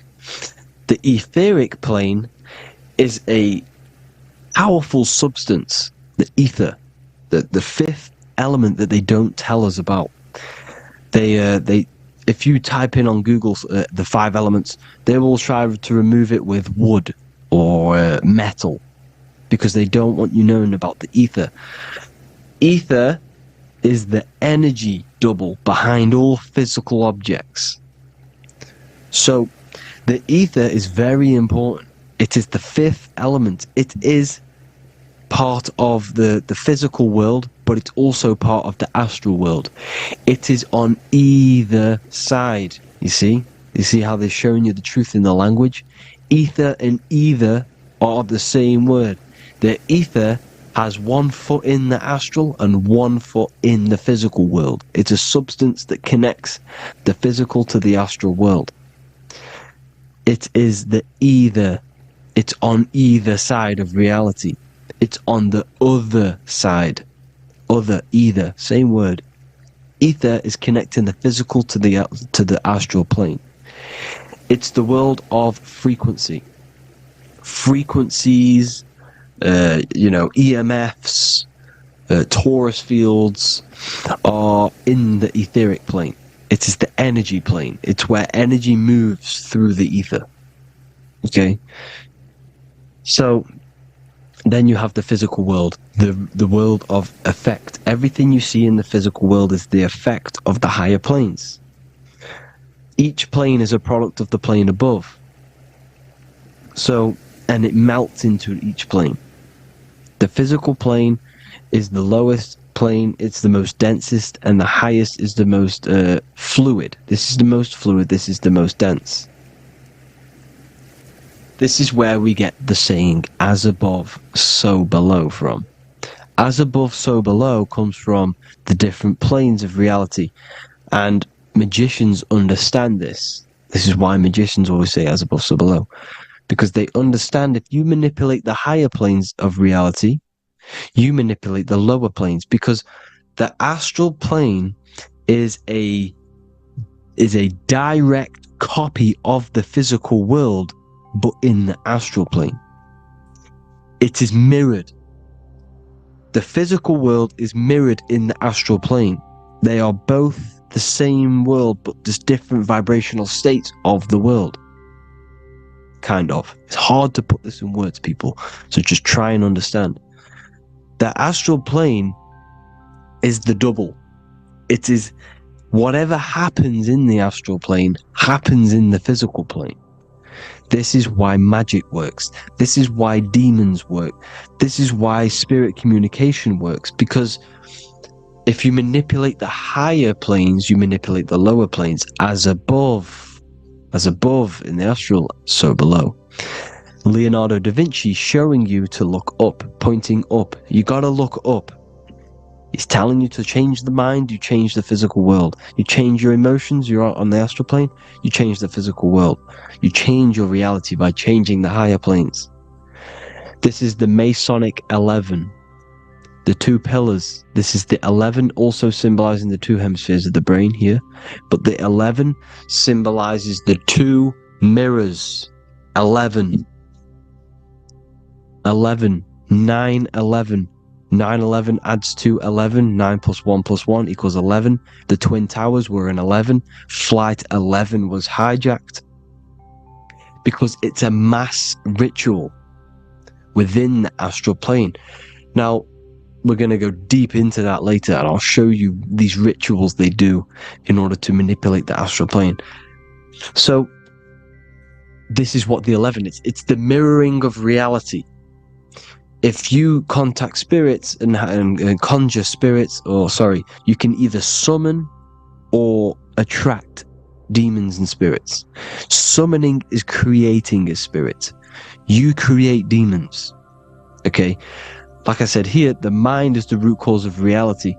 If you think of if you think of a traumatic event that happened in your life over and over and over and over again for years and years and years, where attention goes, energy flows. The mind is the director of energy. If you are directing energy into the specific emotion, the specific thing that is torturing you in your mind, that will manifest as some sort of being in the astral plane, which is called an elemental. And this elemental being that you have created through your thought forms and emotions will latch onto you and feed off this energy. So it's important that you get your mind right, okay? It's important that you sort that you file the mind and you discipline the mind. Make sure it's only entertaining positive things, because you are quite literally creating your own demons. The word demon has the word mon in it, and if you've watched my videos to know, mon means moon. The moon is your mind, the sun is your soul, the earth is your physical body. Demon is mon means mind, moon is mind. You create demons with your mind, summoning. Now, this is where the rituals come in. 9/11 was a ritual because everyone was thinking about this big fearing, the death of 9/11. Everyone was thinking about it. And all of their minds thinking about this horrific thing will manifest and summon a negative energy spirit elemental within the astral plane. That's how all of this works. This is why it was a mass ritual. Okay, Chris Brown, new album name 11/11, release date on the 11/11. This will be my 11th album and contain 11 songs. All of these people know the occult. This is Hermes Trismegistus with the star of Saturn, the six-pointed star, as above, so below. The mirroring of reality, physical and astral, the two Masonic pillars. So, as above, so below. What's above us? The stars. The stars are connected to the astral plane. This is why we call them stargates. When we dream, we are experiencing these different realities. And what are stars? They tell in the Bible, it says Genesis 1:14. And God said, "Let there be lights in the firmament of the heaven to divide the day from the night, and let them be for signs." Signs translates to things to come. Why things to come? The stars tell the future. Why? And why do we say as above, so below? As above us is the astral plane and the etheric plane. As above, so below. Whatever happens in the stars happens on Earth. The stars are connected to the astral plane. Above us is the astral plane. We are a star in a physical body. This is why we say Mr., Sister, stir equals star. The E and the A are interchangeable. We are stars, and the stars are the start of our incarnation. We start in the stars, same root word, and we descend through the seven energies, which are our seven chakras. Then we enter the heart of the soul system. The heart rearranged spells earth. And this is the true cosmology. Here's the Masonic cosmology. This is Masonic now. Here's the firmament. Let there be a firmament in the midst of the waters to divide the waters from above from the waters that below. Genesis 1:6. The firmament, firmament comes from the word firma, Latin, I'm pretty sure, which means firm. When something is firm, meaning it's stable, it does not move, it is firm. The firmament is firm. So, is the firmament Genesis 1:6. What does it say? Genesis 1:3, sorry. Let there be light. This is before the sun and the moon was created. Let there be light. Before the sun and the moon was created, light was appeared. So what's that tell you? This is a holographic projection from some sort of light being, some sort of projector. And that projector is the all-seeing eye you see in the Masonic cosmology. This is the all-seeing eye projecting the light beams. Let there be light. Everything is made out of light. The universe is created out of light waves. The torus field is one unit of light. The light projecting this reality is Polaris. Okay, the famous all-seeing eye. Now, what else? Then we have, after let there be light in Genesis 1:16, and God made the two great lights. This is the sun and the moon, electric, magnetic, male and female. Then we have the Masonic checkerboard, the black and white symbolizing dualities within the dualistic reality we're in, spirit and matter, light and matter, rest and motion, positive and negative, good and evil. Everything's dualistic here. Okay? And it's a dance. The universe is a dance between flickering of white and black light, which is the torus field. We're not going to go over that, but this is all connected to the astral plane. This is the true cosmology. The astral plane cannot work on a spinning monkey ball in the middle of space. Does not work. Cannot work. It's impossible. Okay? Impossible. So, even in the Quran, it says, Allah has made the earth for you as a carpet, flat. Quran 15:19, and the earth we have spread out like a carpet, set there on mountains, firm and immovable. It is immovable. In the Quran, it also says 65:12, it is Allah who has created the seven heavens of the earth. The seven heavens meaning the seven layers of heaven, the seven planets. And Psalms 104:5, he set the earth on its foundations and it can never be moved. Never. So here you see in Isaiah 40:22, he sits enthroned above the circle of the earth and its people are like grasshoppers. He stretches out the heavens like a canopy and spreads them out like a tent to live in. We live in a tent. This is the tent. The projection of light. Here you see an ancient picture here. Here you see the ethereal barrier, meaning the firmament, the etheric barrier. And here you see his head popping out. Why is his head popping out? Because your head is heaven. Your heel is hell. Your head has access to the astral plane. This is why your head is heaven. The pineal gland, when stimulated, has access to project itself, project consciousness into the astral plane. Here you see another ancient picture here with the Masonic Royal Arch with the zodiac here, the zodiac on the top, arching because there's a firmament above us. Here's God in the brain. Consciousness is God. Here you see the Masonic Royal Arch symbolizing the firmament. George Washington above the Masonic Royal Arch. These are the stars. This is Polaris projecting reality. Here's ancient churches with the dome. Polaris projecting reality with Jesus. Disney World is under the dome.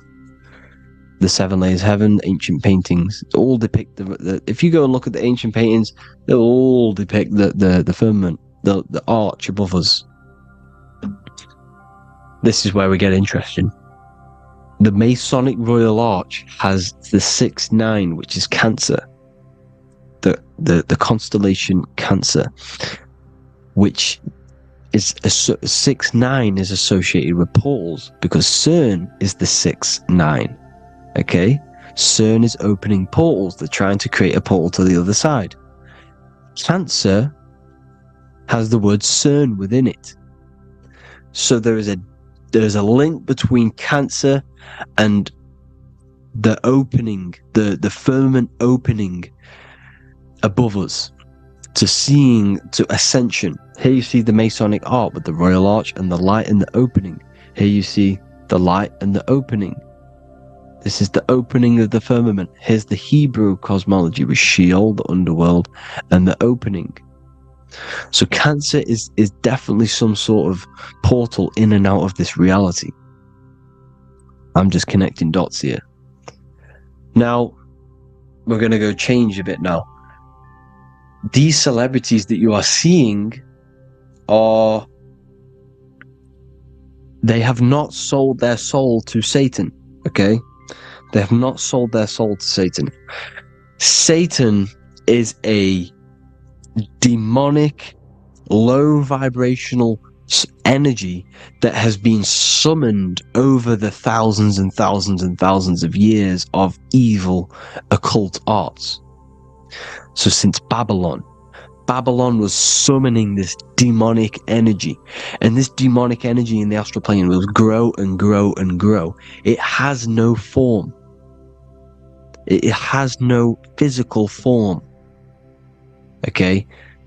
But you can see it in the rappers. If your third eye is open, you can see clearly that these people are demonic. You can sense the energy that they're manifesting. Selling your soul is not what you've been told. It is gaining, because your soul is pure love, okay? Your soul does not want to do anything bad. So when you sell your soul, you're gaining physical gain. You're gaining physical wealth, for example. Like for these rappers, they will be given millions of pounds because the people in control of the music industry, which is the dark occultists trying to brainwash the masses, the people in charge, they're dark occultists. They understand Satan and the energy. They are satanic energy, which has been summoned in the astral plane. They see that they have influence over the masses, so they will go to them and say, "I'll give you this amount of money forever if you manifest this satanic, demonic energy through the music and through social media to blind the masses, to brainwash the masses into this demonic energy." Because when you listen to music is frequency. Whatever you listen to, you become that frequency. So if you're listening to these people, they're throwing energy, this demonic, satanic energy that they sold out to. Soul, same word. When you sold something, you've got your soul involved. They have exchanged money, physical gain, so that they manifest this satanic energy within the astral plane and through the music, through the videos, through social media, to keep us in this vibrational frequency, in this low state of consciousness. This is what it actually is. It's not, you're not selling your soul to some sort of devil. This satanic energy has no physical form it is formless in the astral plane. It's a summoned energy. Now, the root chakra is red. This is why the devil is red, because it symbolizes the animal nature of man. When you are operating off your root chakra, you will kill, you will fight, you will do anything to survive, because it's all about survival mode in the root chakra. They want you keeping in that fighting mode, that surviving mode, so that you are manifesting this low vibrational frequency, this satanic energy, this demonic red energy. This is why the devil is red. And the devil has a tail with the red arrow pointing down, because it symbolizes your light body. This is your Merkaba. Your Merkaba is your light body. Mer equals light, Ka equals spirit, Ba equals body. Merkaba, this is the devil's tail pointing down, the descension, your heel, up to your heel, hell. Ascension to heaven, head. You see, this is the all-seeing eye with the illumination coming off it, your head, when you're illuminated. The Merkaba is your celestial sphere to portray different planes of reality. It is the vehicle of ascension.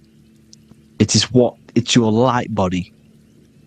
It's in the word Kabbalah, Kabbalah, Ka, spirit, Ba, body, La, light. Same thing, Kabbalah, Merkaba. Same thing, it's all about the light body. This light body sees different realities. So when you see the goat in the music industry, it's this satanic summoned energy that's been summoning for thousands of years within the astral plane. When it becomes to the physical plane, it will manifest through different things. A goat, an owl, Satan, Moloch, Baal, same deity, same demonic energy that's been summoning in the astral plane. And this is why the Baphomet has a goat head. Drake's new album is the goat. The Polo G, the Masonic G, with the goat. And here's Ryla Rodriguez in the mirror, with the goat in the mirror and him in his physical body. It symbolizes, the mirror symbolizes the astral plane, because he's manifesting the goat, the demonic energy. He's sold out to the demonic energy. And in the physical plane, he's his physical body. The mirroring, the Masonic 11, the mirroring of reality, the astral and the physical. And what do you call them when they're an amazing rapper, the best rapper? You call them the goat. Because the goat, you're the goat because you're manifesting the goat energy, the satanic, demonic energy within the astral plane. So Baal, Moloch, all the same thing. Because in the astral plane, if you want to gain spirits to come to you and communicate you, in the physical world, if you want to communicate with spirits, you have to gain their attention. You can either gain their attention or come together and agree to create some sort of being, which is Satan. Okay? You can, like I said earlier, you can create these beings, you can summon them or attract them. One way to attract them is sacrificing. In order for you to become God, man, to turn to God, you have to sacrifice your life. You have to sacrifice, not drinking, not doing things, not doing anything demonic, not doing anything bad, not eating meat. You have to sacrifice yourself to become the light. However, if you want quick, instant gains in the physical world, you can sacrifice something else to communicate with these spirits, because these demonic energies feed off demonic energy, your demonic energy. So these dark occultists will give away babies, they'll sacrifice, torture babies so that they gain, so that they can communicate with these spirits for physical exchange. Yes, you can do this. These powerful spirits, these powerful demons can give you powers. They can give you certain things. And this is what they are doing. They're summoning and attracting these demonic energy. This is why, trafficking is one of the most, Balenciaga.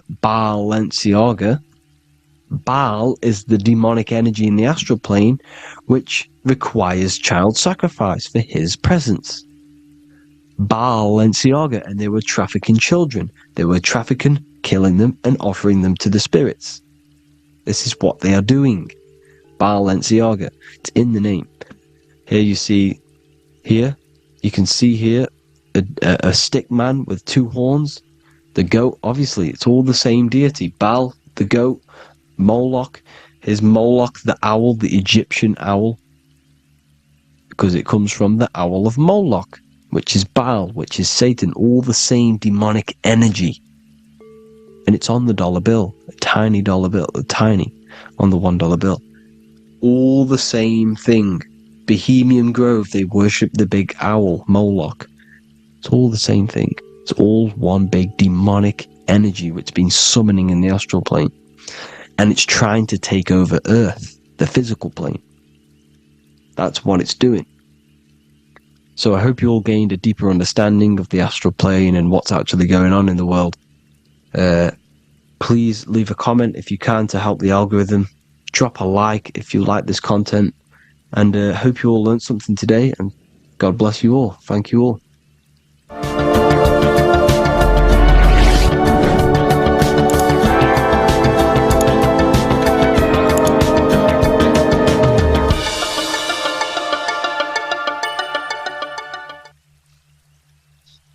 Matthew 21:1, Jesus went into the temple of God. Corinthians 3:16, do you not know that you are the temple of God? Now what is this telling you? That God is within you. Hence why in Luke 21:12 it tells you the kingdom of God is within you. And the side of your head region is called a temple for a reason. Because the brain encapsulates the mind. The brain is a physical manifestation of the mind. The heart is a physical manifestation of emotion. So we have these different layers of our consciousness. We have an intellectual, communicative aspect of our consciousness, which we would call the mind. We have an emotional aspect of our consciousness, which is the heart. And to communicate with the divine, it's all to do with the mind. Hence why the ancients always symbolize the mind being God. This is why Michelangelo always placed God inside of the brain on top of Sistine Chapel in the middle of the Vatican. He understood that God is in the brain. God is within you, not outside of you. The church tells you that God is in the sky because they are creating a externalization of the truth to create a business and a distraction so that you don't find the divinity within you, so that you don't find your power. Now you have Adam, the physical man, the physical body, the ego, the lower self. And he is resting. He's not trying to reach to God, but God is reaching because the higher consciousness within you is always trying to communicate with you. It's always trying to wake you up to your divinity. But the lower mind, the lower self, Adam, the physical self, is always in ignorance of truth, always in ignorance, and stays in a materialistic way of thinking, which is the lower animal self. And this is what we call a sleep, or an NPC. This is the lower mind of man. But all you have to do is to move your finger to touch God. You have to look within yourself, within the brain, meditate, and you can find God. This is why in the Bible we see many references to the human body and anatomy to truly connect with God. Kings 6:8, the door to the middle chamber was in the right side of the house, which is the right hemisphere of the brain. The middle chamber is the pineal gland, where the seat of your consciousness is, where the seat of your higher consciousness is, the mind. And they went up the winding stairs, which is your spinal column, into the middle chamber, and out of the middle chamber into the third. So they went up the winding stairs. This represents raising your consciousness up the winding stairs. Your spinal column acts as a stairway of consciousness. Depending on what sort of consciousness you are operating in, depends on what part of the spinal column you are using. Because the spinal column ascends and descends consciousness. What do I mean?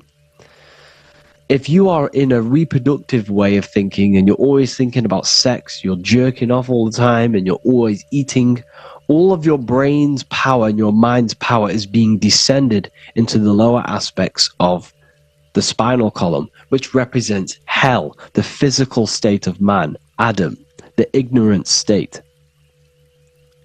We're basically living off low-level pleasures like an animal. And the stairway to heaven is your spinal column. They went up the winding stairs into the middle chamber, which is your mind, your pineal gland, and out of the middle into the third stage of consciousness, physical, etheric, astral. When you meditate and you start to raise your consciousness during meditation, you enter the astral plane when you turn off thought. But this is the middle chamber inside of the brain. Here we see another painting inside of Sistine's Chapel of God inside of the brain.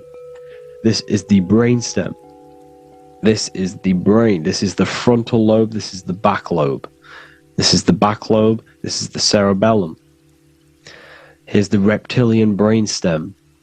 Here's the claustrum. This is what we are seeing here. Anatomy. Here is another one in Sistine Chapel in the middle of the Vatican. This is depicting the brainstem. God's neck looks exactly like the brainstem. Here we see a real brain compared to God's neck, because the neck is just below the brainstem, and this is what they are symbolizing, because they knew that God is within you. God is a part of the human body. God is inside of the body, because the body is a vessel for consciousness, for universal consciousness. Inside of you, inside of me, is the same spark of consciousness, and this same consciousness is spread out into every living essence, because everything comes from the one source, the one God, the one consciousness. Matthew 6:22-23. The light of the body is the eye. If therefore thine eye be single, thy whole body shall be full of light. Practicing the single eye. What is this? This is meditation. This is entering within yourself. So the Bible's telling you to practice the single eye. But if thine eye be evil, thy whole body shall be full of darkness. What does this mean? If your consciousness is in an evil way of thinking, if your mind is filled with an evil, negative mind space, then your body shall be filled with darkness, with evil, with negativity. Because negative thoughts destruct the body. Positive thoughts heal and regenerate the body.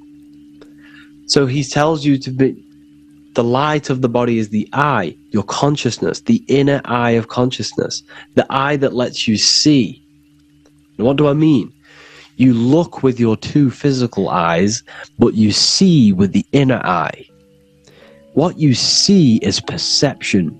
You look with the two eyes, and what you see is perception. You are seeing, you are understanding, and that's what consciousness, the mind, gives you.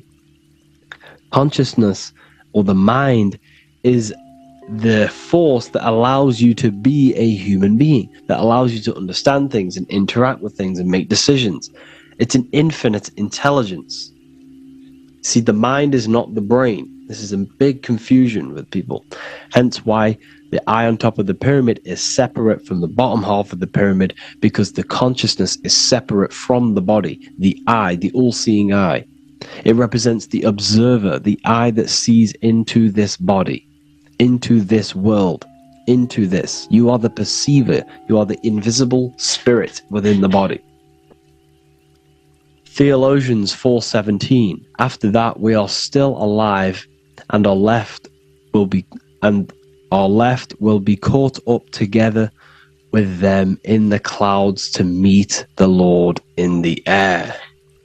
You don't meet the Lord in the physical air. Okay? This symbolism of the ancient Christian artwork is showing you this is symbolic. These things never happened. There's no man in the sky. Moses didn't go on a mountain to meet with God. The air represents the mind. This is why you say you're an airhead when someone's very stupid.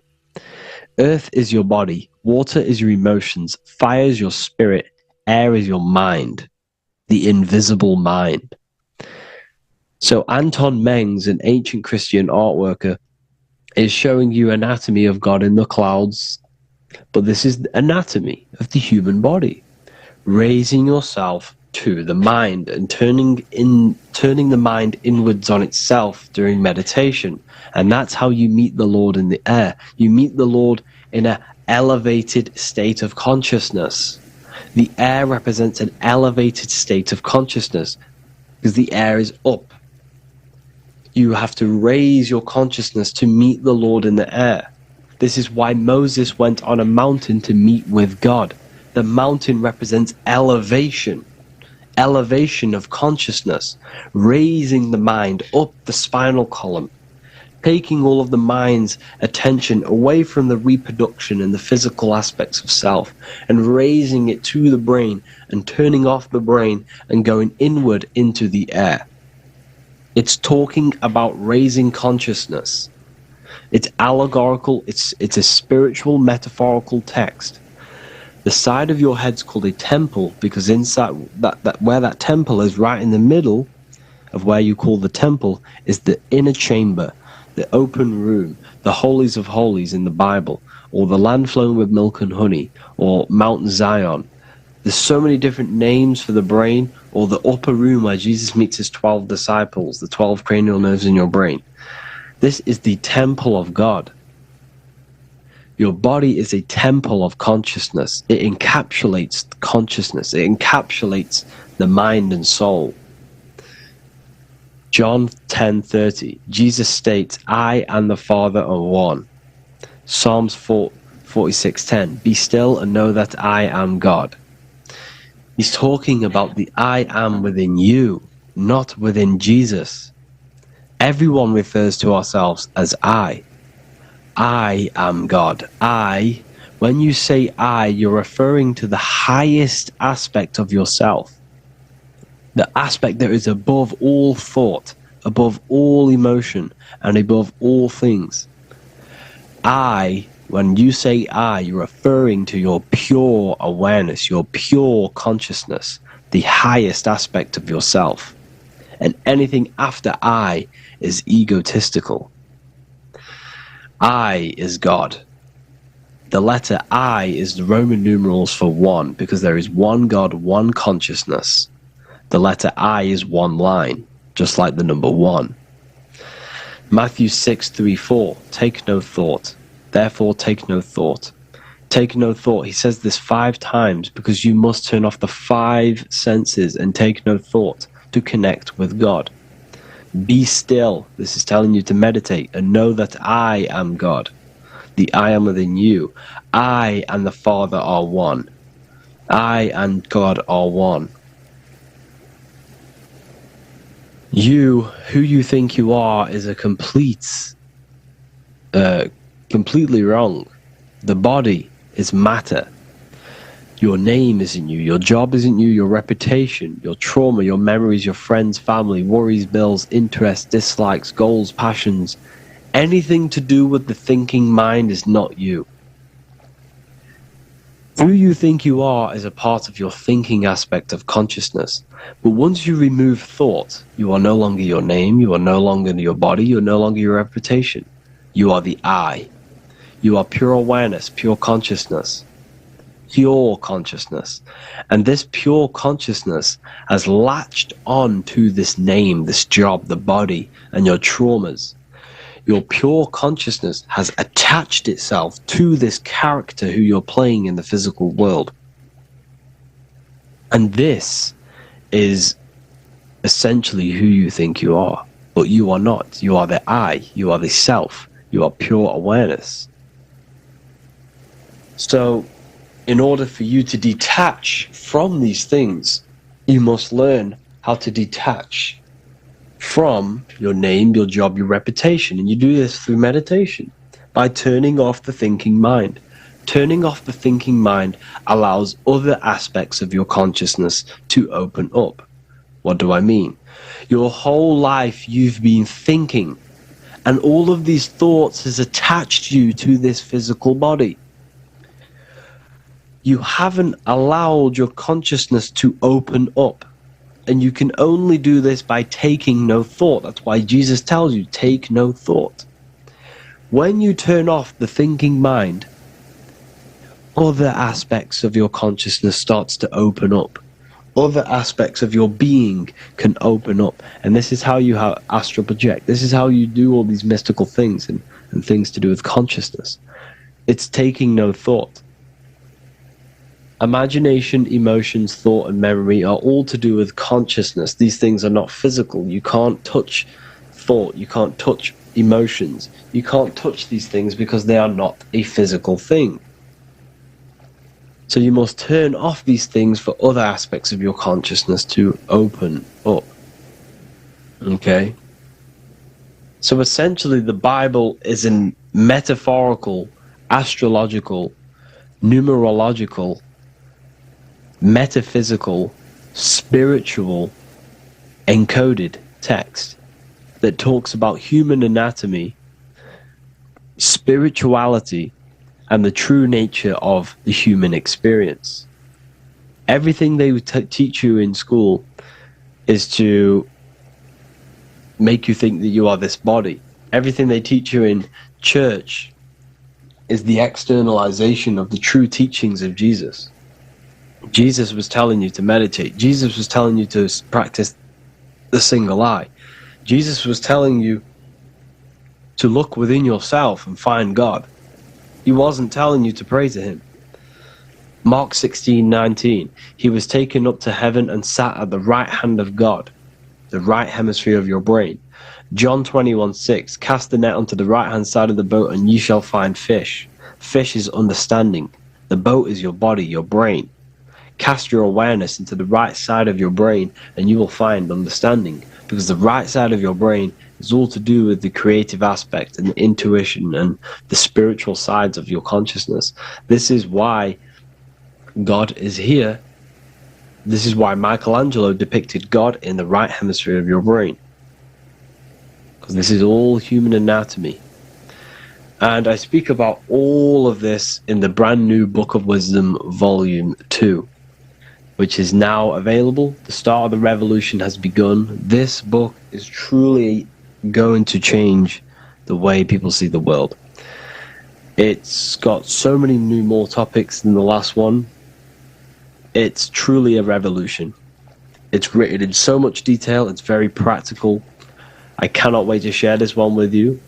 I just want to say thank you for the opportunity for me to create this book, because without you, I couldn't have created this. And I just love sharing my work with you. And I thank every single one of you for the support, the watch, like the views and the likes, everything. Especially the people who have joined the university and stuff like that. And for people who have joined the university, you do get a free Book of Wisdom paperback if you just go to the general chat and follow the description, follow what the instructions that I gave you in the chat, and you'll be able to order a free Book of Wisdom if you are inside of the university. Plus you get all of my other books, 2 books, and over 45 occult books on occult and esoteric things. You get lectures, live calls, a community, a manifestation mastery course, and a whole library and reoccurring updates every month, every week. So yeah, I hope you all enjoyed this video. Thank you all. Please leave a comment to help the algorithm, and leave a comment on what videos I should make. And yeah, I'll get to uploading on the YouTube a lot more now the second book is now released. I have a lot more time on my hands. No longer using my energy to create the book. I am now going to redirect this mental energy into the YouTube. So there will be a lot more content coming, so I need some content ideas. So feel free to comment some ideas, some YouTube videos that I can create. Thank you all, people. Have an amazing day. Welcome to Revival of Wisdom. Welcome people, we're back with another video. In this video we're talking about how Jesus Christ and Christianity is all sun worship. The Holy Bible of Christianity is not meant to be taken literal for history. It is a story and has lots of metaphors. Starting with the symbol of the cross of Jesus. This cross originates from this ancient cross of the sun. This symbol has been used for thousands of years, way before Jesus was a thing, in Europe, America, Asia, and all around the world. In fact, this symbol is still being used by Christians today, not knowing it represents the sun. This is a 4,500-year-old artifact, a golden plate with an equal-armed cross found in England. The gold to symbolize the sun, and the equal-armed cross for the 4 equal seasons of the year. So this is why in the Bible you have Matthew, Mark, Luke, and John, symbolizing the yearly cycle of the sun and the 4 equal seasons. Also in the Bible, Jesus is referred to as the light of the world. So yes, Jesus represents the sun. He is a metaphor for the sun. Hence why in all of these pictures and images and paintings of Jesus, there's always a sun behind his head, and some even with the sun cross behind his head. Jesus also has 12 disciples, which represent the 12 zodiac signs and the 12 months of the year. This is the Last Supper by Leonardo da Vinci. As you can see, the sun, being Jesus, is in the center, because the sun is in the center of the zodiac signs. There are 4 groups which symbolize the 4 equal seasons. Each group contains 3 people symbolizing the 3 months and the 3 zodiac signs in that season. There is only 1 female in the painting, which is Virgin Mary, who symbolizes Virgo, the astrological sign.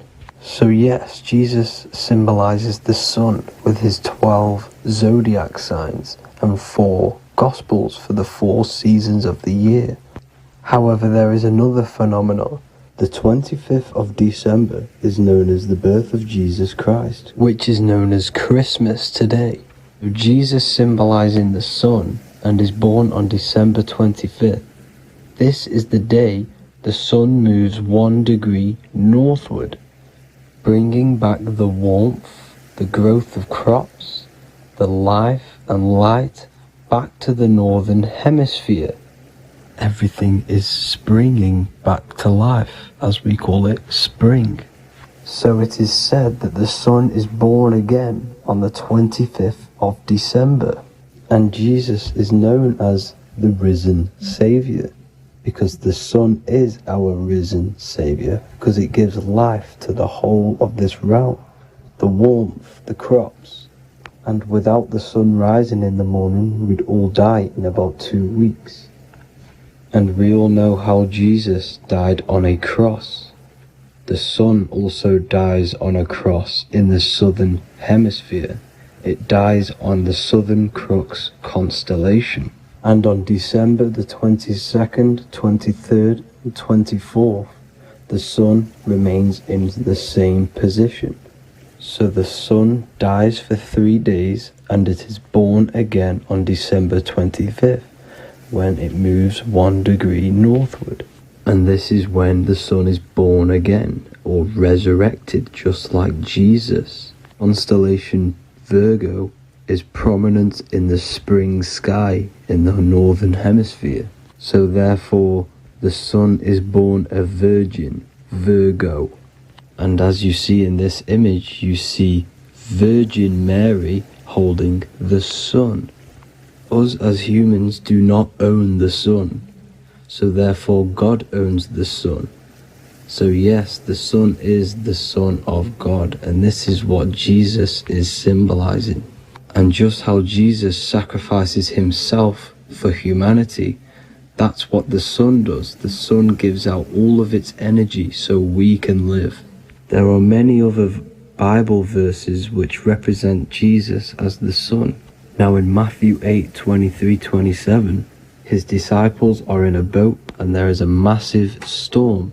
Jesus is asleep, meaning the sun has not arose. And the disciples say, "Save us, Lord, we are perishing." Quote, "Then he rose and rebuked the winds and the sea, and there was a great calm." End quote. Now this is a metaphor for the sun rising and calming the storm, because in the ocean, when the sun is down, that's when there are great storms. The worship of celestial bodies go back thousands of years, and it's called astrotheology, and it can pretty much be traced back to all ancient civilizations. Now going back to the ancient Egyptians, the god Horus, the god of war, and he symbolized the sun in the morning. Ancients used to say that he walked over the sky in 12 steps. Yes, this could symbolize the 12 zodiac signs.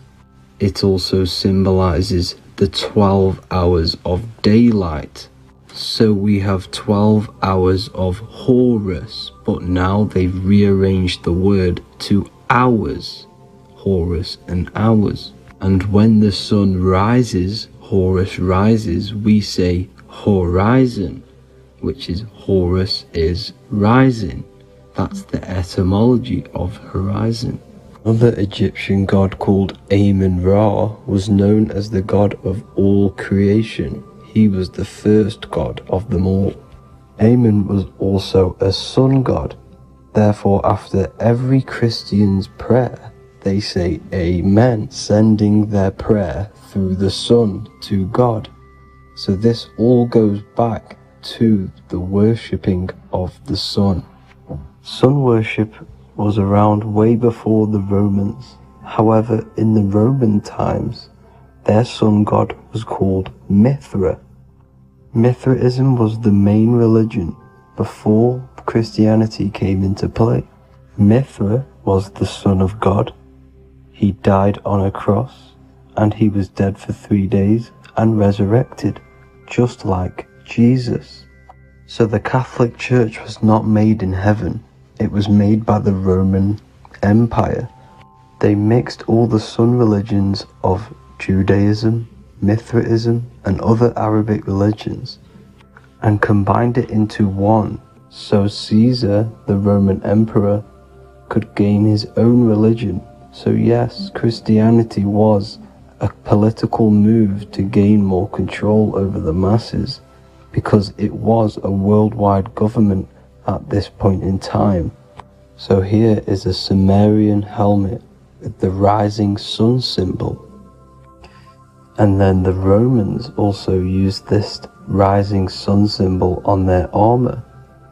So sun worship has been going on for thousands of years, and it still goes on today. However, with all the programming and the low IQs, today we do not get the full interpretation of the Bible and these stories from the past.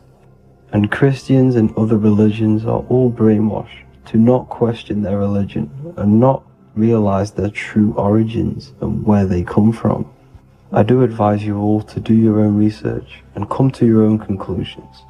However, I'm just pointing out the facts and connecting dots for you all to see. That's it for this video, guys and girls. Thank you all for tapping in. God bless.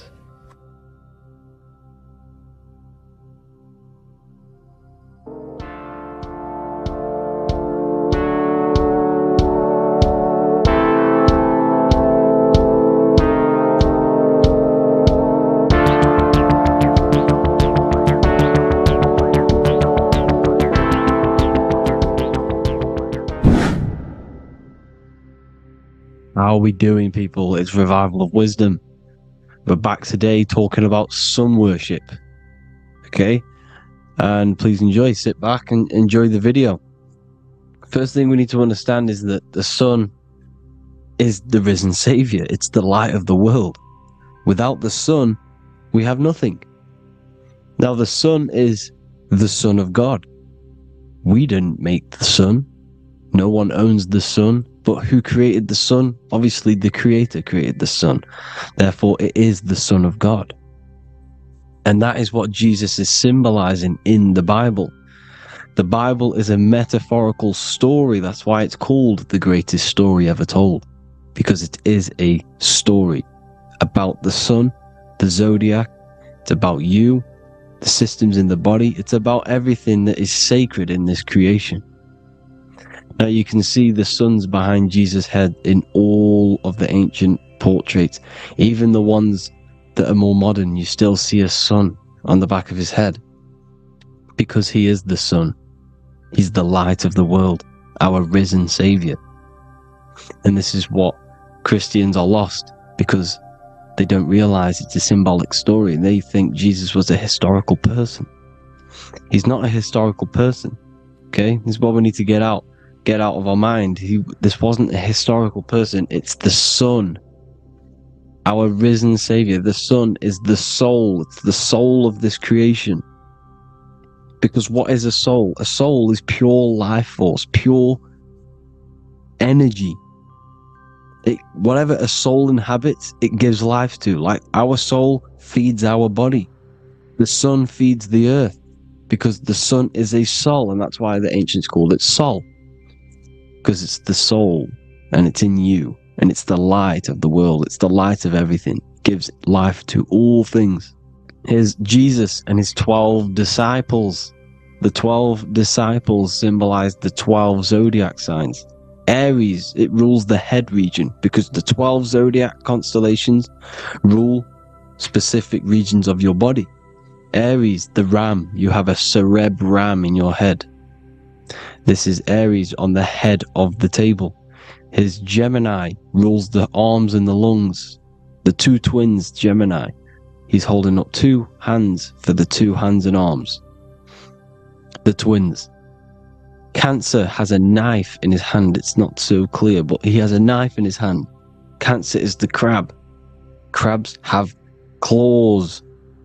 And he's pointing at Virgo's Adam's apple, saying there's no Adam's apple there. It's a woman. Who's the sixth sign? The sixth sign is Virgo, the virgin. The only woman in the painting. Now notice how there are 3 people in 4 groups. For the 4 seasons and for the 3 months and 3 zodiac signs in each season. Spring, summer, fall, winter. Matthew, Mark, Luke, and John with the suns on the back of their heads. Because it's the 4 states of the sun. The 4 states of the sun. Now, 6th sign, Virgo, the virgin, the only woman in the painting with no Adam's apple. Then we have the sun, Jesus, red and blue, red shift, blue shift. Electromagnetism. The ancients knew this. He's got one hand open, one hand down, because the sun gives and retrieves. The sun rises and it falls. It gives, then pulls away. That's what the sun does, and that's what he's doing. His arms are out, symbolizing the rays of the sun, casting down onto the earth, giving and then receiving. Libra, his 2 hands are equal, he's holding his arms out equally, because Libra is the 2 balanced scales. Libra is when the sun is balanced between the summer and the winter. It's being judged. The sun isn't balanced. That's what Libra is, the 2 scales. Capricorn is the goat. Goats have 2 horns, and you can see the 2 horns on his head here. See? So this is astrology. This what Leonardo da Vinci is depicting here. It's astrology. And he knew the story of the Bible is all astrology. It's all based on astrology. The Son of God, the real Son. Now here are some Bible verses. I am the light of the world. Obviously, that's the sun. What other light is there that lights up the world? The moon can't do it. It's the sun, the one and only Son, our risen Savior. Because if the sun didn't rise, we'd all be dead. So it's our risen Savior. And it dies for our sins every night and then gets reborn every day. Now Jesus calms the storm. Mark 4:35-41. The disciples are all on a boat and there's a heavy storm. But Jesus is asleep. The disciple says, Jesus is asleep. We need to awake him. They wake up Jesus, and Jesus got up and rebuked the wind and said to the waves, quiet, be still. Then the wind died down and it was completely calm. Well, when Jesus was asleep, this is the sun not being risen. It's not risen yet. Because in the night times, that's when the storms happen on the sea, in the ocean. And when they awake Jesus, Jesus rises because he's the sun. He rises and everything calms. Because when the sun comes, the storms go. You see? So it's the sun. It's all about the sun. Here's another, Luke 22:10. A disciple asked Jesus, when will we know it's the end times? And Jesus says, as you enter the city, a man carrying a jar of water will meet you. Follow him to the house that he enters. Well, this is clearly talking about astrology, the topic that Christians think is satanic, when they don't realize the whole thing's based on astrology. Because the end times is the end of Pisces, which is the 2 fish, which is the age we've just gone out of. And you can see all these ancient churches here with 2 fishes, because they knew it was the age of Pisces. There's an ancient photo, ancient artwork with the 2 fish, Pisces. And the end times, as it talks about in the Bible, when Christians think the world's going to end or something. But no, it's just the end of Pisces. As you enter the city, a man carrying a jar will meet you.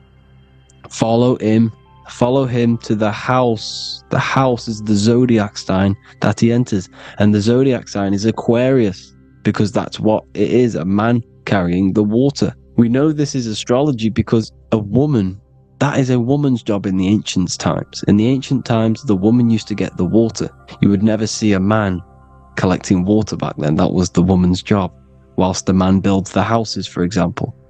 You see, so we know it's talking about astrology because astrology is the man holding the bucket of water. It's the end of Pisces. Now we are in Aquarius.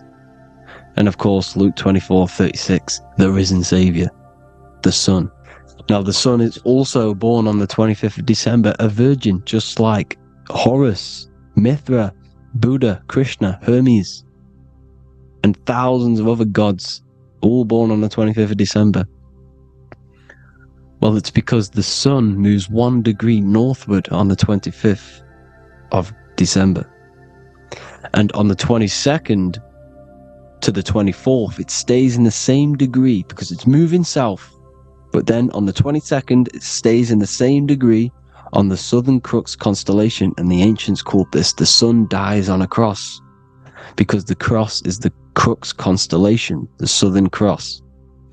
And it stays on that same degree for 3 days on the cross. The sun dies on a cross, and then on the 25th, moves 1 degree northward, bringing back the summer, the light, the warmth, the growth of crops.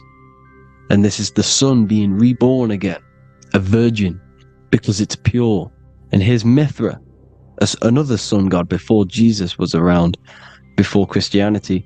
It was Mithraism, and Mithra, Ra is Ra, the sun god, Egypt. It's all about Ra, the sun. You see the crown of thorns on Jesus' head, symbolizing the rays of the sun. And here are the rays of the sun on the back of Mithra's head. Krishna, the sun. Buddha, the sun. Horus, horizon. All born virgins, all did miracles, all resurrected. Dead for 3 days. Well, here he is, dead for 3 days on the cross. And resurrected. Because it's the most ancient religion ever been on the face of the earth. The worship of the sun. And we should worship the sun, because without the sun we are nothing. The sun feeds us, feeds the earth, feeds everything. Without the sun we are nothing. It's been reversed, and now we're worshipping man. When we're worshipping a man called Jesus, was never real.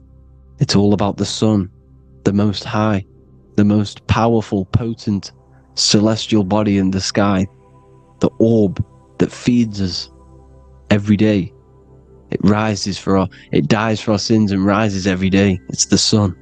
Now on the Holy Communion Day, it's the worship of the sun. They give out many suns. It's Jesus holding a sun. And they raise the sun on Sunday, because they go to worship their sun god on Sunday. Not Saturn Day, not Moon Day, Monday, but on Sunday when the sun is exalting. And they hold suns up above their heads because the sun rises. They're symbolizing the sun rising above their heads. A savior. It's the sun. It's the Holy Communion Day. And here's Jesus giving a piece of himself to the children. It's the sun. The light. Judas was known as a backbiter, a backstabber, because he stabbed Jesus in the back. He betrayed Jesus. Well, this is just another astrological story about the constellation Scorpio, because the Scorpio is the J, looks like a J. J for Judas, the scorpion, the backbiter. Scorpions backbite, they bite with their back. And what does Judas do? He betrays Jesus by kissing him to let the warriors know who they need to get. So he kisses Jesus, and Jesus gets stabbed in the back. Well, when you get stung or bit by a scorpion, they leave like a kiss. So Judas kisses him and gets betrayed. Well, this is because the sun, when it hits Libra, it's balanced. The sun is balanced because it comes through summer. Now the sun's starting to die. The sun's starting to die. It hits Libra. And then as soon as it hits the Scorpio, it gets betrayed because now the sun has to fall to winter. And Saturn is there waiting to take over the darkness of the winter. So he gets stabbed in the back by Scorpio. Judas, the Scorpio, the backstabber. You see, it's an astrological story. Here's Mary. Mary means marry, which means pure. The sun is pure. No one gave birth to the sun but the God. And it's born every day. It's born every day on every year. It's born pure. There was no controversy. There was no, activity for the sun to be born. It's pure. Now, the 7 metals come from the 7 planets. The sun gives you gold, and this is why the sun is golden. It looks gold. And this is why the banks are backed by gold, because gold is the most valuable metal, because it's the sun, the most valuable celestial orb in the sky, in the heavens. Well, here's Jesus, another ancient symbol of him being crucified on the cross with the big sun, the Southern Cross constellation. The sun dies on the cross constellation. And if you go to the old etymology dictionaries, you will see sun and son is the same word. They come from the same etymology roots. You can use them for no matter what. But they've been confused today. But if you go back to the old dictionaries of etymology, they are interchangeable. You can use them. Son, sun, sol, it's all the same thing. The 12 disciples, 12 brothers of Joseph, 12 tribes of Israel, 12 breastplates on the stones. Because it's all the 12 astrological signs. They could have used any other number, but there's 12. Because 12 is the mind, which is God. 7 is the number of matter, which is man. 7 energy centers in the body. 12 cranial nerves in the brain, because it's the mind. 12 is the 12ness. The zodiac is literally the mind of God, the signs of God. Now here we see here, Job 38, 31 to 33. Can you lead forth a constellation in the season? He's asking you, can you read the sky? Can you read the heavens? Canst thou bring forth the Mazzaroth in its season? Mazzaroth means 12 signs, the zodiac. Why did they translated every single Hebrew word in the Bible into English, but they decided to leave out Mazzaroth? Why? It's because if that said zodiac, Christians would have a different view on the Bible, but they leave that out. But Mazzaroth actually means the 12 signs, the zodiac, and the stars means sign. The word stars means sign because the stars are signs, things to come, which is off in Hebrew, which means sign, things to come. You see a sign on the road, it's something coming. But God is saying, no, what does he say? To qualify as a director, a judge of man's life on earth, one must be able to govern the heavenly bodies that rule the earth. It's telling you to read the heavens. We need to read the heavens. Astrology, the 12 zodiac signs, the mind of God. It's telling you, read the Mazzaroth, read the zodiac, because they are things to come in your life. They are signs. It's not satanic, it's made by God. God said, let there be lights in the firmament of the heavens to divide the day from the night, and let them be for signs. Signs are things to come. The 12 zodiac signs. It's all about astrology. Here's Mary holding the sun. His son, her son. It's the sun in the sky. The one and only, the most high. The soul, the solo because it's on its own. The most powerful, Ra, radiance. Here's the Pope holding the sun. All 3 popes holding the sun, because they're sun worshippers and they know the true meaning and origins behind Christianity. Sun worship. Here's the Vatican is a sundial. Yes, this is literally a clock. Your watch is a sundial. It's got 12 sections on it for the 12 zodiac signs. 12 hours, 12 Horuses. Now here you see Jesus walking on water. Well, it's the sun, and here's the beard of the sun. Here's the pyramid of the sun, the illuminated one, the all-seeing eye, the sun. Here's the Ankh. The sun creates these symbols. The ancients knew this. Now when you see these headdresses, these are actually the days of procession of the sun. Aries, Cancer, Libra. It's all about the sun. Here's some more sun worship going back to Egypt. Ra, Horus, Osiris, and Set. Jesus and Satan is Horus and Set. The sun and Saturn. Saturn rules the winter, Satan. Jesus, the sun, the light of the world, rules the summer, rules the day.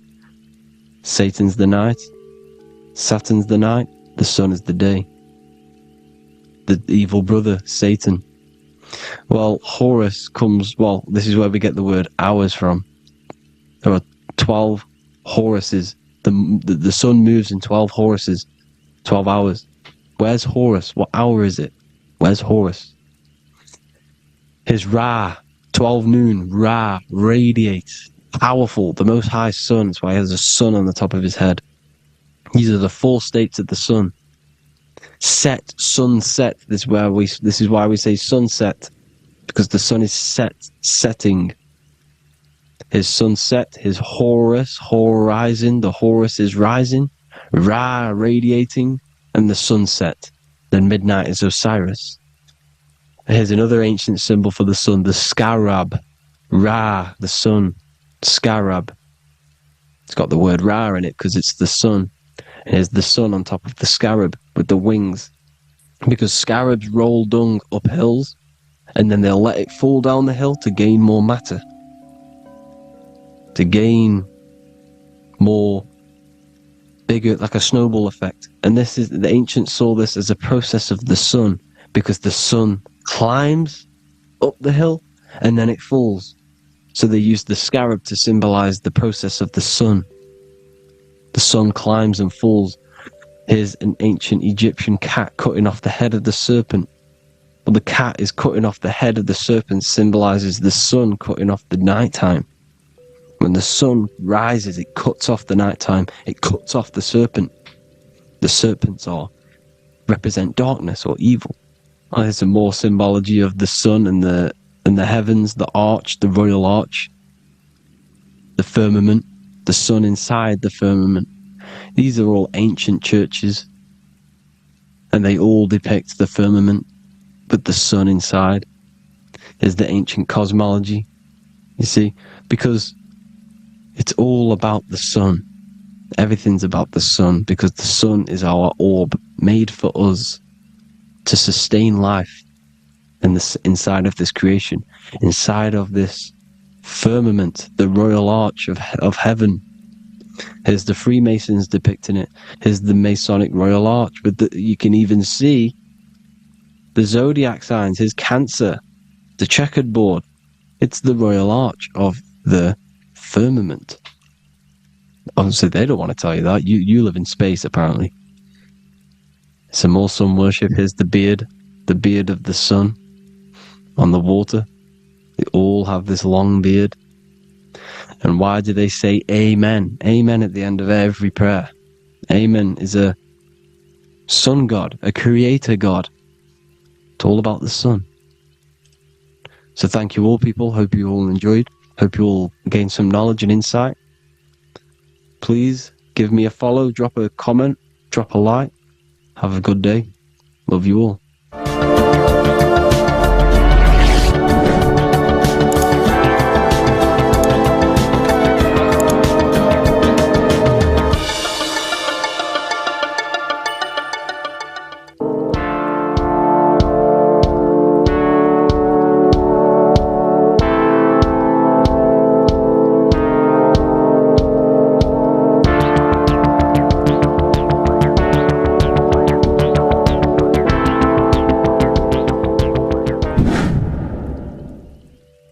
What is good, people? We're back with another video, and today we're talking about the chakras.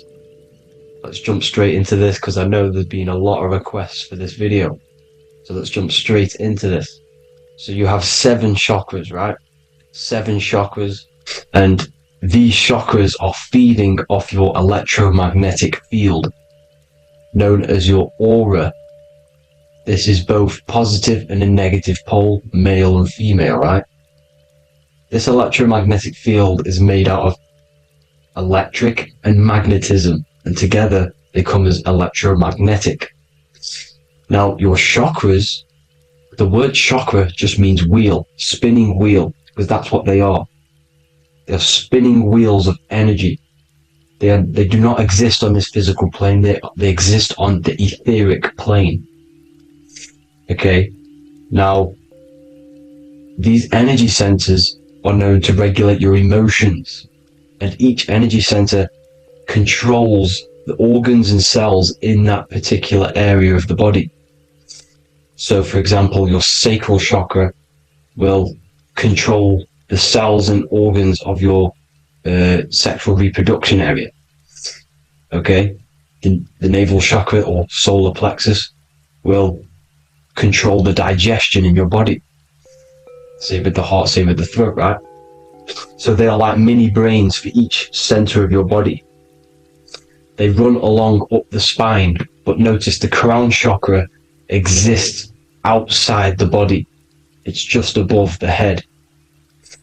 Now, this process of the chakras is obviously the 7 colors of the rainbow, starting from red, which is the lowest vibrational color, all the way to violet, which is the highest vibrational color.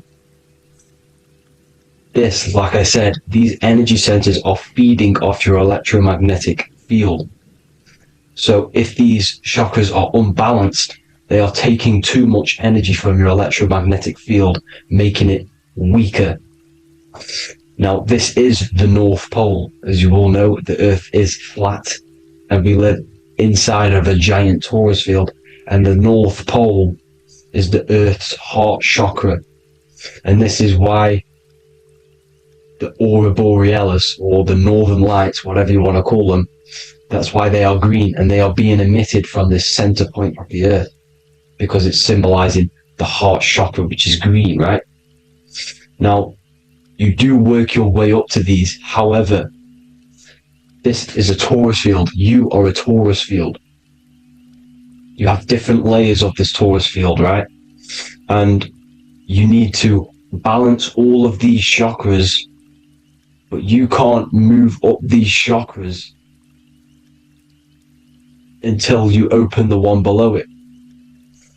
So it's like a stairway. You can't go to your solar plexus without going through your sacral. You see? So you have to work up these. However, you have to work up these and then live from the heart, because the heart is the center of the torus field. It's the balance between male and female poles, positive and negative poles. So you have to balance all of these chakras and then bring them all into one, which is the heart chakra. Now, they exist on the etheric plane. They exist on the etheric plane, and the etheric plane is a layer of the material plane. It's the one higher than the material plane, and then after the etheric plane, it melts into the astral plane. So they exist just between the physical and the astral aspect. Now, this is the yin and yang matter, which is the lowest root chakra, physical matter, and then to spirit, because high vibrational matter turns into spirit, low vibrational spirit turns into matter. So they're interchangeable. This is the yin and yang. Now, when you see ancient paintings with the halos, you see this is like a toroidal field coming out the top of his head, you see, with a halo. This was symbolizing in the old days, in the ancient days, that they've aligned their chakra, they've reached Christ consciousness, which is God consciousness, right? Now, this electromagnetic field is the apple that we bit out of in the Bible, because you see that apple is a torus field. So they were metaphorically or personifying the torus field. That's what the Bible is. It's a massive personification. It's all metaphors. You have to read it properly. It's got a greater meaning behind it. Now, when we bit from the apple, we ate from the tree of knowledge, which is good and evil. Our lower mind took over, so we materialized to feed our physical bodies. We materialized through Saturn. That's what Saturn does. Now, if you don't understand that, go and watch the video previous to this one. called Occult Secrets of Saturn, and that will show you how Saturn is the materializer. Now, this is one of the secrets behind the Masonic compass: electric and magnetic, male and female, duality, positive and negative. Now, like I said, they teach you about the torus field, about a magnet in school, but they don't teach you about your electromagnetic field. Everything alive has a torus field. It is the building block of this creation. Absolutely everything has a torus field. There's not one thing without it. And as you can see here at the center of the apple, that's where the seed is. That's where the life is. The reproduction of that organism. As you see, this is where the most electromagnetic energy is stored, in the center, because this is where the two duality, this is where the field meets, at the very center. This is why the seed is at the very center. Now, your spine is a elongation of the brain. The brain is heaven, and the bottom of the spine is hell. So this is Saturn, which is the root chakra. The 7 planets are associated with each chakra. Moon equals mind. Okay? Now Saturn is physical matter, as I've just explained. This is the lowest vibrational color. And they want you trapped down here, which is your hell state, your animal nature, your physical nature. They want you to identify as the physical body. They don't want you to reach these higher states of consciousness. Okay? Now, in the brain, you have 12 convolutions. Now, this is what they were symbolizing in the Bible with the 12 disciples. And obviously in the Bible it says the upper room where Jesus met with his disciples, this is heaven, the brain, the higher states of consciousness. Now this is your North Pole, this is Jacob's ladder. Okay, this is why you have 33 levels of Freemasonry, because it's symbolizing the 33 vertebrae, which are these little things here on the back of your spine. Because once the Kundalini energy from the bottom of your spine rises to the top, this is when you get enlightenment and opens your third eye. Spiritual enlightenment. As you can see here, this is Jacob's ladder. This is the Kundalini symbol, right? And they're even showing you this in the medical symbol. They're putting it in your face. But the serpents are wrapped around the spine. Now the serpents symbolize how the energy moves around the spine, because it's a torus field, you see?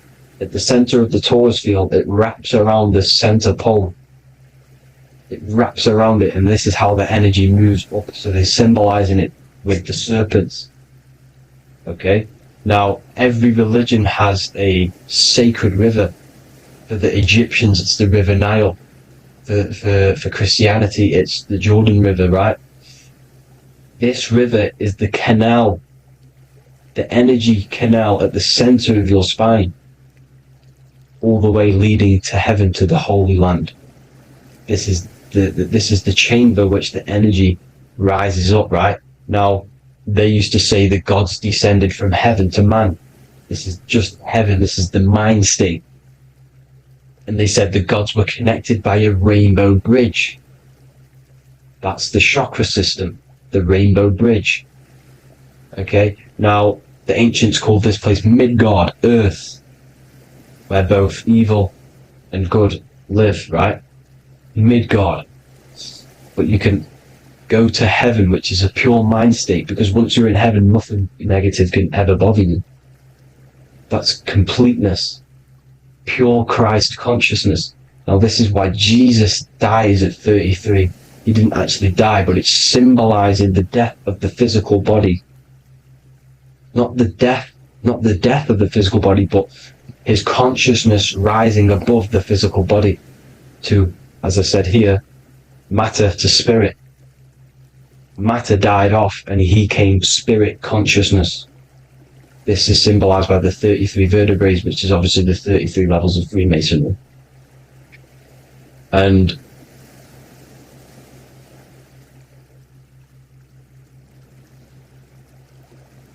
Now, the pineal gland, which is at the very top of this Jacob's ladder, or the River Jordan, the canal, your 33 vertebrae on your spine. This is where the pineal gland sits, right? At the very top, at the center of your brain. Now, there's multiple ways this was symbolized. The Eye of Ra, which is used by the Egyptians. Now, this pineal gland is the seat of consciousness. This is where your consciousness is stored, right? And the ancient Sumerians used the pine cone, hence why it's got the word pineal gland, the seat of the soul consciousness. It produces DMT, dimethyltryptamine, which is known as the spirit molecule. And the pineal gland is wrapped in microcrystals, and we all know crystals transfer frequency and energy. Now, radios use crystals. A radio is a frequency transmitter, turning a frequency into a frequency that we can hear with our ears, right? Because all the radios are actually playing right now in your ears. However, our ears can't pick it up, so the radio transmits it into a frequency that we can hear using crystals. So this is the power of crystals, and this is what our third eye is wrapped in, crystals. Now, this third eye is not actually your third eye, it's your first eye. When you're being materialized in your mother's womb, this is the first gland that is produced, and everything's built around it, because it is the consciousness. It is your consciousness. Your consciousness never dies, ever. It's an eternal essence. It lives forever. You never actually die. Only the mortal body dies. Now that's what we call life. Life is abided by time, and time is change, and change is what we call life, because everything's constantly moving and transforming into different things, right? Now let's not get off track. The pine cone is obviously, this is in the Vatican here. The pine cone is symbolized as the pineal gland, pine. And this is the opened pine cone. The opened pine cone means, or symbolizes, the awakened man, the awakened third eye. But the ones here, which the Sumerian gods are holding, these are shut pine cones, symbolizing the unawakened man. But let's not get confused, people. These gods were not gods. They are human beings just like you. They reached Christ consciousness. They are nothing more special than you.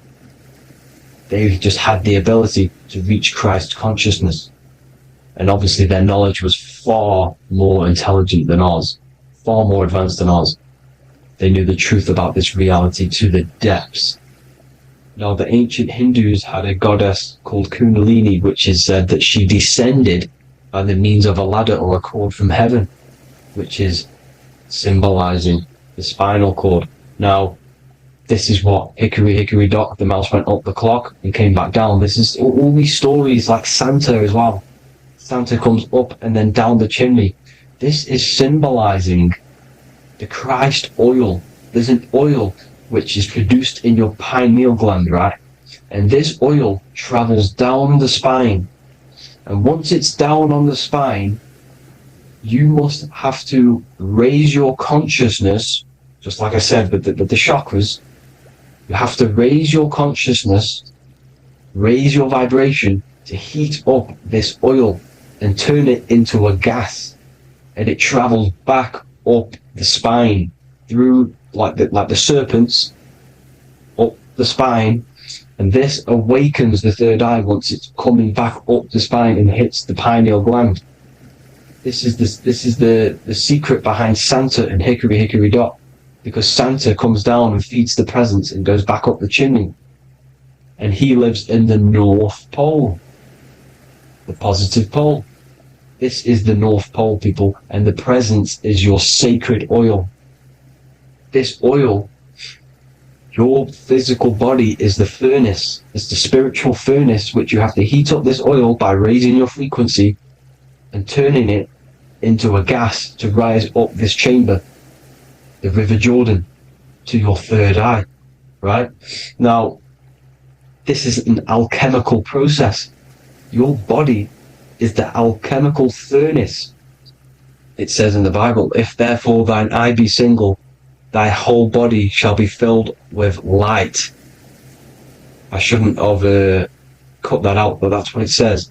The light of the body is thine eye. If therefore thine eye be single, thy eye shall be filled, their body shall be filled with light. This is symbolizing the pineal gland enlightening the body, the spiritual body, filled with light. Now, as I said, they want you kept down here, which is the root chakra, which is your animal nature, which is obviously mind, matter over mind. This is the symbol of Saturn, right?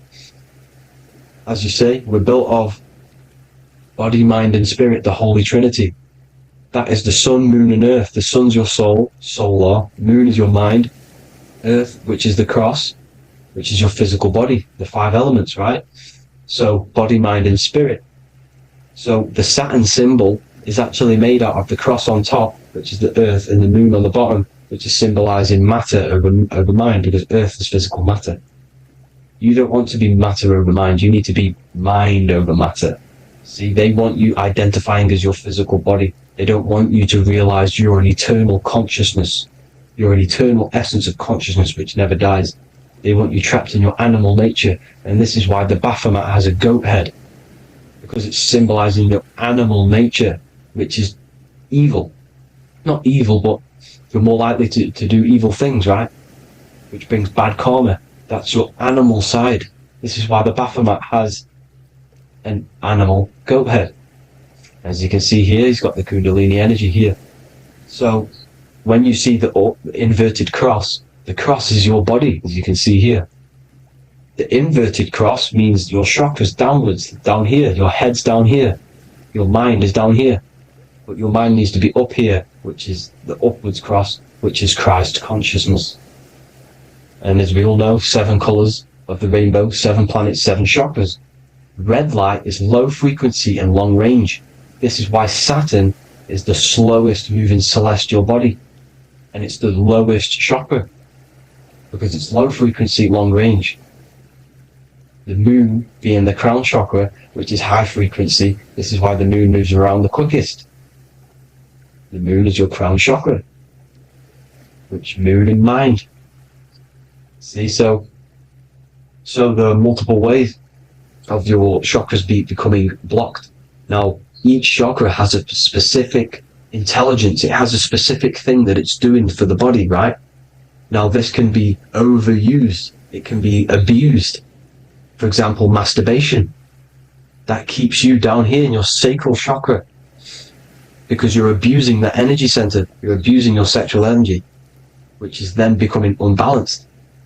So this is how energy, this is why these centers are pulling more energy out your electromagnetic field, because these centers are wheels. The chakras just mean spinning wheel of energy. So when you're abusing these certain centers, you're pulling energy out of your electromagnetic field, which is making your field weaker, which is making your frequency lower, which makes you prone to diseases, prone to lower negative energy, right? So you need to align these chakras. You need to unbalance them. And as you can see here, you can screenshot these to see how they're blocked. I'm not going to go over each one because it'll take me forever, but have a little read yourself. This is why they're blocked. Now, the ancients used to say Aum when they meditated. Now, these are the 7 vowels. There's not 5 vowels, there's actually 7. Now, when they say Aum, they're aligning all their chakras by saying this when meditated. This is where the Aum originated from. Now, emotion is energy in motion. So if you're feeling a certain way, that's the energy you've put in motion. It's a reflection. We live in a mirror reality. Everything's mirrored. Everything's mirrored. As within, so without. As above, so below. Everything's a reflection of some sort. So whatever you're feeling, you're doing something wrong. It's telling you you're doing something wrong from the root cause. because your energies are the effect. You're feeling the effect of something you've caused. The law of cause and effect. Nothing escapes it. Now, the Jehovah's Witness believe that exactly 144,000 faithful Christians go to heaven or be resurrected, right? This is not true. This is symbolic. 144,000 go to heaven. Now, the petals on the chakras, this is the root chakra, this is the crown chakra. Now, if you add up the first 5 chakras, the petals, add up the petals on the first 5 chakras, you get 48. And then you get to the third eye, which has 2 petals. 48 times 2 equals 96. 96 plus 48, which you got from here, equals 144. The last chakra has 1,000 petals. Times 144 times 1,000, you get 144,000. This is a frequency. This frequency is the frequency of the ascension up your chakras. This frequency is a high frequency which turns that oil into gas, which rises up the spine, activating your third eye. Right? So this is all the religions are all symbolic for this sacred secret of Christ consciousness. As it says in the Bible, the kingdom of God is within. It's not out there, people. You must look within yourself. You are God. You are a spark of His consciousness. Infinite consciousness, right? So 144,000 is a frequency, and you must achieve this. Like I said, these people in the past, they're not gods, people. These were just humans. Nothing special. They just reached Christ consciousness. Now, they keep you in these lower vibrational states with the food, right? And as you can see here, all of these fast food restaurants are mainly are red and yellow, which are these lower states, these lower 2 chakras, lower vibrational colors, because they want you trapped down here in matter. And these foods are so low vibrational, they will keep you down here, because your gut produces, I think it's like 80% of melatonin. Melatonin is your feel-good hormone. These foods will not make you feel good. This is very low vibrational. Meat. It's not meat, it's raw flesh. These animals are stripped from their family, put on a conveyor belt, watch their friends be tortured, and then get slaughtered in a slaughterhouse. Think of all the fear that's running through their blood, all the hormones, all the fear, and you're going to go and eat that very low vibrational energy. As you can see here, this is the light photons within fruit. You can see the light, the life force in this fruit. You must think, feel, and do positive to raise your vibration. As you can see, earth equals heart. If you rearrange it, everything in nature is green, right? The aurora borealis is green. You must align all these chakras and then live from the heart, because the heart's the center of the Taurus field. You must become the consciousness in the center. So that's it for this video, people. Thank you all. God bless.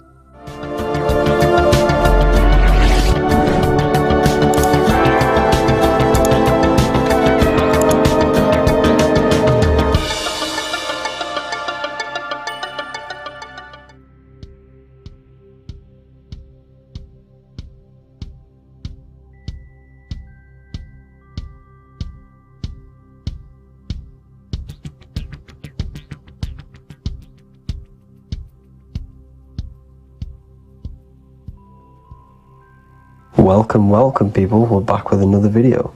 I will now be keeping track of my YouTube and trying to upload every week.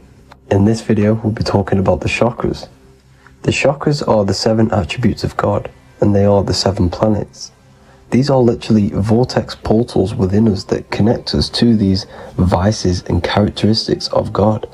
Each one of these energy centers are a spinning wheel of energy which controls the cells and organs in that particular area of the body. For example, it's literally a mini brain for that area of the body. Each chakra has a vice which you need to turn to a virtue in order to climb up through the system. They work like a stairway system. You have to go through each chakra in order to unlock the one above. This process is turning matter into spirit as you descended from spirit to matter. Saturn is Satan, that's why it's the lowest chakra, and that's why the devil is red, because red is the lowest vibrational color. When you are in these lower states of consciousness, you are in your animal nature. This is your physical side of your nature, and you are mainly being driven by your animal instincts or your ego. Moving back to your higher self or your spirit self is not an easy process. It takes a while. However, with discipline, consistency, and motivation, you can achieve this, and this is what the ancients called Christ consciousness. Once you have achieved this, it is basically a state of mastery of the mind. You no longer lust for the lower animal nature things. Now, let's start with the root chakra. This is located at the base of your spine, and you can feel this chakra by tensing your anus. This energy center is in control of your survival needs, your vitality, your stability, and security. Now, if this chakra is unbalanced, you will feel insecure, fear, anxiety, unstable, low self-esteem, anemia, over or underweight, and constipation. In order to balance this chakra, you need to feel grounded, embodied, stable, calm, centered, a sense of safety, and trust in yourself and the world around you. The next chakra is the sacral chakra, which is located around the belly button area. You can feel this chakra just by sucking in your belly. This chakra is to do with relationships, self-worth, creativity, empathy, and most importantly, sexuality. This is the most important one in order to start to raise your vibration overall, is giving up the over-sexualized nature. In order to balance this chakra, you need to come into harmony with all the toxic relationships that you have. Get rid of the fear, the anxiety, the isolation, and 100% get rid of the over-sexualized nature. Lust is one of the most lowest vibrations you could possibly feel. It is literally manifesting hell. In order to work on this chakra, you need to feel self-worth. You need to do creative things, empathy, healthy relationships, and 100% being confident. The next chakra is the solar plexus. This is to do with personal power, will, metabolism, eating, happiness, and your self-esteem and self-identification. You can feel this chakra just above your belly, below your ribs, and you can suck in this area. If this chakra is blocked, you will feel lack of confidence, difficulty in manifesting your desires, low self-esteem, misuse of power, misuse of dominance, weak will, and shame in yourself. Biggest one for this chakra is overeating, as it's to do with metabolism. If you are overeating, you are literally unbalancing a lot of your lower chakras, not just the solar plexus. In order to work on this chakra and balance it, you want to have a positive self-identification. You want to feel happy, a happy self-esteem, effectiveness to people, not overeating, and a strong willpower. Now for the heart chakra, one of the most important chakras. Chakra is to do with love, understanding, trust, hope, openness, compassion, balance, and forgiveness. The most important because your heart is the tree of life in the body.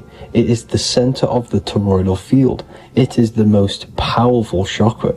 Your heart is 5,000 times stronger magnetically than your brain. Once you have hit the heart chakra and you start surpassing the heart chakra, you are now turning matter into spirit, as the lower three chakras are dense and physical, and the above the heart chakra are turning to spirit. As you can see already, this is a hard and long process of working on yourself physically and internally. The symptoms of a blocked heart chakra would be lack of love or too much love, difficulty to accepting or giving love, lack of compassion, loneliness, and lack of emotional fulfillment. Finally, a lack of connection with a divine or to nature. In order to balance this chakra, the most important thing and the most powerful thing you can do is loving people, accepting and giving lots of love. Second most important thing to balance the heart chakra is balance. You need a balanced life. You need balance in all aspects of your life.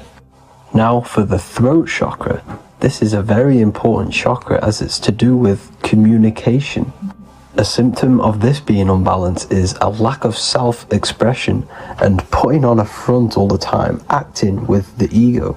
In order to balance this chakra, you need to constantly self-express yourself. You can't be putting on a front. That voice inside your head, you have to let it come outward. Don't just block it off with a wall. Self-expression will lead to you gaining friends who actually like you for being you and not these fake friends that you have to put on an ego for. In order to balance this chakra, you need to express yourself, express the word that's within you. Don't be lying to people, don't deceive or be deceptive. The next chakra is the third eye chakra. This is starting to get very advanced and you are coming very close to spirit. Just before we head on, I want to announce the PDF is now available, containing all the presentations I've ever made, all into a condensed 38-page PDF. The link will be below this video for you to access. And if you want to learn how to create reality using your mind, how to attract your desires, how to get out of the situation you are in, the link will also be there for the Manifestation Mastery course. Now for the third eye chakra. The third eye chakra controls the pineal gland, which is your first eye. It's to do with your psychic abilities, channeling, telepathy, astral travel, visions, and connection to the higher self. You need all of the chakras aligned to get the full potential out of your third eye or pineal gland chakra. For example, if you're astral traveling and you fear something, you will be instantly shot back to your body. So you need to master all of the chakras before you go on and try and do these higher spiritual activities. Symptoms of the third eye chakra being blocked is lack of imagination, lack of vision, lack of concentration, blocked or clouded intuition, can't see the big picture, and especially overly reliant on logic and intellectual thinking. A good way to work on this chakra is imagining things, vision things. Trust your intuition at all times. Always follow that inner voice. Cut out the tap water which contains fluoride. Fluoride blocks the pineal gland. And cut out all junk food because all of this is affecting your pineal gland. When in meditation, you want to focus your eyes and your attention to the center of your head between the two eyebrows. This is where the pineal gland is located. This will help and awaken the pineal gland over time when you keep doing these meditations. Finally, for the crown chakra, this is to do with universal consciousness, all-knowing, enlightenment, cosmic connections, the God source. This chakra is blocked by being cut off from spirituality, plagued by the senses, being tricked into the five senses and being tricked into thinking you are the body. In order to work on this chakra, you need to feel grounded. You need to know yourself, your real self, the voice within you. Have common sense, have specific decisions that you're making, be very direct. Now we've got out of the way all of the chakras, I can now introduce methods and meditations which will help you unblock them spiritually. When meditating, you want to get into the present moment in a nice, comfortable position. Bring yourself to the present moment by saying, I am here right now, nothing else matters. Keep repeating this over and over with your eyes open or closed. After a couple minutes of bringing your attention to the present moment, you can now start to breathe in through the nose deeply and breathe out through the mouth slower than you breathed in. Place your attention on the chakra that you want to balance. Think of a high vibrational emotion like love, and think of this while placing your attention on that chakra. You can do this exercise every day for 10 to 20 to 30 minutes. The longer the better. Another practice you can do is by chanting the Bee Gees for each chakra. They are here starting from the root chakra all the way to the crown chakra. Or you can chant the 7 vowels. There are not 5, there are actually 7. A, E, A, O, U, M.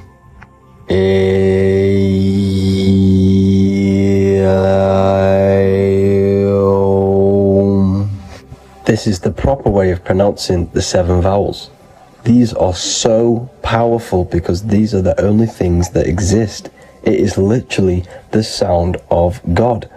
By pronouncing them right, you can actually create a lot of power within you and align your chakras. That's it for this video, people. I'd appreciate a comment and a like to help the algorithm. I appreciate you all. Love and light.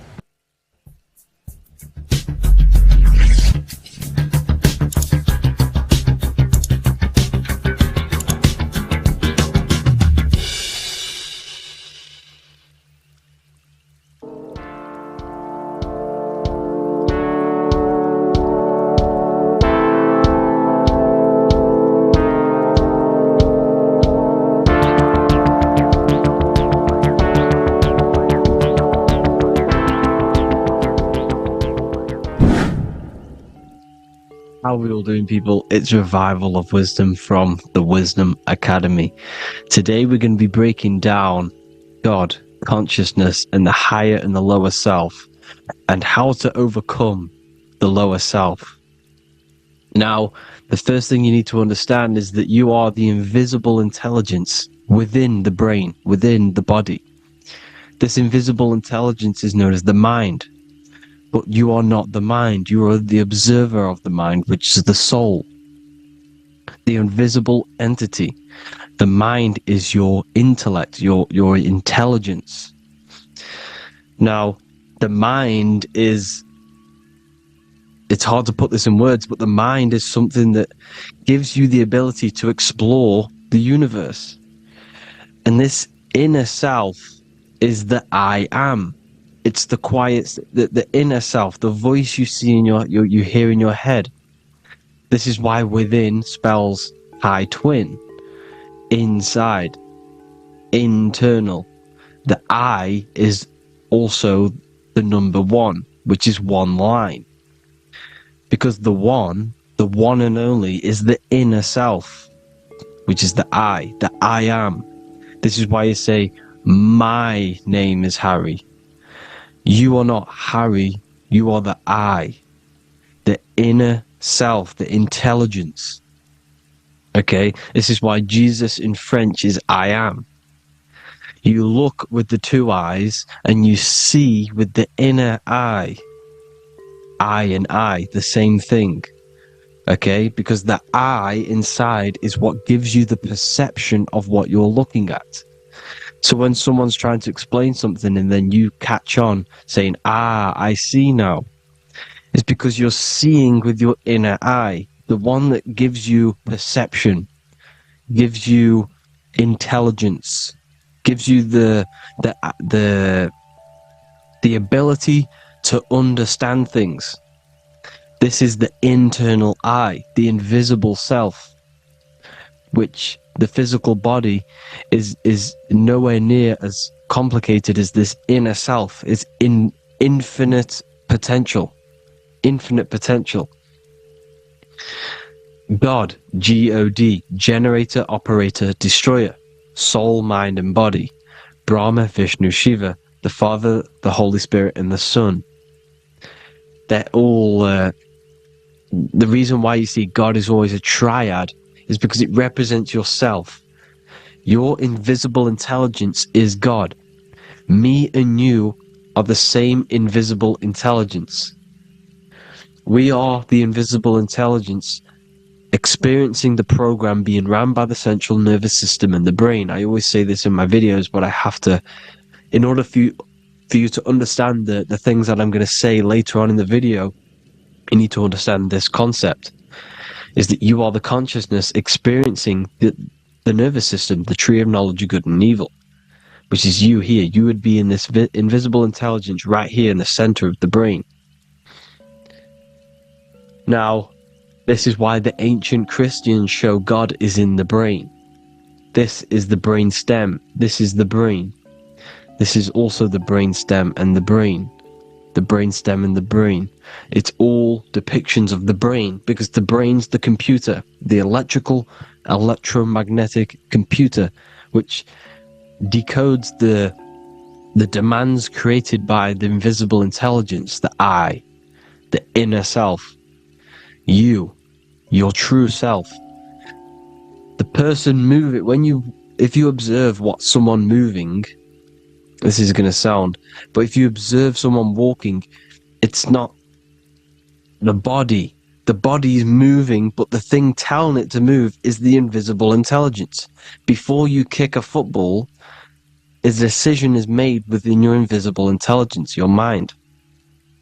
And this consciousness, this invisible intelligence, is either stuck between the lower self and the higher self. Okay? When the invisible intelligence, meaning the true self, identifies itself with the physical body, it will trap its mind within physicality. This consciousness that we have is either operating in the lower self or the higher self. It's either feeding the material body or it's feeding the spirit. Okay? But because we are physical and spiritual, we need to be even. We don't want to be meditating all day long, because we do have a physical body as well whilst we are here. We are playing a game in physical matter. Okay? Now, the reason that you incarnated here is to learn a lesson, because the mind can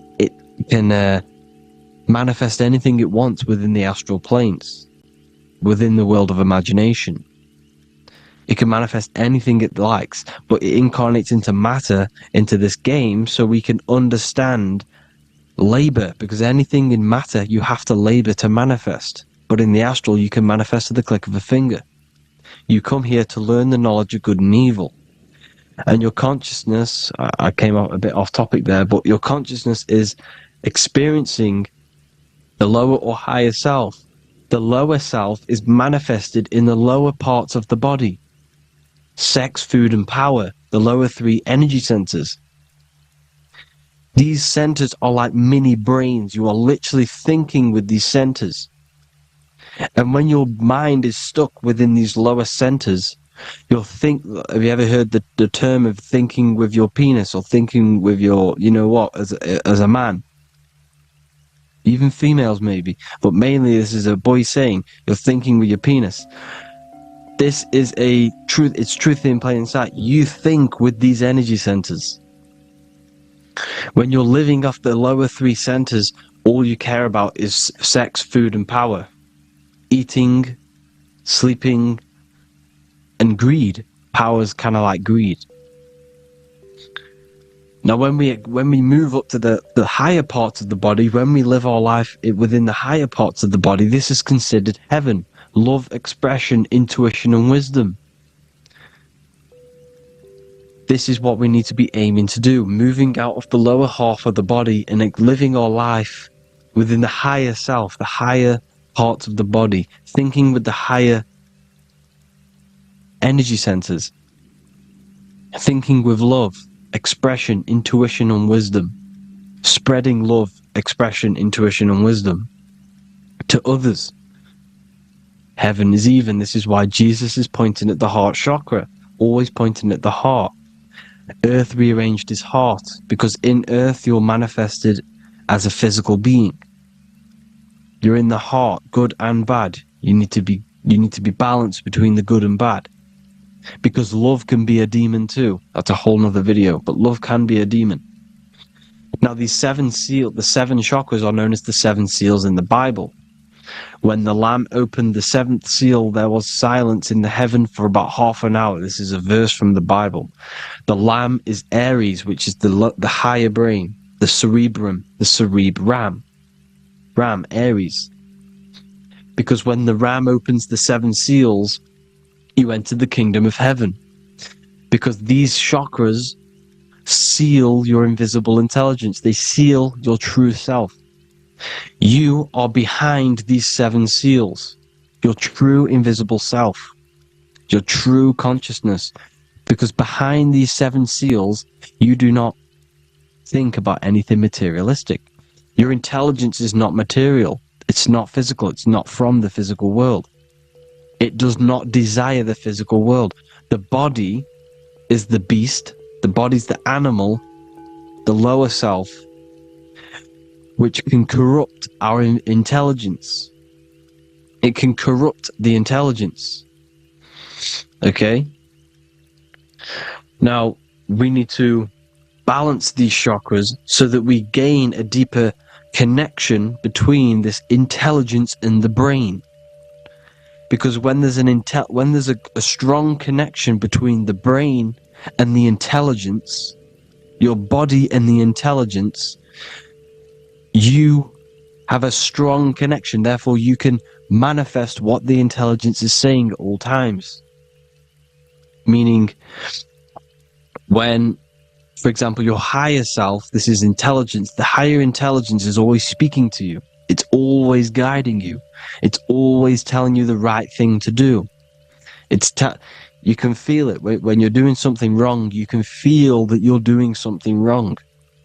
Because this higher self, this intelligence knows what it needs to do here. And when there's no connection between the body and this our intelligence, our true self, when we strip away, when you close your eyes for long periods of time, you will figure out you are this invisible, infinite, creative being. There's no words that I can't describe what it is. But it's the voice inside of your head that you can feel when you close your eyes. You are this being inside of the head, heaven, because this is heaven, this intelligence. And when there's a strong connection between the body, you can manifest everything it's saying. When everything is balanced, when you're no longer thinking with the lower centers, when they're all balanced, you're not thinking in particular with every center, you balance them all, you can manifest everything it says. Your body will act out what the intelligence is always saying. This is God in the brain, the intelligence, trying to touch Adam, representing the lower self. This is why they're not touching. Notice how Adam is resting, but the intelligence is always reaching out, stretching, symbolizing metaphorically saying it's guiding. I'm always reaching out. The intelligence, your intelligence is always guiding you. It's always reaching out to you. But Adam is ignorant of it. The lower self is ignorant of it. And that's why he's so relaxed and God is so stretching out. Because at our highest self, that when you think of when you want to better your life, that highest true version of yourself is God. When you're manifesting this, your highest self, this is God. Your truest form, your most perfect form, that is God. Your highest version of yourself, that is God. Emotions are not what you've been taught. Emotions are not something that should be reactive, okay? You should not let the emotion be you, except that you should experience them instead of letting them become you. You need to understand there's a separation in our consciousness. You have the soul, which is the person who is observing your thoughts. When you think a thought, who's the one observing that thought? The soul, you, the I am, the I, the inner self, the one and only. And inside of every single body, inside of me, inside of you watching this video, there is this same intelligence that is inside of me, inside of you. And it's the exact same intelligence, experiencing a different body. And this is what we mean by the universe is mental. We are all sharing the same ball of consciousness in a different body. The animals, the fish, the cells, all expressing this one consciousness. Me and you are the same. This is why the golden rule is treat others like others should be treated, because I am you and you are me in a different body. Now, going back, you need to identify that there's different levels of consciousness: soul, mind, emotion, and body. Okay? Your emotions are on a separate layer than the body, the mind, and the soul. So when you identify there's a difference between all of these, you do not let them become you. You do not let your mind rule you, because your mind can be corrupted. Your soul is the one that is pure good, pure love, but your mind can be corrupted. Okay? Your emotions can be corrupted. The body can be corrupted, but the soul can never be corrupted, only layered on top. You can only throw piles of programs within the subconscious, layering the soul down, but deep down inside of every single one of you, there is a loving being. Because love comes from the heart. Love is the universal emotion, expression. Now, your thoughts can become bondage, your emotions can become bondage. Now, what do I mean by bondage? By conquering the lower self, we need to conquer our own mind, because the mind is what's manifesting the lower self. When you're thinking with the lower half of the body, when you're becoming your emotions, you need to experience the emotion, not become the emotion. Do not let the emotion become you. Do not let your thoughts become you, because your thoughts are tools that you can manifest. Your thoughts are the idea. Your emotion is the energy that you can use to manifest that thought. Your emotion is energy in motion, emotion. You use emotion to manifest, to feel as if you already have the thought. Therefore, you become that vibration. Therefore, your emotions are actually a creational force that is given to you to manifest things, because you're a human, a manifester. You're here to manifest things. You're a creator. You are a god. Your inner self, your intelligence, your I am, the one and only inside of you, the inner self, the quiet one, the one that's deep down, the invisible intelligence, is it's creating things all the time. All the time. Speak no evil, see no evil, hear no evil. This is the astronauts, they're Freemasons, but they understand this. Because thinking, seeing, and hearing can corrupt your mind. And when you have a corrupted mind, you'll have a corrupted subconscious. The subconscious will manifest into the body, because 90% of your behavior comes from the subconscious mind. So you got to speak, see, and hear no evil. But sin, what is a sin? To overcome our lower self, to overcome our lower self, the 7 deadly sins are not something that goes against an external God. A sin is something that goes against your inner guide, your inner conscience, the inner self that is always speaking to you. It's always telling you the right thing to do. A sin is something that goes against this inner guide. And this is why you can feel something, where you can feel you're doing something wrong. Because the inner guide is speaking constantly. And when you commit these 7 deadly sins, which are 7 internal states which keep your invisible intelligence bound to your physical body. Because evil, right? Evil love bondage. This is why they stay in this realm and they control this realm, because they love the bondage of the body. They like matter. They want to stay in matter for eternal life. They don't want to ascend back into the heavenly realms, where you do not have a physical body. You can explore the universe within the astral planes. They stay bounded to the body, bounded to the 3D construct of the physical world. They have greed, lust, envy, gluttony, wrath, sloth, pride. They want all of this. And if you want that, that's okay. But deep, deep down, you don't want that, because your soul is always telling you the right thing to do. Your soul knows what to do to get out of here. It needs to detach from the external world. Detach from all of these 7 internal states which bound you to your lower self, your lower centers. That's what a sin is. You have a left and right brain. The left brain is always analytic. The right brain is metaphorical. So the right brain is producing a holistic view of reality. Now, what do I mean? And not view, perception. When you see, because your eyes are parts of the brain, when you look at something, and you look, that image is produced in the back of the brain in the visual cortex. And then the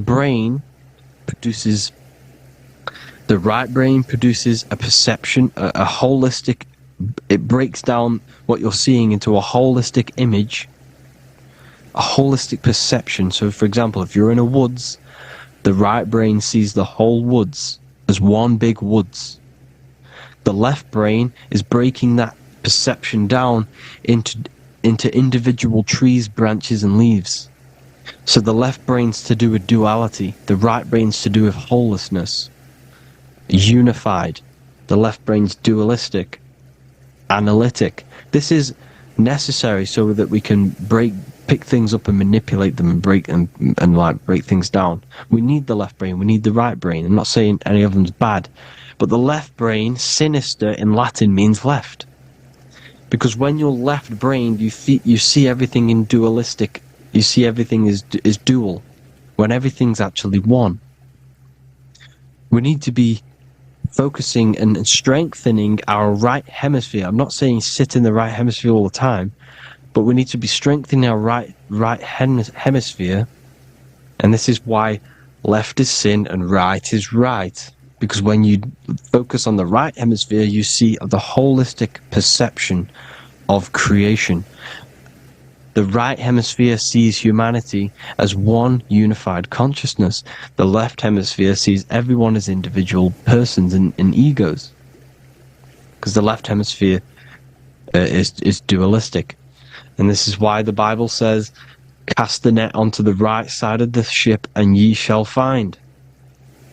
John 21:6. What does that mean? Cast your energy, cast your perception into the right hemisphere of the brain, and ye shall find unified consciousness. You shall find your higher self, the one and only. If then you have been raised with Christ, seek the things that are above, where Christ is seated at the right hand of God. Wow. Powerful. What does this mean? Seek the things that are above, where the Christ is seated at the right hand of God.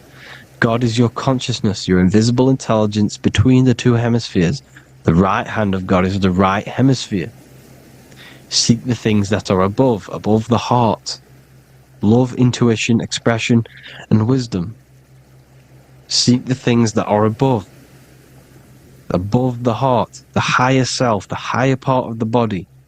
Because when you seek the things of love, expression, intuition, and wisdom, you create a strong aura. You attract the same frequency. And this frequency is heaven, God.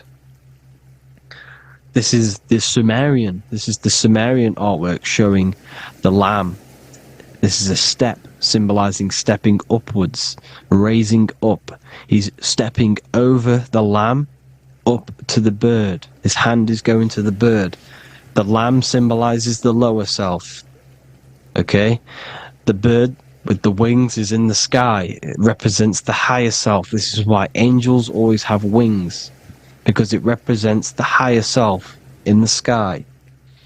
The lamb is a ground animal, symbolizing the lower self. He's stepping over the lamb to the bird, his higher self, his invisible intelligence. Horus and Set, Jesus and Satan. Look, Horus has an evil brother, Set, just like Jesus and Satan. Horus is a bird, higher self. Set is a ground animal, lower self, which is the devil and the angel on your shoulder. You see? The right and the left hemisphere. The two wings. So, the devil and angels always speaking to you. The higher and the lower self. It's the battle between the higher and the lower self. Between the invisible intelligence and the physical body. Because the body's the one that wants the sugar. It wants the pleasure. It wants the sex. It wants the porn. It wants all of the materialistic things. It wants the 7 deadly things. Okay? It wants this. There's a battle between the higher and the lower self, your intelligence and the body. This is why you need to become balanced, so that there's a deep connection between the body and the invisible intelligence, the I am. You need to master your mind with discipline, and you gain a connection between the brain, the body and the intelligence. Resurrection, transmuting sexual energy. Okay, this is important.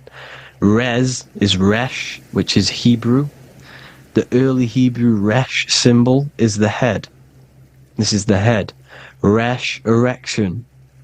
Erection is a sexual stimulation. Resurrection is rise erection. You got to raise your sexual energy up the base from the spine to the head. This is the Christ, the Christos. Because there's a psychophysical germ, psychophysical oil produced in the brain every month. Go and watch my other video on raising the chrism. Okay? And every month there's this fluid produced in the brain, which takes 2 trips. Because one's produced by the pituitary, one's produced by the pineal, magnetic female, magnetic and electric charge. And it takes 2 trips down the spine to the solar plexus, the bread of life in the Bible, or Bethlehem in the Bible, because the River Jordan's your spine. Goes down to Bethlehem. It gets born in Bethlehem, just like Jesus. Because when this oil travels to the solar plexus, it creates the seed, the seed of life, and it feeds the body. All the central nervous system, all the cells, it regulates the blood, does all sorts of good things for the body, this oil. Now when you save your sexual energy and you raise your resurrection, you awake the Christ, you raise it from the solar plexus or the sacrum bone up to the brain, you activate 100% of the brain, and this is the true resurrection of Christ. Instead of wasting the energy and giving away your sexual fluids, because behind the fluids is the energy. So when you release that fluid, the energy is out there. You've released the energy. Your sexual energy is the most potent emotional force a human could possibly feel. Same with any animal or anything. The sexual urge, the sexual emotion is the most powerful, potent emotion that you can feel. It takes over the whole body.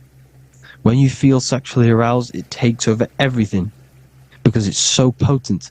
And when you fight the serpent, when you fight the sexual energy, which is shown here in the Egyptians, the cat cutting off the head of the serpent, or Hercules fighting the serpent, or in the Greek mythology fighting the 7-headed dragon, the 7 chakras. The serpent is your sexual energy because it symbolizes your kundalini. When you fight it and you transmute this energy, instead of releasing it, instead of acting sexually on it, you can transmute the energy, transfer it from the solar plexus up to the brain. You can do this with other tasks. Instead of releasing it, instead of raising it from the solar plexus to the brain, you can use it for other things. So for example, you want to think critically. You can use it for critical thinking. You can use it for going to do exercise. You can transmute sexual energy into anything. But you can do this, you can raise the sexual energy, and you can use this energy to push the cerebrospinal fluid from the solar plexus up through the spine, up the 33 vertebrae to the brain, and it'll activate 100% of the brain. And this is the resurrection of Christ. Jesus was never dead. Jesus was never rose from the dead. It symbolizes the Christ, Jesus Christ. Christ is Christos, which means oil in Greek. The resurrection of the Christ, the Christos, the oil. When it activates 100% of the brain when it's raised, and it can regulate all the systems, it can regulate all the blood, it can regenerate the body.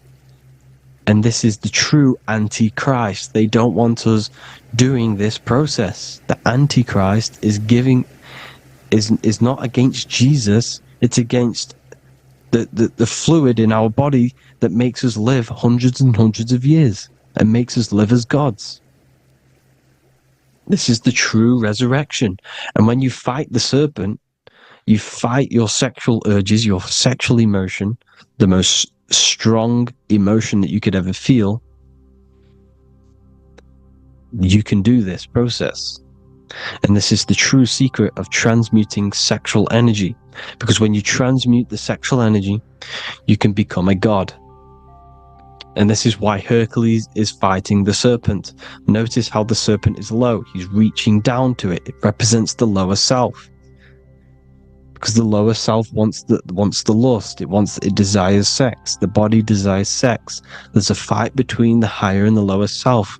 But when there's balance, there's even. Heaven is even. When there's evenness between these, this is the kingdom of heaven.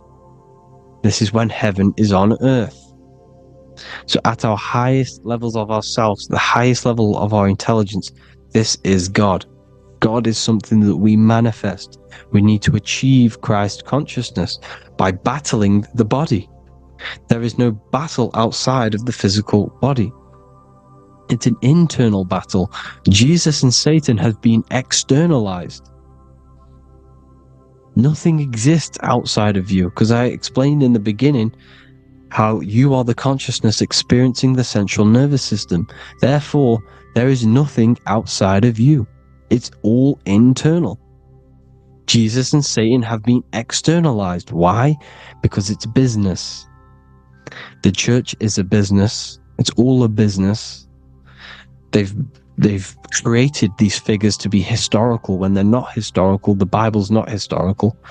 It's all externalized. It's called exoteric, when the truth is esoteric, internal teachings. So anyways, people, balance the chakras, balance the two hemispheres of the brain, balance the conscious and the subconscious. Balance is perfect, the yin and yang. You are spiritual and physical.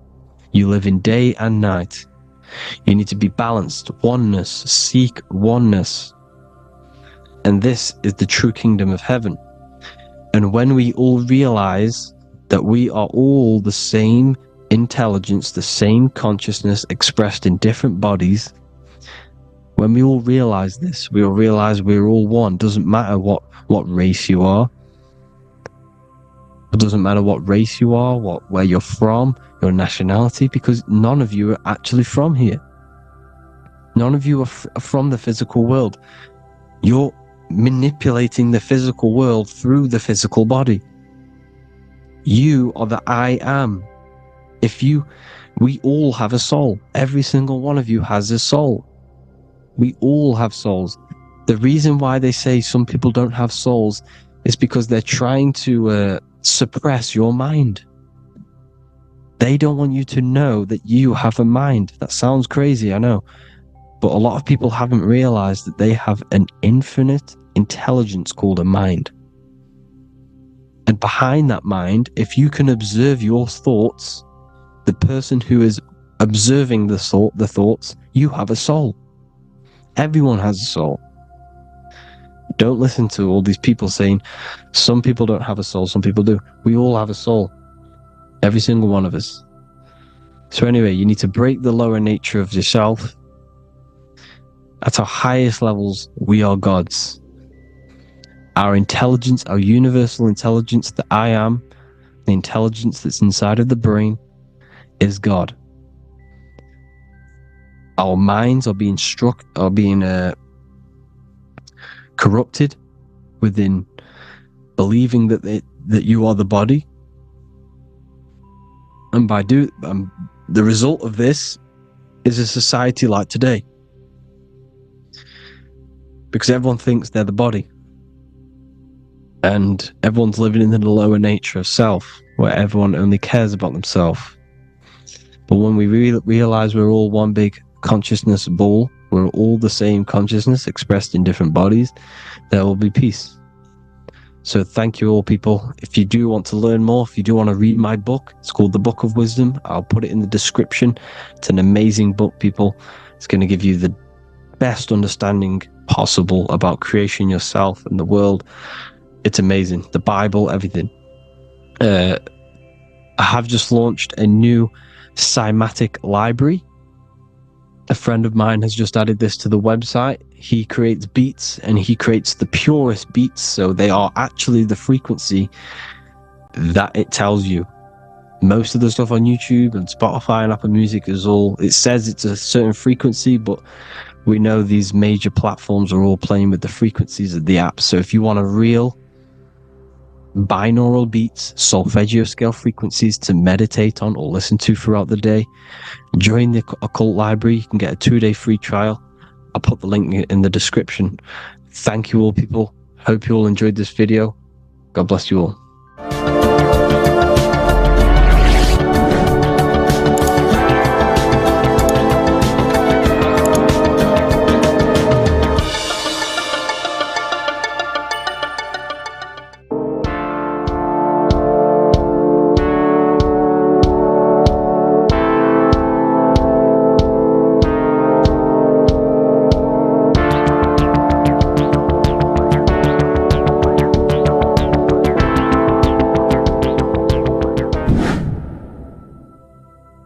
What is good, people? We're back with another video, and this is going to be talking about the connection between the micro and the macro.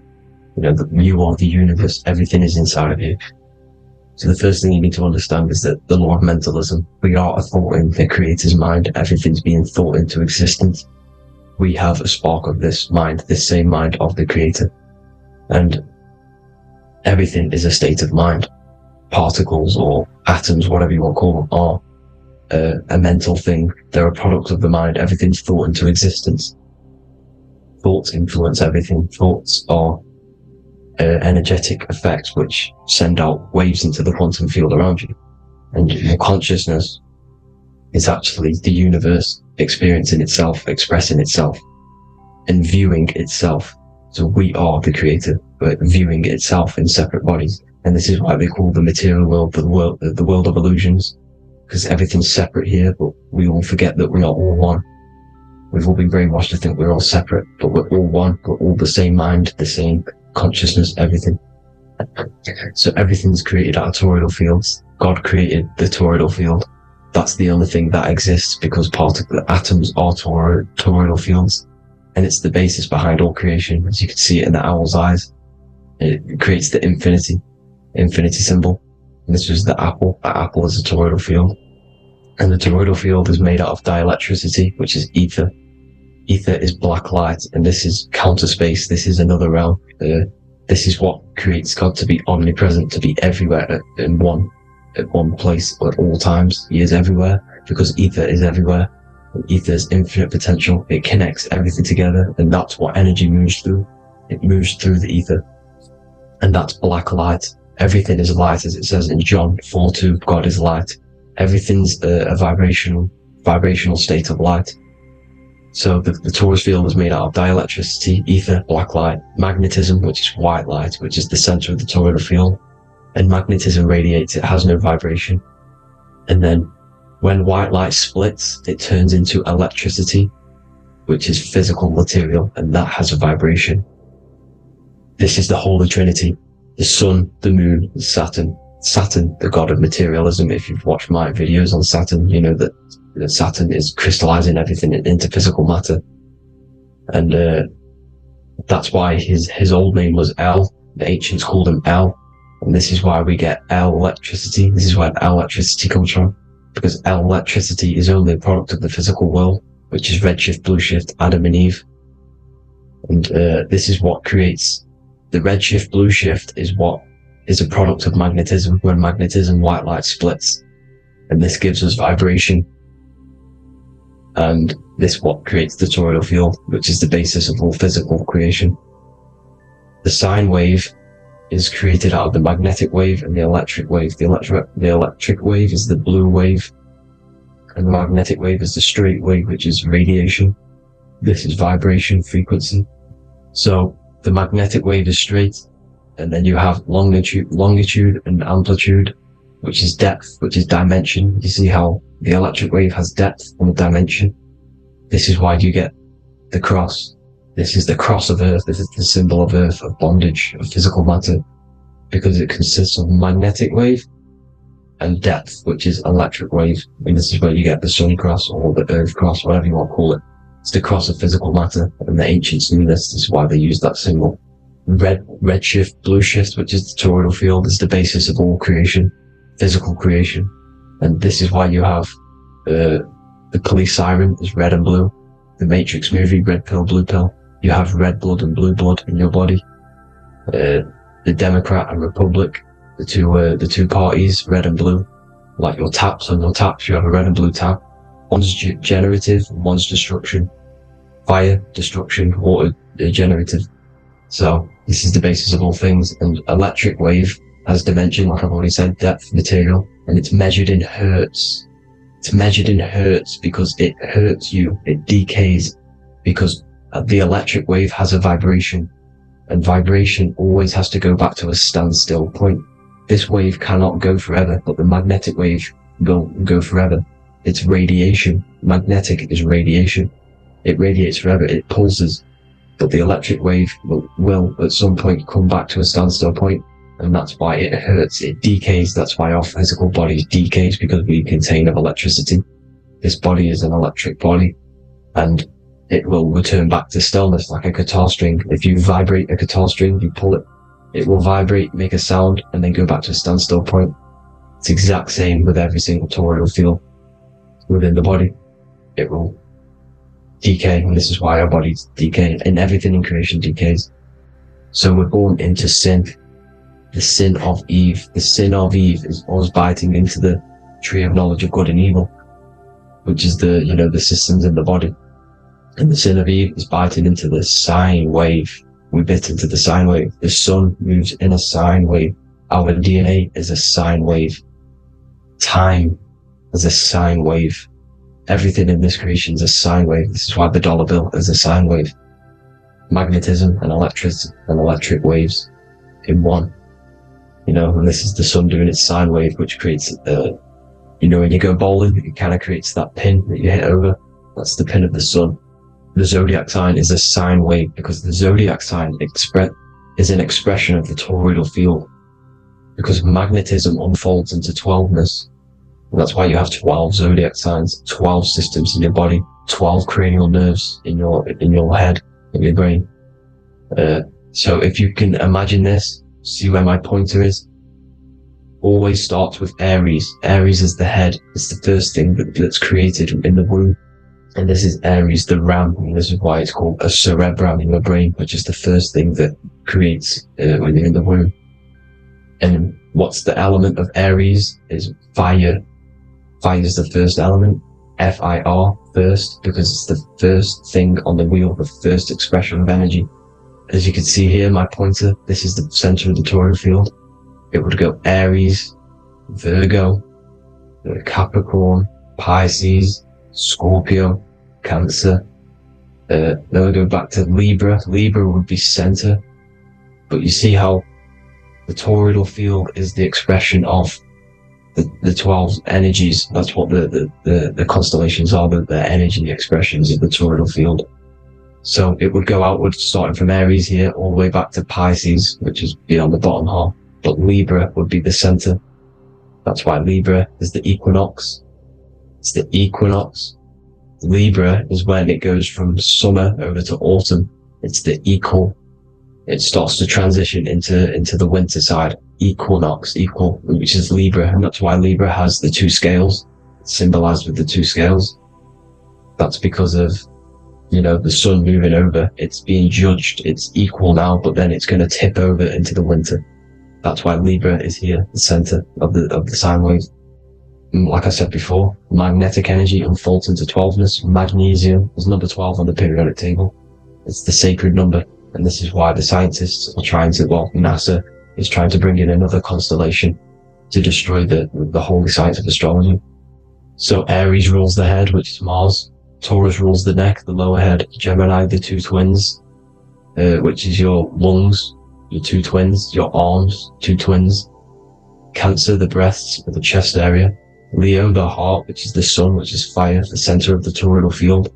Virgo, the belly, which is the intestines. Libra, the kidneys, the two scales, the kidneys, balancing out everything. Scorpio, the sex organs. Sagittarius, hips and thighs. Capricorn, I've missed that out, which is the kneecaps. Capricorn, kneecap. Aries, which is the ram, which is the cerebrum in your brain.